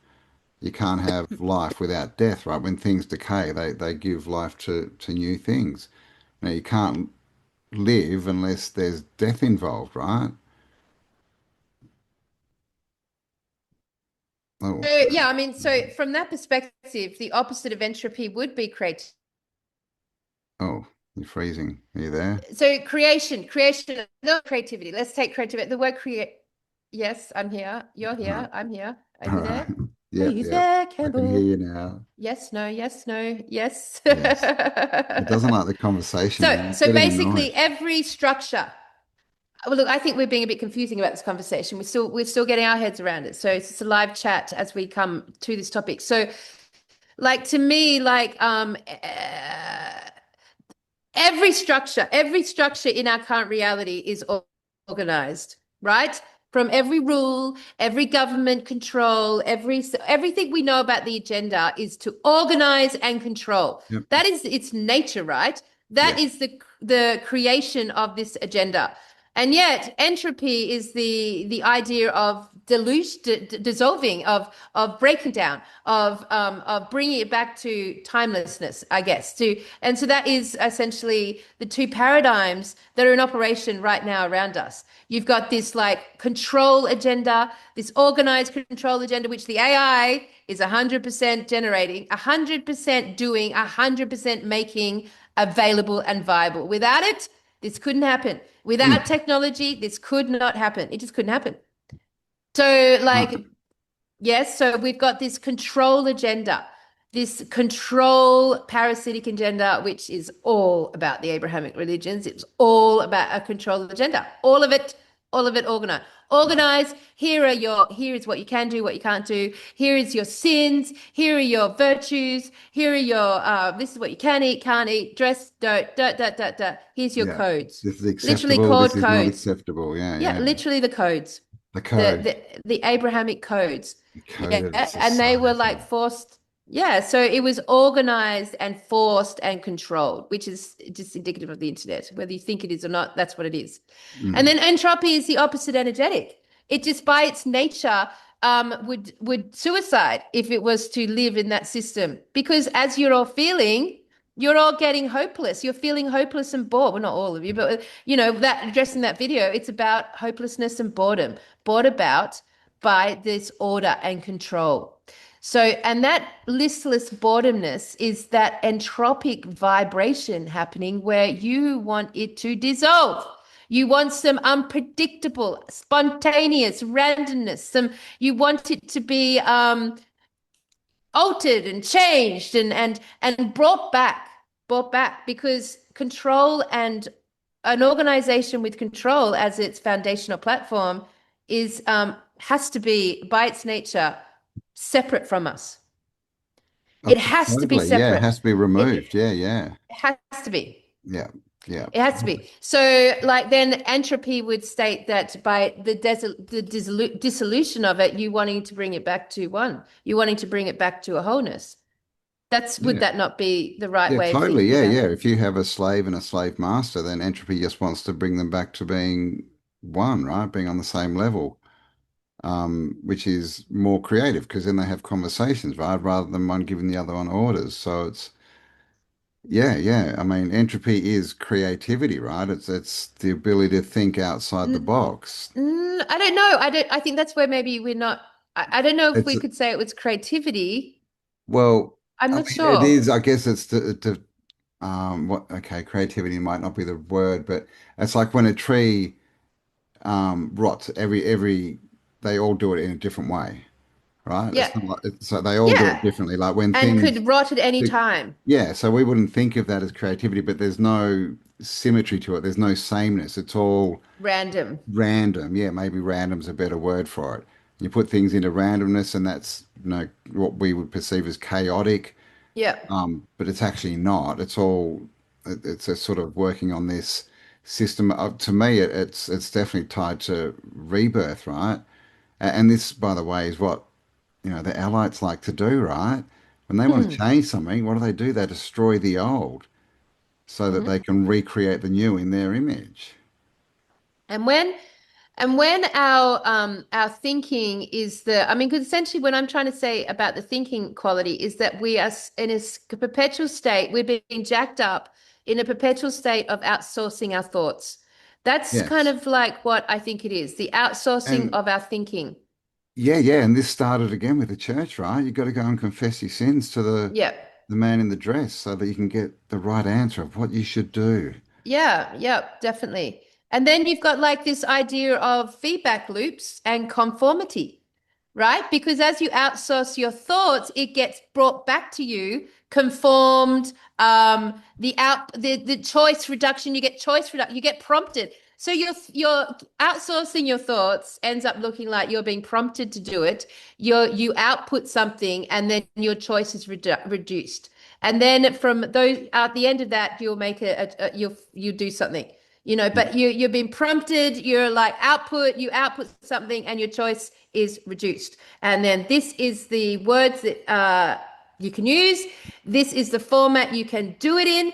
This is the format that websites will require. This is the format that fucking, thumbnails require. This is the format that YouTube requires. This is the format that Facebook requires. This is the format, choice reduction, choice reduction, choice reduction. You're being prompted the whole way, prompt. And then your creativity becomes just a composition of instructions, which is, I think, what I feel at my work. My creativity just becomes a compilation of instructions, you know? Hmm.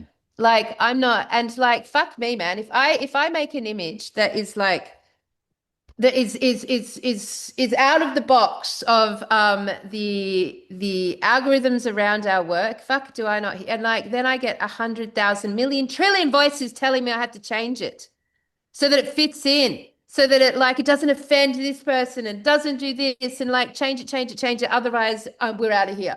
So that is another level of mass conformity using mass integration that is only available using artificial intelligence. Mass echo chambers too, Yeah, right? so originality is No, forget it's it. out. Like, yeah, I still remember what happened, what happened with your Donald Trump post. They've lost their minds and went And I don't crazy. even like Donald Trump. So, No, ironic. But no, yeah, it was don't put flowers in Donald Trump's hair, anyone, because like it's very offensive to many fucking people online. Um, as you as are know, many things offensive, right? And there's this whole thought that you get to tell people what they can and can't say. If it offends you, then yeah, they can't say it. Like it's yeah. completely inverted. Do you know when I was like in my early 20s, I used to survive by painting on cardboard boxes and selling them at the market. Like it was really scrappy and free. It cost me no money. And that's what anyway, but the markets back then were fucking excellent. There were just lots of young people trying to make money, coming up with the cool ideas that they could create and sell. And like it's a very dynamic space. But man, if you go to markets today, it's the same thing over and over again. It's lost all of its Yeah. innovative input. You can't even, if you're an And artist today, diversity. It's just all stuff yeah, from China now. you don't think as an artist, hey, that you're going to make this amazing collection of paintings and then you're going to do an exhibition in the great gallery down the road and like you'll have, you'll do an opening night and you'll get the bar going. Like you don't do that anymore because No, there is no no. amazing galleries You down the get your road. painting and then you like go and see how many different products you can put it on. Yes, exactly. Or you outsource it. Your painting immediately should be digitalized, so it can, your marketplace is online. Like you don't go to that gallery anymore. You Well, don't this is the other go thing. and see if Like, you can put your shit in shops. how expensive would it be to send a picture? Like we've just been through the whole postage thing, right? If you wanted to send Oh, it terrible. overseas, you're talking hundreds of dollars or talking free on the internet, right? Just ping, send the image. Yeah, yeah. So by putting our whole point of expression online, we're working within its parameters. Our expression is slotting into what's available, our options within its parameters. And trust me, those parameters are fucking intended. They have a long view and they're all about control. There's nothing about the artificial intelligence that is working in any way other than parasitic by nature, in any other way. Like you can argue with me that it's going to like solve all these diseases and la la la la la la la la. But fucking hell, man, humans would have done that. Humans would have done Well, that if resourced. And of course, anything apart that from AI achieves, it's already been achieved. It's just been denied us. and we can already cure all this stuff, right? If we think and we use humans and that, but if you go within the system, the AI system, then you got to pay for your cure, which is actually the cause. So yeah, but I heard they just spent $7 trillion developing all this AI stuff to basically, they want a vaccine for cancer, all right? And yeah, $7 trillion in and no vaccine. I Uh, had to really think about that sentence. I was like, a vaccine for cancer, a vaccine for cancer. I was I like, know, well, isn't that they're the same weird? I mean, thing. yeah, it's weird. I mean, it can't ever be done because cancer's not a thing. It's like 1,000 different things that they just all lump into cancer. But like, yeah, it's interesting. Like we haven't got vaccines for all these things, right? For cancer and malaria and all these different things that still affect people. But 9 months, got the old COVID one up and running. I mean, you could inject someone with all of the ivermectin slash version of things, but that wouldn't be a vaccine. That would be medicine to counteract the parasitic. And Yeah, you could, yeah, that's the building your heavy immune metals out of the. system so But you can anyway, fight it off and defend yourself. Yeah. so look, I mean, back to that original video we showed, just to like sum this all up, to address why people are feeling this level of boredom and discordance. It's because we have taken our focus off the outside world and our actual neighborhoods and our streets and have put it online for the last 5 years, coming onto the sixth year now, and that's caused a level of decay. In doing that, the first thing that goes when you take your focus off somewhere or something is the community, is community. That's the first thing that will always go. It'll be anything to do with supporting community that will shut down. If people aren't turning up, it's over. If the venues are getting full, then they're shut. Like the community takes personal motivation and innovation.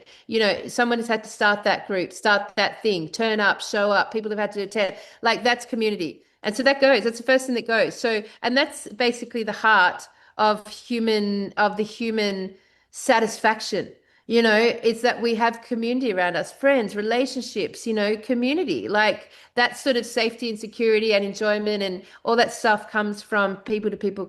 I mean, I'm not saying anything revelationary here. I'm just saying that the first thing that goes when you take your focus off anything is the community itself. When the community itself goes, then everything feels hollow and shallow, and you lose the innovation, the creativity, you lose the events, the expressions, you lose that individuality that goes, right? So then you're left with the shell of a situation, which is by nature going to be monolithic, like monocultural streets and sidewalks, because they've been propped up by corporations, not by individuals. Individuals will have left the scene because they can't Department afford it if there's stores, no right? community. Yeah, yeah. Yep. Instead of mum So and dad. Yeah. for a thriving community to exist, which is what I believe Mulaney's so beautiful at, even though I know it's taken a biggest fucking punch when it comes to this is the mega of live music, the mega of the arts, and it's struggling because, fucking councils COVID. and the control grid has sort of like come in. Yeah, man. I mean, even bloody the only music venue left, one complaint and they shut it down. I Yeah. mean, it's just like insane. But we are so lucky though, because we've only got what, two, maybe three chain shops here, like corporate shops. Everything else is still luckily like, owned by And we men get and women. buskers. Yeah, and We we've get got buskers, buskers. man. That's Never so had the nice. bus. No one That's harasses gone. them. That's rare. That's awesome. Yeah, yeah. People now they bust to get like likes, they bust to go viral. You see the difference in the Yeah, quality there? yeah, They bust yeah. to go viral. That is so, so, so different than anything we've ever had to deal with before. Who's your audience? It's the AI. You're busking for artificial intelligence, you Mm. know? You're producing work for the aliens that have invaded this realm. And I don't see aliens in the way that, we are being programmed to think of aliens. But this is an alien event Alien going just on. means not from here. Yeah. So, yeah, it doesn't mean a spaceman who's green and flies in a disc.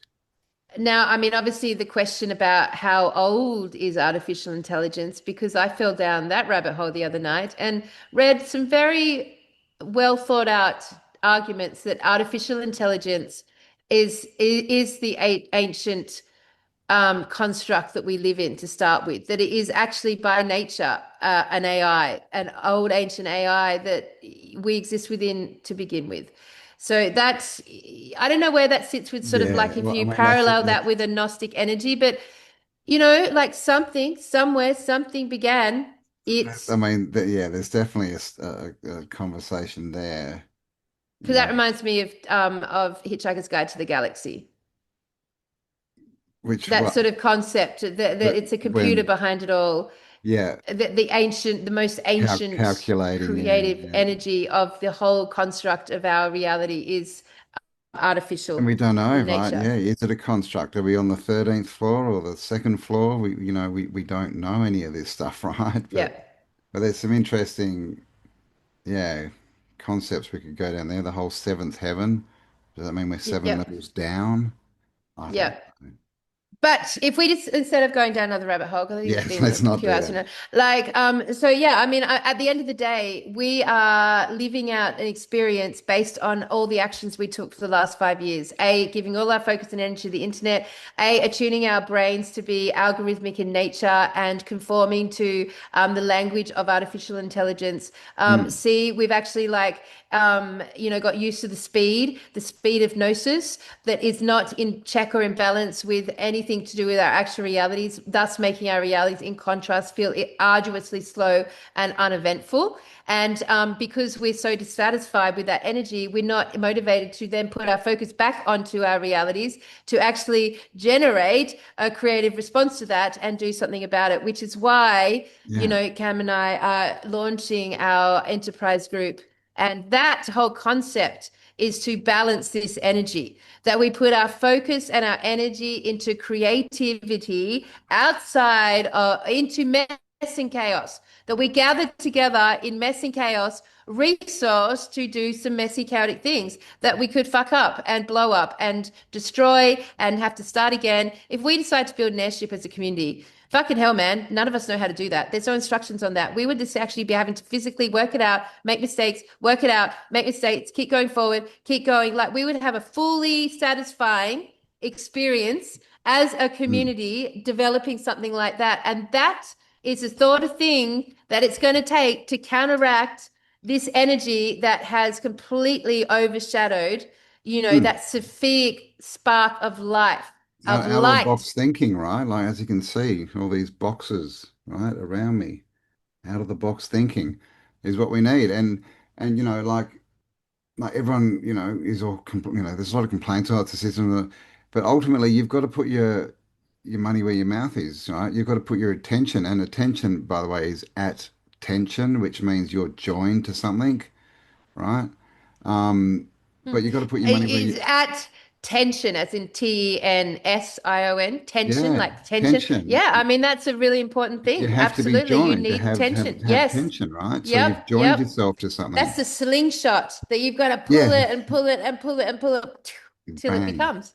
But we're always trying to do stuff to get people together, and that's your choice. But if I just know a lot of people complain, Kelly, that we charge for these things because they think it's all free. But I know these people go and buy coffees and meat pies, and Do you they? can I don't know if anyone, I didn't hear those complaints. They must be I coming see to them. you. It's not most of our audience, but there's always people like, why isn't everything free? It's the truth. Why isn't the truth free? Why isn't all this stuff free? Well, because it costs money. But I mean, all these people go and buy stuff that they don't need. It's so easy to waste money in the system. So what I'm trying to say is Absolutely. choose where you're going to put Yeah. your money. Like because Nothing's wherever you free. put your money and your attention, exactly, nothing's free. So wherever you put your money or your attention, your energy, whatever you want to call it, that's what's gonna grow in your life, right? So the more money you're putting into the system, and the less you're like, oh my God, these people are grifters, they're just trying to get money. Well, you don't get to, be involved in what comes from that. So like, just talk to someone who's been to our live events or the Jolly Swag, and everything's energy. So invest it where you want the outcome, is what I'm trying to say. Yeah, absolutely. And like the whole delusion that the internet is a free resource is bollocks. Like It's you go through your subscriptions. You go through all the y- fucking things you have to pay for in order to use any of this, right? yeah, Like yeah. nothing They say like about it is YouTube's free. free, and it is to start the account, but to actually run it, it's not. You need all this other stuff. And really linger on the idea that, we are actually in the middle of like the invasive species, the one that's behind all this, past the Jews, past fucking God and Abraham, is right behind us. It's in our heads. And the very thing we're using today, right now, this is the invasive species and it's in our homes. And Mm, now we have to decide what we are going to give it and what we are going to keep for ourselves and where we want to put our true focus of energy, in what direction. Is it just going to be an endless body of engineered gnosis? It's all engineered gnosis. Or mm, are you going to actually like go, okay, all right, cool. Like, what am I going to bring well, tension to in my life? Where's my tension? Where's my creative tension? yeah, I'm not going to keep ejaculating into the internet. It's this yeah, constant ejaculation into the internet in all ways, right? And I'm not just talking through porno. I'm talking like creatively. You're constantly yeah, yeah, releasing your orgasm into this system, ejaculating your creativity and life force into this system. And nothing about it impacts your actual physical life. This is why it's mm, feeling decayed, hollow, and boring and weird, like something weird has happened, which may still have happened, but something weird is off and happened. That's yeah, why yeah. you keep coming all over the internet. Cho- Choose which wolf you want to feed, right? Which wolf Yeah. wins the fight? Oh, Well, the one that oh, you which feed. sex buddy you really want? Like, I mean, truly, like, what relationship are you going to ejaculate into? Yeah, yeah. Well, I mean, yeah. I mean, that's another hard one, right? Because of Is the that a good whole title for the show, or we will get censored? stop ejecting into the internet. Stop Ejaculating into the internet. ejaculating. But Stop not just the ejaculating internet, into the artificial internet. intelligence. You're ejaculating your life force into artificial intelligence, which is Yeah, fine in balance. But if you're feeling like your actual life is not fulfilling you or satisfying, then you need to like yeah. turn that If you're erection like that dude who left his right life for around. AI, then you definitely need to, yeah, have a good hard look at yourself. Yeah, but it's true, But right? not Stop putting your only life if you're force the where you don't person that's want it. wanking no, that's right. Just being on this thing for more than an hour a day is ejaculating into it. Mate, good job you already had your babies, Campbell. There you go, guys. Yeah, I've already had my babies. Yes, they're waiting for grandbabies now. Um, All right. On that note, I don't think we can say anything more. I just leave no, you with no. ejaculation. We'll just finish with, if you only ejaculate into the internet, well, there's no people left and everything destroys. So don't get it. Basically, we start to walk through entropy. Go find a real person. It's interesting how the AI creates the order and the compression, and entropy creates the chaos and the unpredictable nature. But the two of them in this realm seem to be intrinsically operated from the same system because Yeah. for these big crazy events to happen, they're being engineered online. So the control's so integrated now that Mm. the entropy is being engineered, is what I'm saying. Yes, They're totally. engineering the entropy. They are, but it's false entropy because when you look around at the world outside, and this is again the whole topic of the conversation, it seems empty and there's not a lot happening, right? Because no one's ejaculating into it. There's not enough, attention being put on that. There's not enough people yelling over the fence at their neighbor. There's not enough people smiling at people when they go shopping and walk down the street, right? That's all gone. Well, Gone. not I all of mean, it, but yeah. it's getting worse. Which means that the spontaneity, the unpredictability, and the randomness in your actual reality is at an all-time low. Oh, Like you don't go down the street anymore and see that some kids have done chalk drawings all over the road in the middle of the night. You don't go see yeah. posters layering upon layering the telephone poles. You don't see like someone putting bubble bath into the fountains and that sort of random chaos Yeah. doesn't, it's all controlled and squeaky clean right now. You don't see it anymore. Yeah, man. Like, yeah, we used to have a lot of that. That was like coveted in Australia, right? The old larrikin. But where are the larrikins today, right? That Yeah, there's no they're games of doing what kids they're getting up to told. shit. There, Exactly. there's no larrikinism in control. Yeah, yeah. So that's it. That's our grand summary. Yes. You're Let us know your ejaculating thoughts. Yes. into the internet and giving it life, the invasive species life, to the detriment of the realm because data has weight. So all your cum is like fully weighting down this data center, which is going to have an impact environmentally. I didn't think it was going to go this way, but it has. I know I've like just to keep the point very clear in everyone's mind. Yeah, well, I How mean, much it is of a your good sexual analogy act because is that's the yeah, ultimate creation, right? how much of your sexual act is going to retain holy, sacred, and intimate versus wanking all day to pornography? But I'm not even talking about pornography. I'm talking about wanking all day to all over artificial intelligence, as if it's like the thing that only Other thing that people's, turns you yeah, on. It's the opinion. only thing in this reality that turns you on. Yeah.